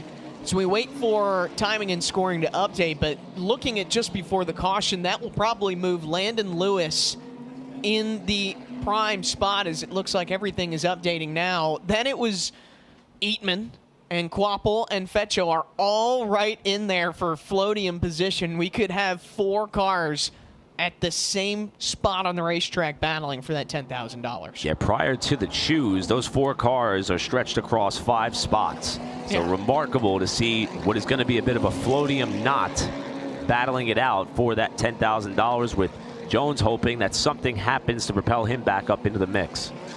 Lapsevich and Honeycutt, as we see right there, they're just like magnets, it seems like, here at Ace. They just cannot get away from each other on the racetrack. They'll restart second and third behind London McKenzie, who, as we noted, is getting his first laps around Ace Speedway, which is really impressive for that 16-year-old DNQ at Wake, but now is on a run of back-to-back top 10s and looking to obviously get the win here as we look at the KevinSaysYes.com SRI drone and the choose. And I'm very surprised because I think that's the first time all night that Trayton Lapsevich did not want the outside of the front row when he had the chance to. Trayton has picked the bottom of row 2. That's going to allow Kaden Honeycutt from third to try to get the lead back where he started on the outside of London McKenzie when this race went green. Do you think it's a matter of let me try something new here? I've tried to make the outside work all night long. And unfortunately, it worked for him twice, just got negated by a caution. Yep. So unfortunate for Trayton. But I think, yeah, what's the definition of insanity? Trying the same thing over and over, expecting a different outcome? I think you're onto something. It's funny, lights are off on the pace car. London McKenzie will now have Kaden Honeycutt to his outside as we head to this restart.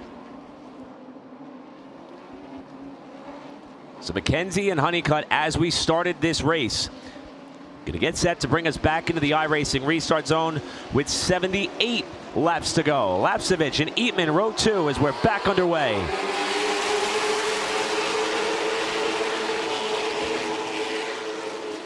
Honeycutt right on the outside of McKenzie. They are going to race each other hard for this race lead.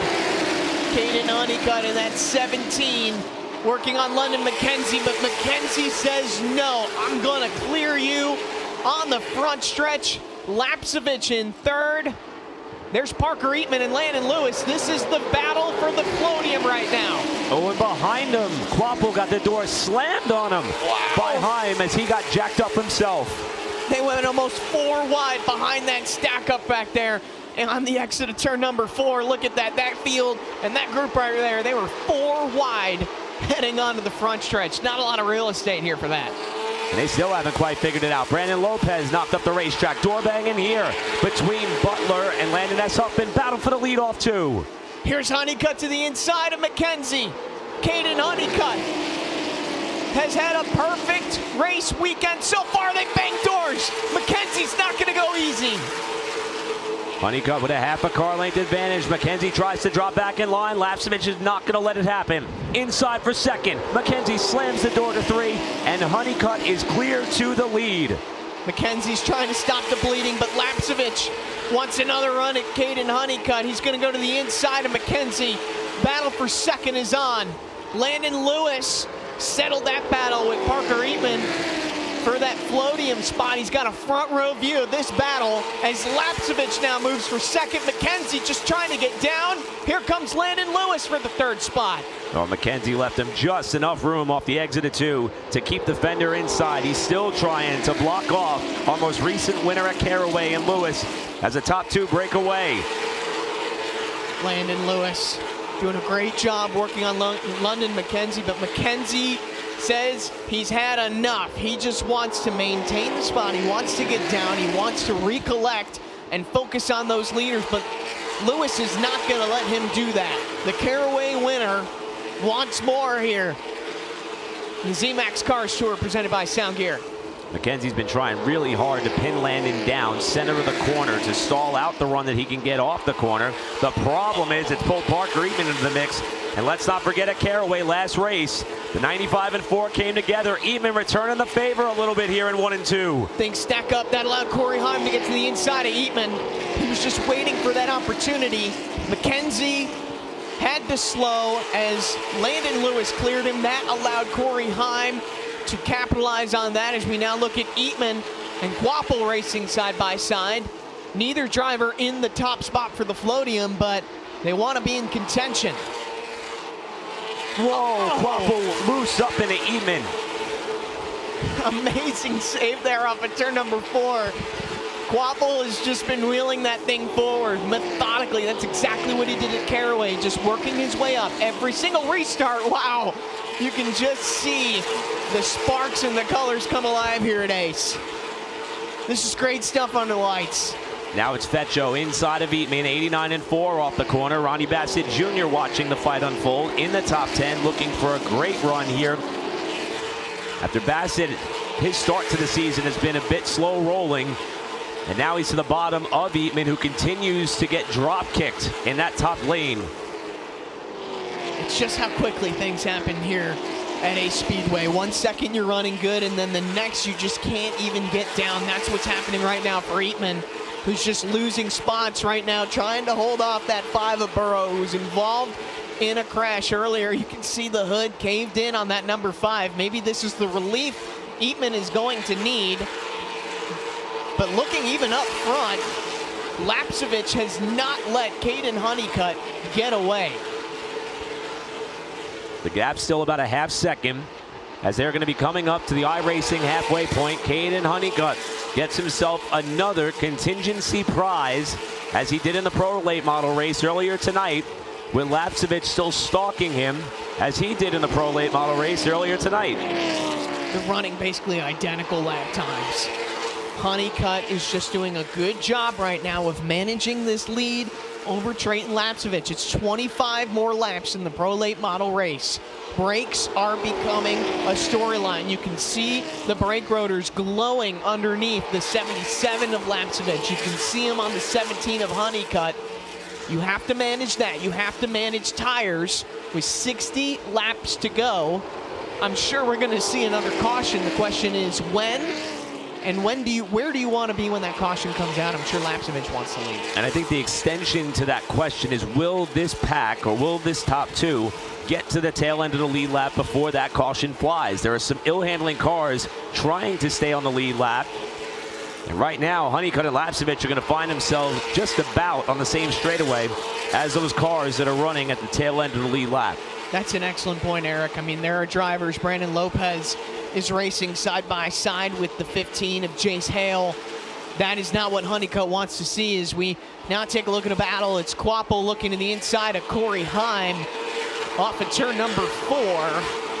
Corey Heim, the truck champion, points leader. Kaden Quapple wants that spot. You saw Heim in a position earlier where he was battling with Eatman and company to get into this top 5, but here comes Quapple inside of Heim going to 1, and Heim leaves the door wide open for the 2-time winner and points leader, and in contention for another Floatium bonus. Kaden Quapple has cracked the top 5 for the first time in this race with 55 laps to go. Quapple did such a great job of just outbreaking Corey Heim going into turn number 3. That allowed him to clear him to that 5th position, as now Quapple will try to track down not only the race leaders, but the 29 of Landon Lewis for that $10,000 prize in the Floatium. They're on the same straightaway. Call it about 20 car lengths for them, as we now have entered lap traffic for race leader Kaden Honeycutt. And it did not take long for Kaden to get there. Around the outside of Brandon Dean in the 99. Next in line is going to be Aiden King, who was involved in the opening lap skirmish with Carson Lofton. And then Brandon Pierce is the next car a little bit further up the road. Take a look at Lapsevich. He is just slowly inching in on that race lead. It was about 10 car lengths not too long ago, and he's closed that gap down by half as Honeycutt tries to work his way around Aiden King, as you mentioned, and that seems to be slowing him up. Lapsevich might be able to get to Honeycutt's bumper if Honeycutt does not get around King here. Honeycutt in the tire tracks, now looks low. King is going to leave the door open for Honeycutt to follow suit. We'll see if Lapsevich has it any easier. Kind of caught King in a weird spot off the exit of 4. Couldn't use all the real estate to let the car float out to the wall, but he is closing on Honeycutt with Brandon Pierce next in line. About 2 car lengths now for the race lead. Trayton Lapsevich had so many great opportunities, not luck on his side in the last race. In the Pro Late Models earlier today, trying to track down that 17 of Kaden Honeycutt, who has the race lead. He's led a ton of laps here tonight at Ace. He's looking for the perfect race weekend.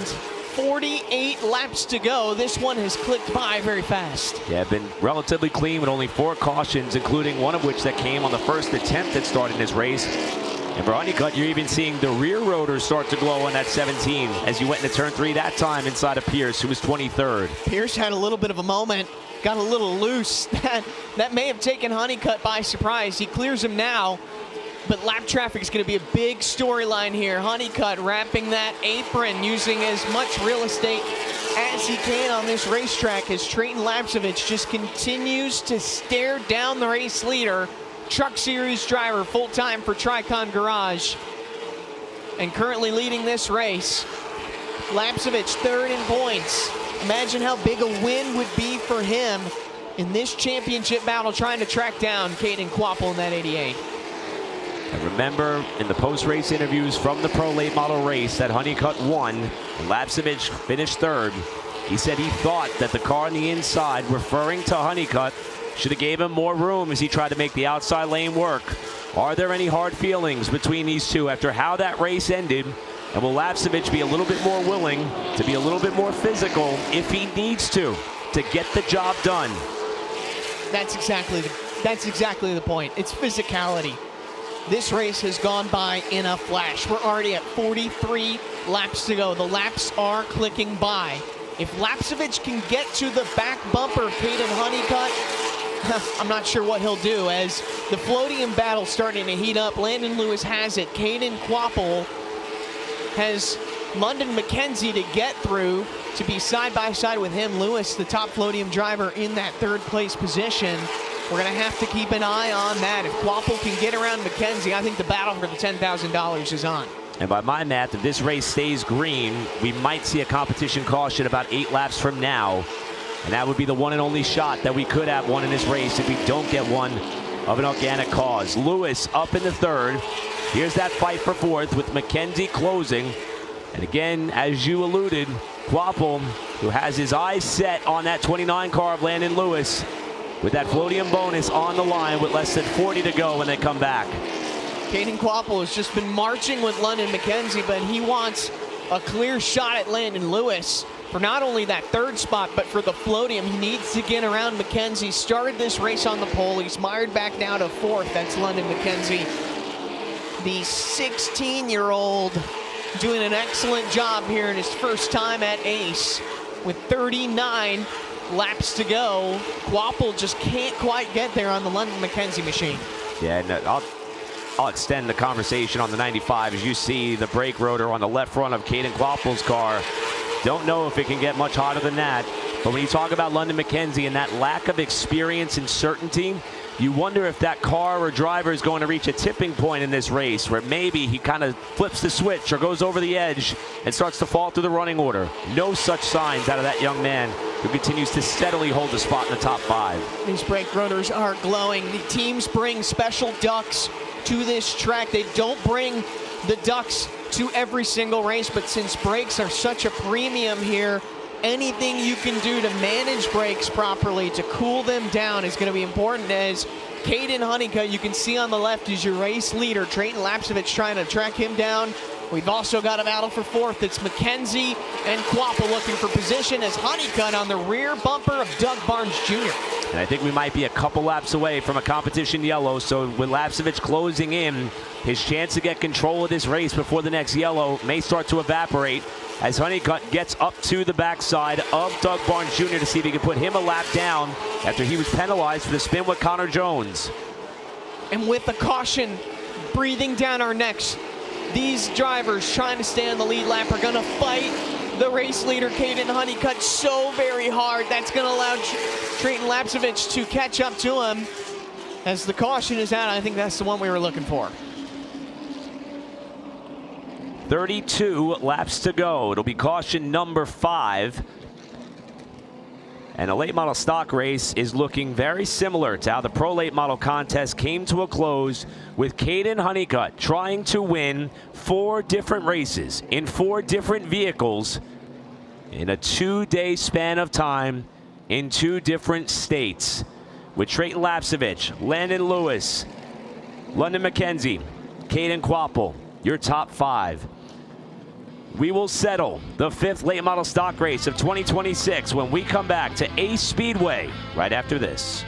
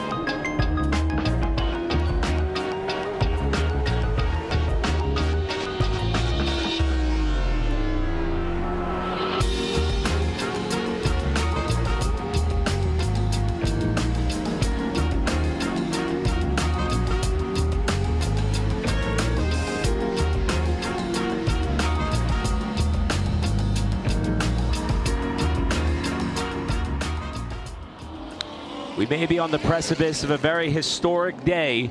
I would say historic 2 days, if you will, for Kaden Honeycutt, who drove an ARCA Menard Series car for Bruce Cook Racing Technologies to a win in the ARCA Menard Series race yesterday afternoon, backed it up by earning his first career Craftsman Truck Series win for his Tricon Garage team, extending his points lead there. Then comes down to JC Motorsports in the Pro Late Model after a celebratory party, mind you, and won the Pro Late Model race, and now is with his Tom Usry team and 32 laps away from one of the most dominant 4-race stretches we've seen in quite some time. And all that in about 30 hours, which is pretty crazy for Kaden Honeycutt.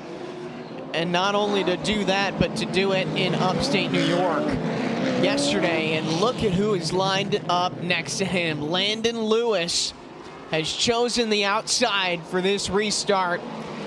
Caraway winner had to do it the hard way by marching through the entire field, trying to win back-to-back races here in the late model stock car. And he's going to have to really earn this one, beating Honeycutt, who's got all the momentum on his side. Now, in terms of the Floatium, top 2 cars in the outside lane amongst the 5, that the highest finisher of those 5 goes home $10,000 richer. Next one closest in line, Dylan Feccio, who will restart 7th. 32 to go. 33 to go, in fact, through the iRacing restart zone. Honeycutt and Lewis get us back rolling. Lewis is going to draw even with Honeycutt.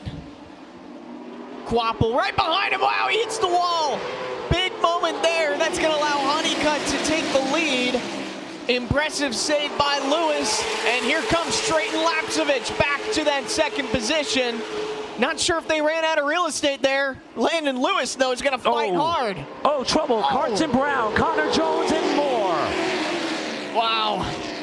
It's huge damage for Brandon Lopez in the 6. A Floatium driver involved in Connor Jones. Doug Barnes Jr. in that one as well. As you see, there's some damage on the racetrack. Not sure if that's a shred of a tire or part of a race car, some sheet metal perhaps. As a lot of wadded up race cars here.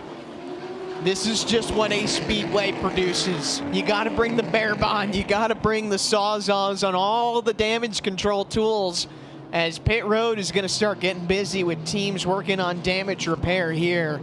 Significant pileup here in turn number 2. The question is, how much time do we get on that restart, and how are they gonna line up? As Kaden Honeycutt has the lead, Trayton Lapcevich, hopefully they give him that 2nd position because he earned it.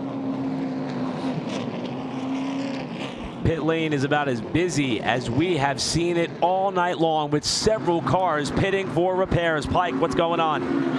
Down at the Brandon Lopez pit, where they're just sort of working right by the left side of the hood clip there, right by the edge of the A-post, sort of assessing the damage as they get a good chance to lay eyes on this BLR machine. I saw Carson Brown for Leopolium Performance drive down pit road a few moments ago. Front end on that car is completely torn to pieces. They've not gone to the saw just yet on Brandon Lopez's machine.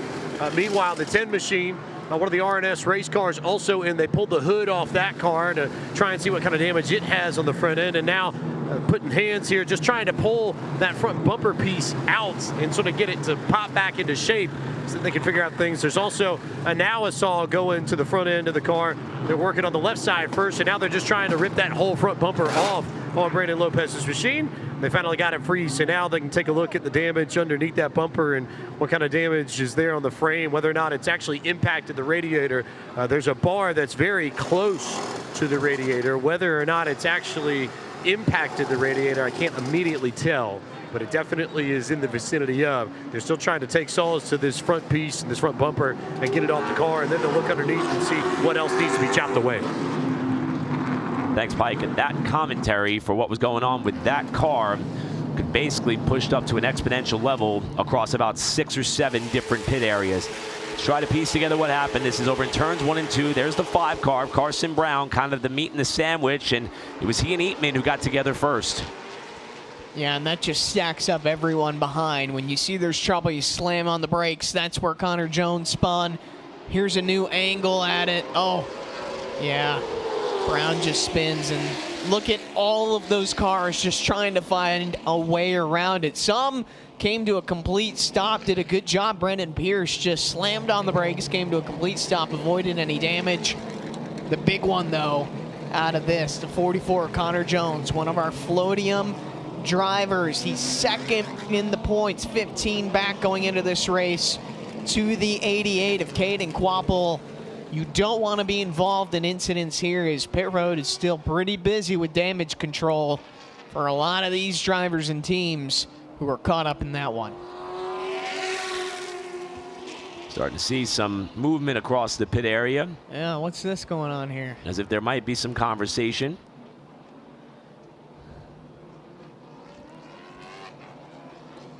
And you can see there's our James Bike right there. He's joining the walk. Let's see what happens here, as there may just be a discussion going on based on that last incident. So it should be noted that the 4-car Parker Eatman, who got into the 5 of Carson Brown, is a Matt Piercy Racing number 4, the Elite Podium Performance number 5. So thus the reason for this particular discussion, we assume. While the Matt Piercy Racing team continues to work on Aiden King, who sustained damage in that wreck as well. Seems to not be a very pleasant conversation. There is obviously an official right there standing by. So far, everything kept pretty respectful between the two teams. As more damage control, it seems like the story of this one is let's just rip the entire nose off of these cars. Aiden King and Brandon Lopez's teams both just deciding let's take the nose off, let's race it like a modified, and let's just clear some vendor damage as more work gets done on pit road. But obviously some hurt feelings in that one. And we may not be done yet. No. And that may be just the beginning, as we still have just 33 laps to go. And since we did not complete an official lap, it will revert back to the running order as it was prior to the last restart. So we'll see if Lapsevich elects the inside again, and if Lewis will want to take his shot up on the top lane and maybe challenge himself against Honeycutt, despite having some pretty significant wall contact on the last go-around. I give Lapsevich credit for trying the different lanes. He is certainly searching. Landon Lewis trying to take advantage of that, got caught in the wall as he was racing side by side for Honeycutt. That mired him back to that 3rd position. I don't think there's any significant damage. Our backstretch wall has been painted with colors, just a little bit of rubs, just some character to the right side of that number 29 for Landon Lewis, but nothing of concern for him. Top Floatium driver, London McKenzie, in between Landon Lewis and Kaden Quapple. Those are the top 2 drivers racing for that $10,000 bonus, which is a big deal for these teams. Don't forget, after this race is over, we got some bonus action coming your way. The Crown Vic race, 25 laps. Our pals Brandon Brown, along with Chase Folsom, going to be on the call. Perhaps a special guest may join as well.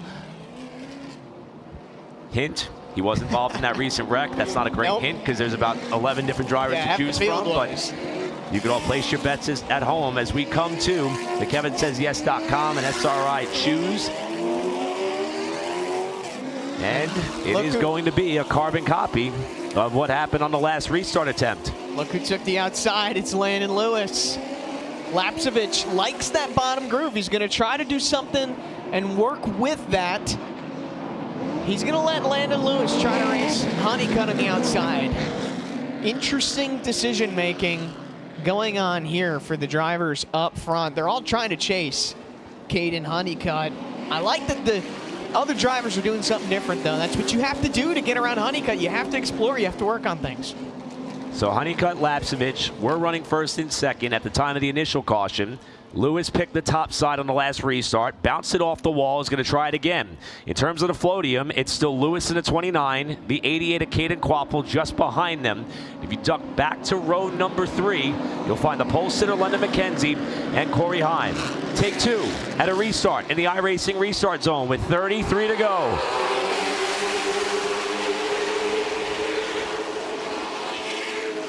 Landon Lewis just swapped a little bit of sheet metal with Kaden Honeycutt on that restart. He's going to race him really hard. Lewis in the wall that last time, but Kaden Honeycutt is just too strong. Clear to the lead for Kaden Honeycutt. Here comes Lapsevich for second. Lapsevich for second, and 3 wide behind him. Dylan Fetcho wants a shot at that 10 grand, and he's trying to muscle some people aside to make it happen. Lapsevich and Lewis almost come together off turn 4. Quappo watching it all in the 88. Battles going on everywhere. Landon Lewis just trying to fight as hard as he can on Trayton Lapsevich. Lapsevich, the driver who's been up front all night, and here's the battle for the Floatium. Quapple on the inside of Lewis. $10,000 are at stake. with 30 laps to go. Quapple's gonna get physical for 10 grand. Oh, bit of a slide off the corner by Quapple. Lewis ducks back in line. Quapple to third, Lewis fourth, Heim in the top 5. Nothing Landon Lewis could do there. He's just got to recollect. He's just got to keep his eyes on Quapple. Keep communication with your team. If I'm Landon Lewis, I want to know how many laps are left. What does my timeline look to get back to the 88 of Kaden Quapple to give my team a well-deserved $10,000? Quapple probably wants to know the same, although I'm sure they're telling Quapple, don't look at the rear view. Focus on the race lead. You got Lapcevich and Honeycutt who are not getting away from each other. And let's not count out Dylan Feccio in that 89 car either. He had himself a little bit further back in the running order when this race started, but he has been on a roll since partnering with Mike Darn Racing to try his chance in a late model stock car. Nashville went so well, they said, let's go try this somewhere else. They went to Caraway, went well there too. And right now, he's only about 3 spots away from pocketing a 5-figure check for him and that team. Dylan Feccio right on the back bumper. Corey Heim. Heim gets a little bit loose on exit. Turn 4 has been a tricky spot with that transition from the apron to the front stretch, and Feccio's going to try to capitalize all over that. He is all over the back bumper of Kaden Honeycutt. Brake rotors are glowing. Feccio wants the spot. 24 laps to go. Time is running out for positions here at Ace Speedway. That time Feccio lost some ground to Heim on the exit at turn number 2. Honeycutt still in command of this race as the laps continue to wind down, trying to write his own history. Kaden Honeycutt, somewhat of a healthy lead over Trayton Lapcevich. Lapcevich has just been following him, but Honeycutt has just been so stout here tonight at Ace. Like a brick wall, just nothing phasing him. Amazing racecraft. Started on the pole, and the Pro Late model started on the outside of the front row in this race. Didn't take him long to find the lead and keep it. So we've got battles going on. Here's Connor Jones onto the inside of Chase Hale. Jones involved in that last caution. He spun. Got some work done on pit road. In front of them, there's Doug Barnes Jr. trying to hold off Landon S. Huffman in the 77. And with 20 laps to go, some of these cars and drivers are going to start to handle the absolute worst that they may have all night long. We also may start to see some drivers push the envelope where they don't have much brake to work with anymore. It's going to be quite the difference in pace across many drivers in this field, especially as the leaders close in on the tail end of the lead lap for this stretch run to the end. There's no hiding it. Exactly to your point there, Eric. How much have you saved? How much tire have you saved? How much brake have you saved? Now is the time to capitalize on those guys that are struggling. As man, Carson Brown, no, sorry, that's Chase Burrow, just continuing to just work away. Damage unfazing him. Looking to the inside of Ronnie Bassett Jr. Bassett closed the door though. And another day where Chase Burrow is trying to make the best of a circumstance that may not be ideal as Bassett got loose off a 2. Here's Burrow with another drive to the inside, trying to keep his momentum rolling as he started this night 5th in points. Bassett still holds the spot. He gave him a bump there. I'm here. I'm gonna move you. There's not enough time left. There's 16 laps to go. As we look on the left side of our screen, Kaden Quapple currently holds that floatium spot just in front of Landon Lewis. They're on the same part of the racetrack, but Quapple calling about 15 car lengths over Lewis. Feeling pretty safe for the moment right now, should this race go green. There's a 57 of Landon Huffman. Had something hanging from his car during qualifying. Right in front of him, Lee Polium, a legend in this series, in this type of car. A lot of movement here late in this one at Ace. Meanwhile, Pike has been monitoring the radio of Trayton Lapcevich, who runs 2nd. They just told Trayton over the radio, you're going to need to find some speed here. Evidently, they want Trayton to turn up the wick, and it appears as though he's starting to do that. He has. Wow. We're going to have a great finish here. Can Lapsevich spoil Honeycutt's perfect weekend? 12 to go. And there is the tail end of the lead lap with Quapple running in third, also reeling in the front two. It's a second and a half back to Kaden, as they'll be coming around to 10 laps to go this time by, with Brandon Lopez, the first car that Honeycutt's going to have to get by. When I asked Kaden Quapple earlier, hey, how do you race differently with the Floatium also being on the line for you in the 88 team, he said, I don't really race differently because I'm racing for the win. He's third right now, but lap traffic is heavy for Honeycutt. It's going to come into factor here at the end of this race. Question is, what does Lapsevich do if he can get to the back bumper of Kaden Honeycutt, coming to 8 laps to go here at Ace? Bit of a close call there for Lapsevich as he ducked to the inside of Lopez, lost a little bit of time there. Next up, it'll be Aiden King further up the road in that 7 car, after he too is carrying a similar body style of Lopez, who they just got past. He's gonna drive it like he stole it. There's no time left for Trayton Lapsevich. You have to move now. Laps are clicking by so fast. 7 laps to go for Kaden Honeycutt. Lapsevich is there. What can he do to possibly get around Kaden Honeycutt? They go around the outside of Brandon Dean. Next up will be the RNS Race Cars number 10 of Blake Stallings, who's a little bit further forward. And the gap remains at about a half a second between Kaden Honeycutt, the leader, Trayton Lapsevich in second, and Kaden Quapple has not been able to close up. In fact, he lost a half second the last lap. This race is coming down to it. It's now or never for Trayton Lapsevich. You have only a handful of corners left to go with 4 laps left in this race. It's a matter of when does Honeycutt catch the lap traffic.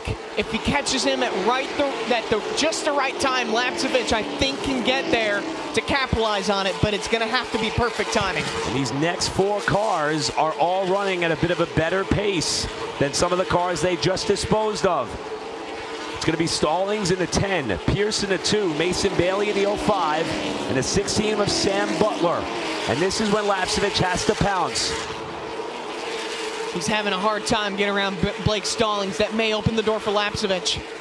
Lapsevich trying to get a good run off of turn 2, but it may take some help. He sends it off in a 3, and Kaden Honeycutt will come to the line with 1 to go. White flag in the air. Kaden Honeycutt looking to make history.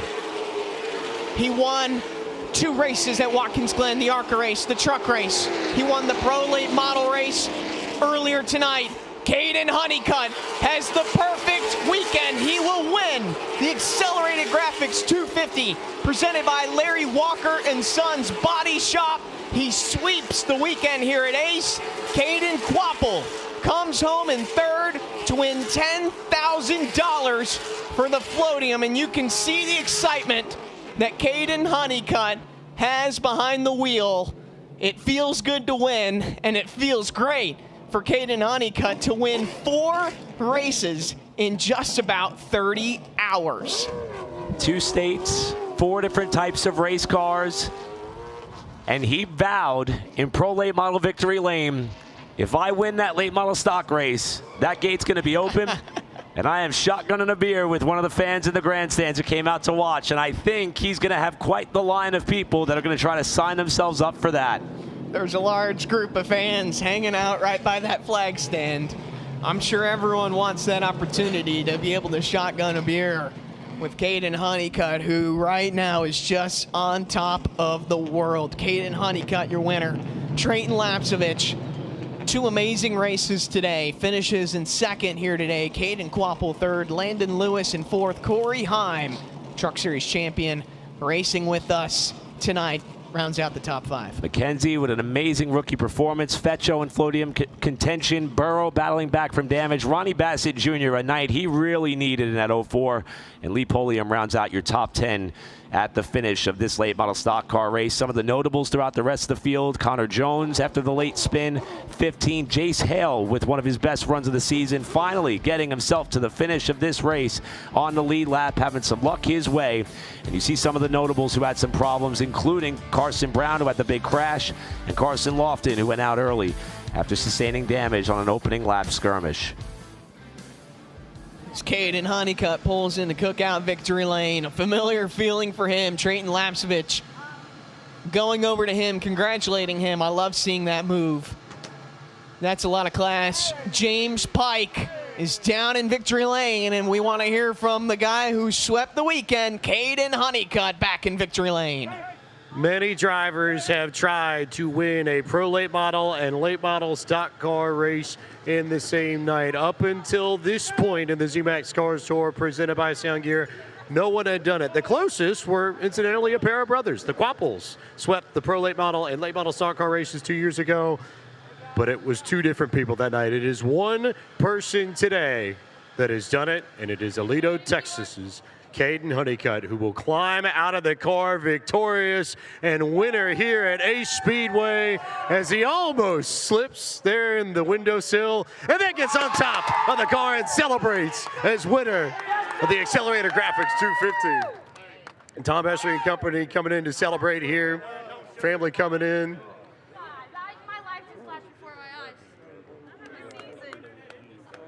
Big moment for these two. Caden's been very big, very loyal to this team throughout the years whenever he's run. A whole host of people coming in to congratulate Kaden Honeycutt as he'll take the opportunity to get the Hans device off. And Kaden, you can breathe a little bit. You've done it. Now that you've done it, what's the feeling like? Man, I'm so wore out. Man, thank you to Kenneth Packer, my whole RNS team. I can't believe it. I've tried so many times to wall off the double, and we effing did it. Holy crap. What a race. Just thank you to all my guys. Faye Valine in Air, Charlie Wrong Racing Engines, Scott Heen in Air, Safe Flight, Toyota Racing. Sorry, Pike, I'm just trying to catch my breath, man. That was awesome. Just thank you, everybody, man. This is unbelievable. How hard were those last 25 laps just trying to hold off Trayton again? I think it was more so nutrition for me. I just got so tired. Man, I've been beat to death the last couple days, and man, staying up till 4 a.m. last night, partying didn't help up, but I'm probably gonna party again tonight. This is unbelievable. Just thank you so much to my team. I can't do it without him. As I said earlier, Kenneth Packer is the reason why I get to race these race cars, and without him, I wouldn't be able to do nothing. So, and thank you, fans, for showing up. I did say I was going to crack a beer in the stands, so I'm going to go do that. And this time a little bit better professional way. But yeah, thanks to all my guys, man. This is I've been wanting to win here again. I haven't been able to run a stock here in a couple of years, and RNS brings an amazing package here. And Josh Yeoman, my crew chief, did a great job all day, and I appreciate him so much. You're the first driver in Cars Tour history to sweep a night.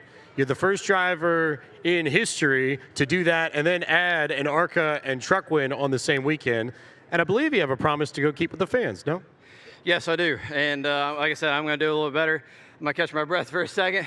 And if anybody's got a bush light or anything like that, let's go do it. I'm ready for it. Taking a cue from fellow Texan native Stone Cold Steve Austin, who many times said that was the bottom line because Stone Cold said so. Who knows, maybe Kaden Honeycutt might be doing his best Stone Cold impressions a little bit later on. He wins the Accelerator Graphics 250 in the late models. I'm going to advocate that might help my voice if I go do what he's about to go do. Yeah. So, Kaden, save me room, brother, and hopefully a fan will save me one as well. But in all seriousness, I know I said this after the Pro Late Model race ended, but this is one of those nights/weekends where if you're a race fan, you're going to remember where you were, what you were doing when Kaden did what he did. It is very likely we will never see this again for understandable logistical reasons, but we may never see something like this ever in our lifetimes. And it takes for Kaden to be willing to just be a racer, man. I mean, to fly from New York yesterday to here in North Carolina to race these races is really impressive. James Pike standing by with our second place finisher. Trayton Lapsevich brings it home second for everybody at Chad Bryant and Trayton. How hard were you running those last 25 laps to try and reel Honeycutt in? I don't think I've ever driven harder in my life, honestly. Just so close. We were kind of trading lap times there at the end, and man, they had a great race car. Kaden did a great job, but it's the one that got away. Just big thanks to everyone at Bare Knuckle Fighting Championship, all my Chad Bryant Racing guys. They they gave me a great car, and I'm just so grateful to be here and excited that we have some good momentum going into the next race. And just big thanks to everyone. Continuing to prove with every single time he gets behind the wheel of a race car that he's pretty good behind the wheel of a late model stock car. As we turn our attention to not only the third place driver this evening in the late model stock cars, but a driver who's going to pick up some money as well, courtesy of the Floatium. Caden Quapple, how's it feel to bring home that money for everybody at Junior Motorsports? Yeah, it's pretty cool to win both of them so far this year. Just shows we've been really consistent, and it was just a tough race tonight. We really didn't have the best car. Kind of like Caraway, we had to start mid-pack, and I thought our race run car was going to be really good, which we just kind of fought drive again, and just kind of made our way up there on some restarts, chaos, all that. But it was a good night. When I was racing 29, I remember the Floatium money was on the line, and I was like, hopefully I can just get by him. I don't care if I get third, fourth, or whatever, but I just want to finish in front of him. So that was pretty cool to be able to get that money. And my dad and everyone at Junior Motorsports, they just worked hard, really hard this weekend to give me a good car. And wish we were a little bit better, but our Jerky Boys, Core Parts Center at LKM Mechanical, Roto-Rooter Chevy was pretty good. Definitely have something to build on. And we tried a lot of things today and a lot of new things, and I felt like they worked. So, like I said, a lot to build on, and I'm excited for the next one. Andrew and Eric, worth noting that not only does Caden Quapple get the Floatium bonus and the $10,000, but at a night where not everybody had a good points night, that absolutely counts as a night where you will take the points, you will take the money, and you will go to Langley with some pretty good momentum in tow if you are Caden Quapple and the Jerky Boys Chevrolet team. Thanks, Pike. And as you can see, the celebration is spilled into the grandstands. And Caden, I said, wait for me. I'll be down in 10 minutes. My goodness. In all seriousness, those fans are getting themselves quite the moment, as is the driver. Well-deserved, well-earned effort for, again, something that may be a once-in-a-lifetime opportunity. Andrew, this race was so much fun. It happened really quick. It did. I think we should take a chance to maybe go back and relive some of how Kaden Honeycutt accomplished this historic feat. And he did so not by starting on the pole, but he was on the front row with rookie London McKenzie to start this race. What a run for McKenzie. First time he's ever raced here at Ace, and he put on a show for us. Honeycutt had to do it the hard way as we take a look at, there were some problems that happened for drivers stack up here early in the race involving a handful of drivers who would come back, but there'd be another restart, and here comes Kaden Honeycutt. Yeah, Honeycutt would have fierce battles all throughout the night. It would never turn out like this, however. Doug Barnes Jr. was on the go, Connor Jones preserving some equipment, and that did not add up to a mathematical equation where both could make the corner. It was Jones who would go for his first of 2 spins on the night, and it was after that incident that Honeycutt would forge forward and take sole possession of the race lead from the rookie Heatwave visual pole sitter McKenzie. McKenzie did not go down without a fight, though, but more problems that happened in this race. There you saw Chase Burrow going for a spin, collecting Connor Jones, Doug Barnes Jr. in that, as well as Kaden Honeycutt just put on a show. Back-to-back wins tonight in both series. Climbs out of the car, and you could see what it means to him. Kaden Honeycutt, a wheelman through and through. Yeah, does the feeling of winning ever get old? Kaden Honeycutt is showing us absolutely not. Andrew, did you have fun? I had a blast. You guys, it was seriously an honor. I've been such a fan of this series, of you guys, and Blake McCandless, who does an excellent job here in this booth. It's an honor to be here, and I had so much fun. Yeah, we had a blast, and we're happy that you were able to come along for the ride. And as we said, we got more racing action to go. We got Brandon Brown, who's waiting in the wings. Chase Folsom's going to be jumping in here in a minute. And there was an intended plan to maybe have a driver fresh off the racetrack. We'll see if he makes it up here in time. He might be privy to wanting to go celebrate with Honeycutt, though, because that sounds like the party we all want to be a part of. Crown Vics coming up next. Next Cars Tour race is going to be at Langley Speedway at the end of the month. We'll see you there. Stay with us here on Flow, but on behalf of Andrew Curlin, I'm Eric Brennan. So long from Ace. Crown Vics coming up with Brandon Brown, Chase Folsom, and a special guest as well.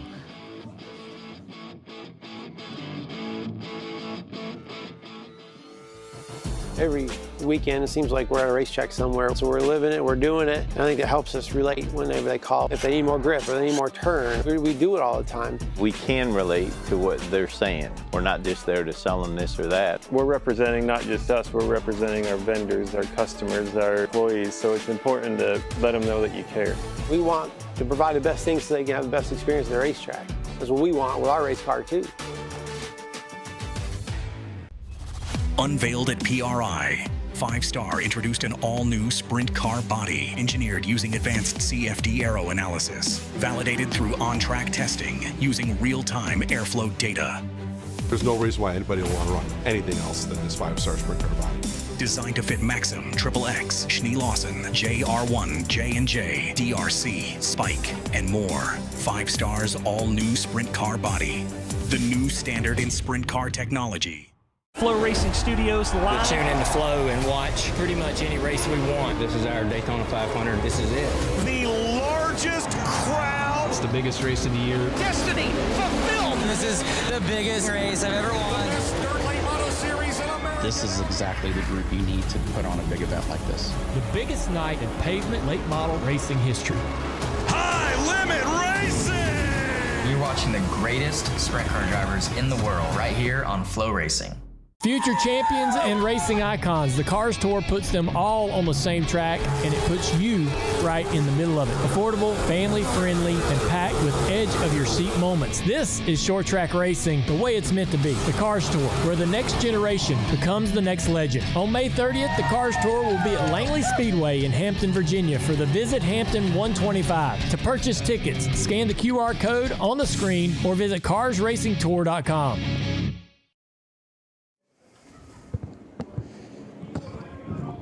Welcome back, everybody, to Ace Speedway for the Accelerated Graphics 250. Just saw a fantastic night of racing so far with the Z-Max Cars Tour. 100 laps for the Pro late models, 125 for the late model stock cars, and we are not done yet. Landon Huffman joins us in the booth. My name's Chase Folsom, the voice of Ace Speedway, and the general manager of South Boston Speedway, Brandon Brown, ready to call 25 laps of Crown Vic action with the Crown Vic Outlaw Super Series. So, of course, we had to get our Crown Vic driver analyst expert now, Landon Huffman, that was with Cletus McFarland at the Indy 800 last Friday night. So, Landon, we'll go ahead and ask you, what's it like to wheel one of these things around the racetrack? It's going to be equally as exhausting as what I just wheeled for 125 laps.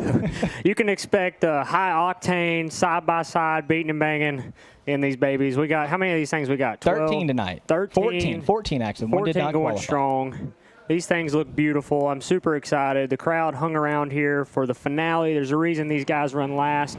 It's because they put on a show, so I'm excited.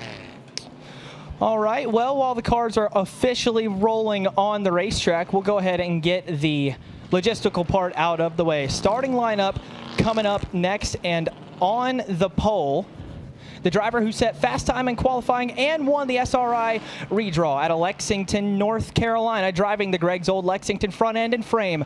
Koger Plumbing, number 05. It's 13-year-old Bentley Black, and to his outside, driving the number 70. Out of Pofftown, North Carolina, picked up a Crown Vic win 1 week ago at Caraway. That's Chris Morris. Starting third from Kannapolis, North Carolina, driver of the Leading Edge Automotive and Jones Roll Cage and Fab, number 013, the Enforcer, Dom Marlando. Starting fourth, the 2004 Concord Late Model Champ and a Crown Vic Outlaw Super Series winner this season at Hickory earlier this year, driving the number 00, Todd Bradbury. Rolling from the fifth spot, your current Crown Vic Outlaw Super Series points leader in the Prevett & Sons Plumbing, Driven Creations, number 06 out of Yadkinville, North Carolina.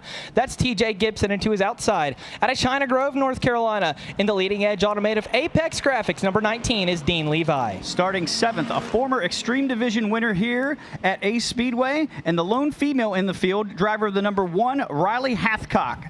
To her outside in the 8th position, hailing from Stanford, North Carolina, driving the Paradise Towing Black's Tire and Auto number 69, Mark Stewart. Row number 5 in a Tony Blackhouse car out of Kernersville, North Carolina. That's the 98 of Josh Williams. And to his outside, the Hines 57 Special out of Burlington, North Carolina. It's the number 57 of Barry Hines.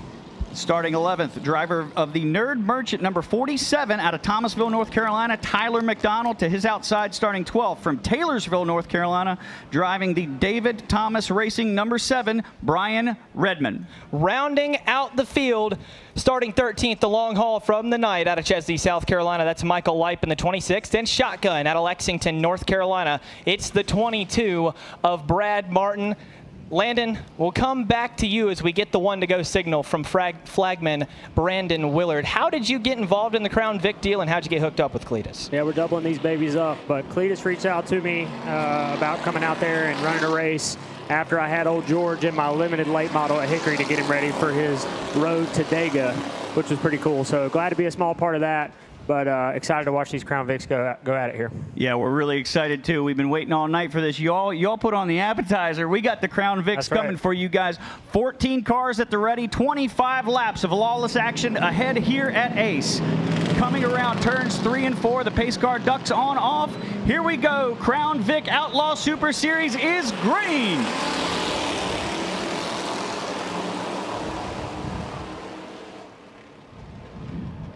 They come out of turn number 2. The 05 pulls right on ahead as looks like the number 70 of Chris Morris goes down to the inside.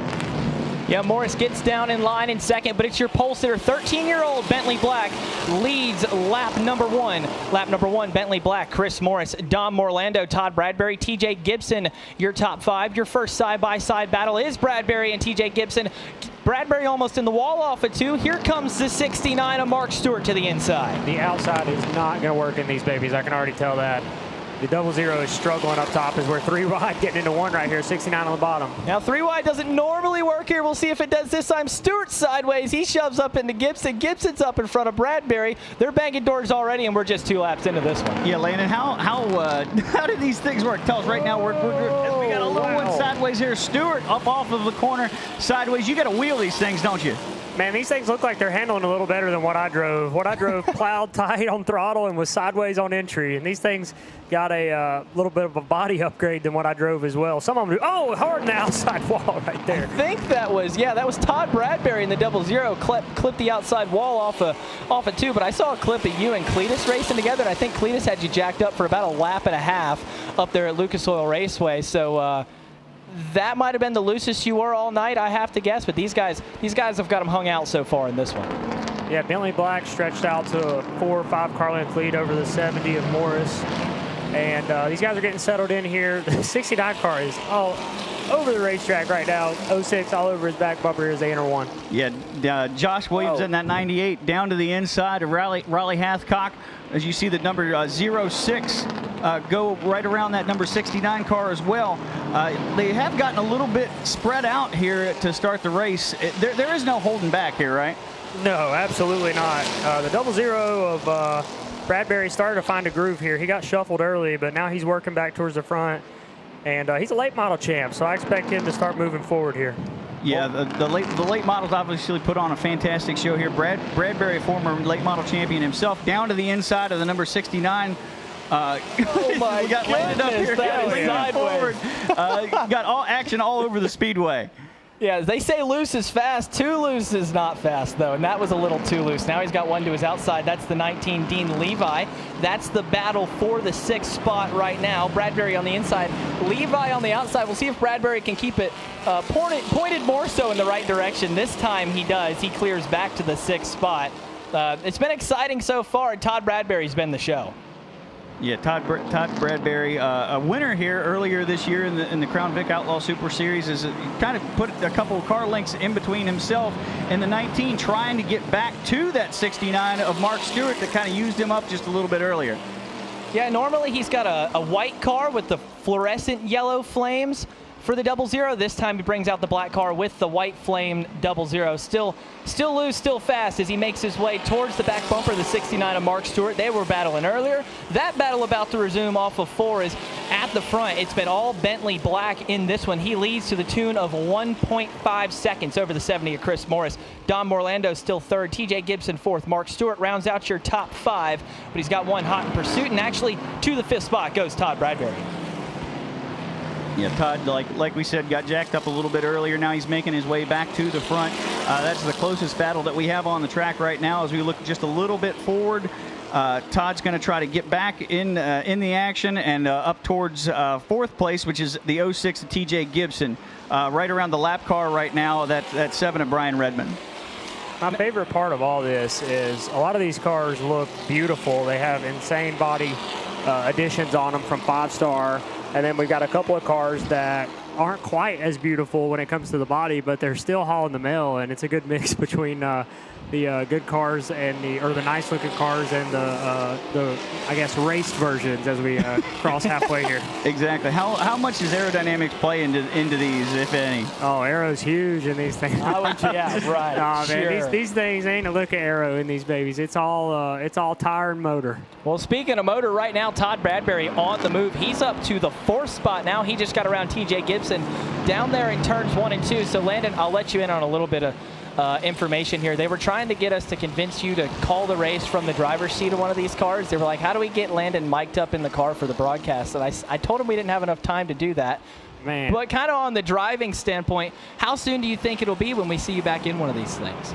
I got asked to do Stafford, but I can't do that because we have a Cars Tour conflict. So unfortunately, I won't be able to go do that one. But tend to go here. I'll hopefully get to go do Berlin in Michigan. So that'll be a pretty cool one. And these things will rip around Berlin. Yeah, ripping right now. That 00 of Todd Bradbury did get by the 06 of TJ Gibson and has put a couple car lengths between himself and that 06 car. Todd, obviously, if he had a little bit better start, I think would be right in the mix here as we go back to the battle between the 19 of Dean Levi and the 69 of Mark Stewart. You know, Todd was just putting on a couple drift shows for the fans off of 4, and I think that's what cost him a shot at this win. But he's charging hard right now, closing in on the back of the 013, Dom Morlando, the enforcer, they call him in the Crown Vic Outlaw Super Series. But Chris Morris, strong run in the 2nd spot right now, but it's been all 13-year-old Bentley Black at the front of the field. He'll make his way through 3 and 4 up to the lapper of Brian Redmond and see 7 to go this time by, and 1 sideways off of 2 keeps it going. That's Mark Stewart in the 69. Bradbury, fastest car on the track right now by a good bit. He set the fastest lap of the race that last time by. So if we get a caution here, I could see the 00 playing a factor in this thing. But as of now, we're pretty spread out. Yeah, no competition cautions here in the Crown Vic Outlaw Super Series. We are a little bit spread out right now, as you see the 1 car, I believe, getting past Riley, not having the best evening. And sideways again, the 19. You gathers it back up. Dean Levi, on the racetrack wow. down there in 3 and 4 because they're all leaking. Sliding around big time. And we've got the 47, Tyler McDonald, bringing it to pit road. This might be the yellow that Todd Bradbury needs. They're all trying to avoid a specific groove down there, and they were all sliding around for a couple laps. McDonald slowed down towards pit road, but for now we stay green. 5 laps to go in this one. We'll see if anything comes of the potential fluid on the racetrack. They're definitely all trying to get around something down there. Yeah, McDonald made it to pit road, so no yellow unless we have fluid on the track, as the 05 takes 4 laps to go here with a pretty considerable lead. 4 to go for Bentley Black. Once again, want to mention just 13 years old, youngest driver in the Crown Vic Outlaw Super Series. Of course, the son of the series owner and promoter Tony Black, and he picked up his first career win with the Crown Vic Outlaw Super Series. Of course, this year, their first year running, but he won the last time out. April 11th, that was at Hickory Motor Speedway, looking to go 2 in a row, and he's just got 2.5 laps left to get it done. Cruising around Ace Speedway, 2 more times to go. About a straightaway lead over the 70 of Chris Morris. Clean and easy. He obviously does not want to see that yellow flag come out as we get 2 to go. Popsicle sticks for the 05 of Black. Setting on Stroll right now. Battle heating up for 3rd right now. Todd Bradbury has caught the 013 of Dom Morlando, but that is well behind your leader to the tune of almost 7 seconds. At the front, white flag in the air, and one more time around as the battle for 3rd wages on, and give it to Todd Bradbury, but down the back straightaway for the final time. He set fast time in qualifying. He won the SRI Performance Redraw, and through 3 and 4 after a win at Hickory Motor Speedway back in April, Bentley Black goes back-to-back. He wins with the Crown Vic Outlaw Super Series at Ace Speedway. Chris Morris into 3rd. Todd Bradbury, a great 3rd place. Nice comeback for him. Dom Orlando 4th, and Mark Stewart rounds out your top 5. What a show. You know, if we had a caution, I believe it would have been a different story there. We would have got to watch a really good race up front. But congratulations to Bentley Black. That's 2 in a row, you said, right? 2 in a row for Bentley Black with the Crown Vic Outlaw Super Series. What's this thing pay to win, man? They boosted the purse, actually, this week due to gas prices, so they said. So I believe it was around $600 to win. Yep, I think $525 normally if they boosted that just a little bit, and they accelerated graphics actually put some money through the field as well. So looking at your the end of the race here, looks like James Pike is down in victory lane, getting ready to meet Bentley Black in that 05 car. I am indeed, Brandon, and Bentley Black was class of this field all night long, no doubt about it. The fastest Crown Vic here in a land of spades. It seems like we see a lot of spades here amongst the theming at Ace Speedway, but car jokes aside, Bentley Black is taking a moment just to get all the seatbelts off and get a wipe down on the face, and then climb out of his race car victorious here at Ace Speedway in the Crown Vics. Immediately he'll turn it around.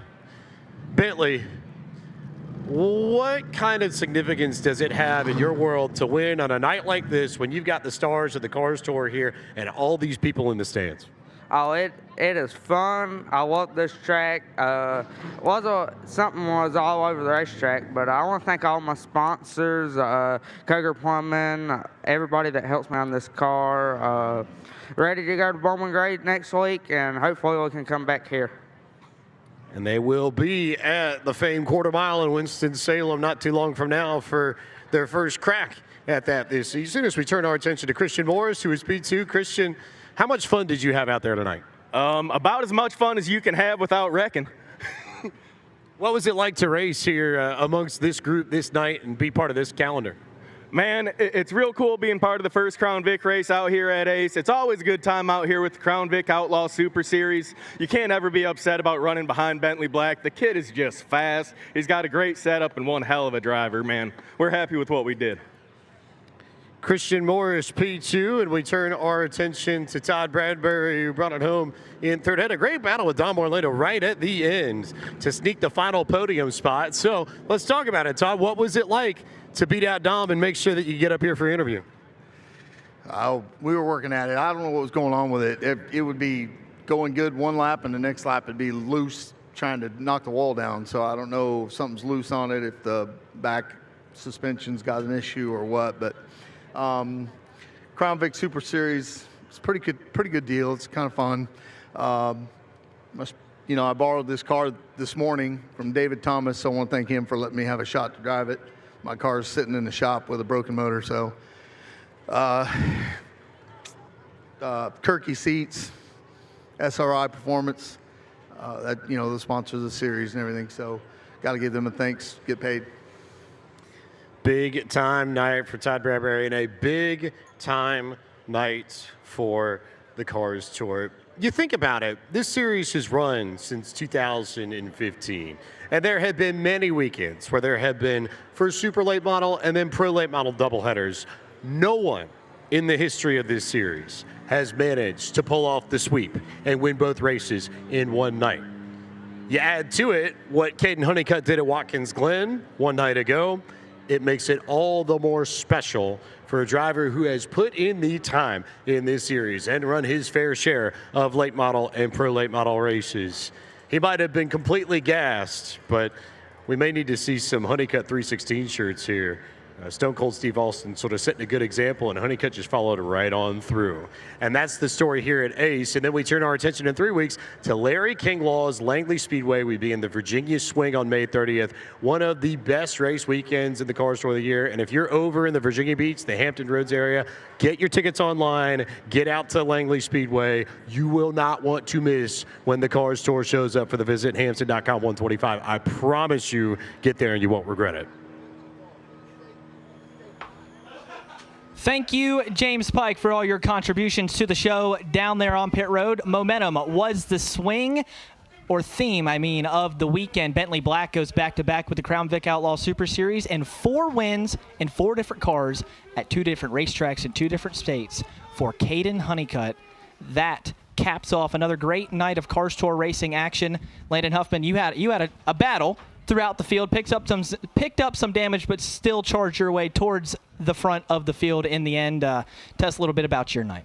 Yeah, I raced hard with one of the best in the world. Yeah, I raced hard with one of the best in late model stock racing ever, Lee Pulliam. It just wasn't for win, it was for 10th. So unfortunate for us to not be up front, but the way our seasons went in the Cars Tour, we charged from the back. I put us in a hole in qualifying and charged from the back and got a decent finish out of it and very minimal damage, I guess, compared to some other cars. So not a bad night. Thank you to the crowd for coming out here, man. We're making these Cars Tour events as big as we can, and they're getting larger, and we have more events and stuff like the Crown Vics to bring them out and race with us. So it's a lot of fun to see the crowd turn out, and anytime as a racer, it's fun to race in front of a bunch of people. You going to do Crown Vics the next time they come and join the Cars Tour? Man, we'll see. Somebody has me a ride. Hey, somebody brought me a Crown Vic diecast earlier today of my actual car that I ran in Indy. So you never know what might be on the horizon. They turned that around that quick? Yeah, man, they made it happen. It was cool. That's pretty cool. Well, that is going to do it for another Cars Tour race weekend here at Ace Speedway. Huge thank you to everybody that's involved in putting this show on. Of course, Accelerated Graphics, Larry Walker and Sons Body Shop for sponsoring and promoting the event. Thank you to everybody on the FloRacing staff and everything they do for short track racing, not just the Cars Tour. And huge thank you to Ace Speedway for all their contributions to grassroots racing in 2026. For Andrew Curlin, Eric Brennan, James Pike on pit road, and just now Brandon Brown and Landon Huffman, I'm Chase Folsom saying good night from Altamont.